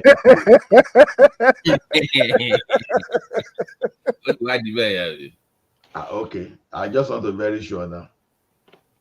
Because I don't want to allow. Mike, sorry. Type in the forum. Let us be very sure that it is you, please. I'm serious. Let us be very sure. Oh, let him show his face to you. Show his face to you now. Let him show his face to you now. Let him show his face to you. Because Naim, is the one. Okay. You don't see his comments. We don't know it's you. We don't know it's you, Mike. We don't know. BT, Baba BT killer. Okay. I remember when they wanted to. Mike talk now. You let Mike talk. So make I. So you don't reach him. You say. Okay. I was telling you, you know, you don't see my face before. You say me I show my face. Apart from picture, you can also allow. Can you hear people from the backspace? You can't hear. We can't hear people from the backspace. That's the main thing. I was trying to say something. I'm like, you can't hear me. I was trying to say, you don't see my face before you see me show my face. No, I don't see your face for Nigeria. I have a. Okay. Money Adiako for one man. So create a second streamline, similar just to get people's voice in first, then bring them onto the mainstream. So when somebody comes in, for any private link, and that link will just be for the private chat only when they come in. So they will go and verify on that StreamYard link with the voice. Then they can come on this new one. You get my point? So that link will just be for verification. But that will be just for phone call. So you first verify with them on that link, then they will come on this one. But that link will just be for private chat only, not for the public. So who do you guys think is doing this? Oh, sorry. Either hype or yeah. Or... we know it's them, Daddy. No, that guy showed his face yesterday. So how does he look like? Really... No, it looks young, long face. Sometimes I can even confuse him for someone that is a mixed race. So you know, it came here today, but fortunately for me, I could see the picture immediately. I just sent the idiot out of the. Another person I suspect. There's one guy that does earlier session. You know the session with Kaizo now. The one woman does the Kaizo. Yes. There's one British boy like that. The guy hates Nigerians. So the guy, every time he comes, he just have this big bitter. Woman had the get at it today. But I don't know if you know that boy. They won't bring a British accent like this. But notice for the past 2 days, one man has lost 16 hours of stream. Like that is just gone. You say I'm wondering, I started to do go back to which one. I was like, what happened? But you can always cut that part now. I think he doesn't want to do it. He said he don't want to do it. He did for that of yesterday, so I was able to upload it again. So he told me anyway. I've not checked it too, but he told me that he was able to. It's not there. It's not there. I've checked. It's not there. To the last 2 days, I have not been able to upload it. Can you do me go? Do you know why? So, do you know why the thing is painful? Let's go to the background so you can upload. No, wait. If that thing that happened yesterday happened to me in a corporate environment, I know that my job was gone yesterday. That's why I was bitter. Because see, anything like that, if I was working for an employer and that thing happened, I know that I was fired already yesterday. You will see. When you see my grievances, I think people will understand. You know, sometimes maybe someone will be down in there. One of the guys will say, "Oh, it was just like for 2 minutes." Like, hey, for 2 minutes. The next thing, the next. So he basically told you not to add a new name, right? Yes, if it is new name, I won't even add. I will send the person out immediately. So one man instruct you not to add new name, but you decide to say tell the new name to show the face. No, I didn't get that side because we were even discussing before whether we'll be showing the face before we. So I missed the part that they said, okay, add or no. So because if I add that one, of course I'd be sensitive because I was juggling between I was jostling between what I was doing and coming to the session. I'm a kind of the person that I don't want to take over the session if I don't see someone that can stand in for me because I don't really want any rubbish while away. No. The question I'm asking is one man. I'm saying like between you and one before the show, one man put you in charge. He told you. Did he say show their face? He said Let them show their face, or he sent me the shout not to add new name. He said it at the beginning of the show. So it's just they don't have new name, but they didn't ask you to verify their face or anything. No, you just took it upon yourself to tell them to show their face. One man said it at the beginning of the show. Add fire to that what?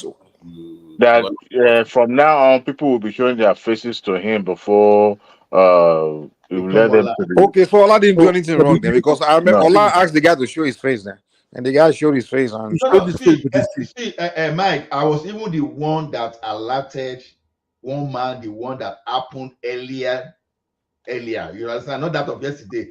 I sent to one man, I said, come, one man, someone came online to spoil your show. Unfortunately for me, I didn't have access that time. But that of yesterday, because I will learn that, okay, you will show your face before you come. That one, I get that one. But one man now sent additional message to me, which I missed. I missed that message that, don't add new name. You understand? I missed that part. That's why, because if he has not sent to me, so that don't have new name also translate to even if they show their face, basically. Even if they show their face, you understand? Even I would never have I even thought that a stupid guy will show his face and still go ahead and do rubbish yesterday. Honestly, I think I prayed what computer we developed the way we he said his name is God Logic. God Logic. That was yesterday. Today he came with John. He comes with John. I said 3 days ago he came with Skibidi whatever. So I believe computer we developed a stage one day that we can punch ourselves. Mike, what happened between you and Skibidi now? You say no, Skibidi, not the Skibidi. Oh, a different person. I was kind of wondering. Mike is it better or Battle? That's the last upload Timori now. That was the last upload Timori. That's 3 days ago. So since then we've not had any uploads on the platform. So and that's been Mike Kobawa dash area phone.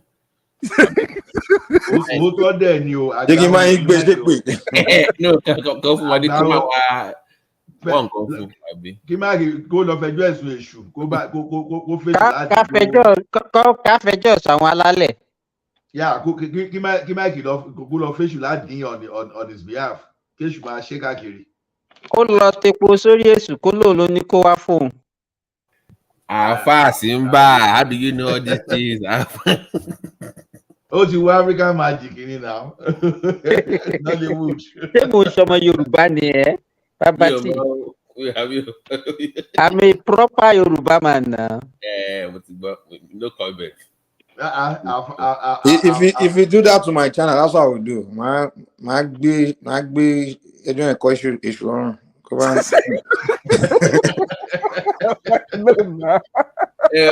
No, because you don't know. Somebody has built their channel to 44,000 plus. Would they destroy it overnight? Destroy any. There's no way I only when I didn't offend you. If I offend you is one thing, but if I didn't do anything to you, you come and do something like that.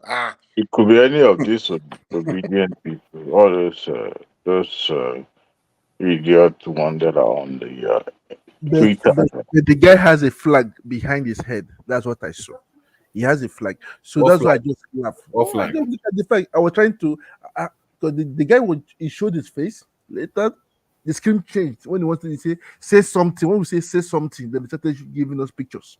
No. What flag? What flag? You say he had a flag. He has a flag at the back of his head. What kind of flag? I know he has a flag. That's it. He has a flag. Oh, okay. He has a flag. Inappropriate flag. So that's it. So one thing does that. Can you computer where you can manipulate someone? I will just send the guy to the Pacific immediately from there. Just click on send the guy to Pacific. May go lunch. You know that, Mr. Ola, if it's really in the corporate world, you've lost your job. Any small error. I know now. I know that that's a serious violation. That's why I was so crazy. Except if you have a very long hand. Except if you are good with the boss. Because that's how some of my workers, when they do something stupid. No, because in our profession, we take every breach seriously. You understand? Funny enough, that kind of thing has never happened to me on the job, right? But you will see something you say like the tortoise. We say, I trust my children. They never learn lesson with their own, with the incidents that happens to them. They learn from what happens to others, right? So from there, I've learned that, okay, if things like this happen in the corporate world, serious world, you are gone. You are gone. Maybe not so damn, not that so in Nigeria. Maybe you can get premium, but yeah, you are gone for sure. You are gone. So, and when you now apply that one to one person that is trying to undermine you, how I can be bitter is this: assuming that I can even get my hand on that guy. Honestly, you know what they call him in Ekiti. The way I heard you yesterday, you were like so pissed off with what he did. Man, for sure, because because now if I was not the one that had alerted the woman earlier, that is understandable. But I was even the one that even warned one man, and what is even another mean that someone committed a breach again. Do you get that? You understand? Yeah. It's so painful. You understand? Oriola Tisson. He has gone to bed now. Yes, Oriola. I really meant Oriola with all this explanation that we was doing yesterday. Adewale, even today. Carry Oriola come your school, may go do MBA. Where is they go do MBA now? And they will say na pure water. You see those days whenever I were presenting all those businessmen, we'll be looking at us. They say all these technical guys, they are talking their jargon. You understand? They will just dress us down. Engineer Tomoye. They will just dress us down. That's I say, okay, all this thing you are saying was the value. Just put the value in cash and let us know. Because you say that when you say Innocent Motor is not manufacturing, I don't know how to tag that one. Apostola Yorùbá ní Akínfáyé lẹ́yìn olórí ó ti kò sí ń bí tó bá jí padà ẹ máa sọ̀rọ̀ ẹ̀ but it's not yet. Oriola like to antagonize people. They will just oppose you for opposing sake, and sometimes you're like, what are you even talking about? I like the way he talks. I like. No. You know the first time he pick on me says you are lying. When you tell me that I'm lying,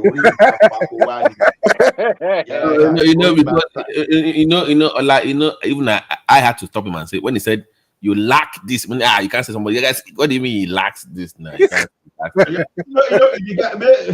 Anyway, it's not maybe he was not aware that I'm a techie person. A techie. Even with all those businesses that I go learn all those, I'm still okay. For example, now just imagine now. Even as at this morning, I was still coding. I will still write code. But the next time you switch, I can be helping you to prepare your account. I can be telling you your business this thing. And tomorrow morning, you can see me on my Python or my Java, be doing all those stuff. Then say kukuli, you're eating kukuli and kuli babati.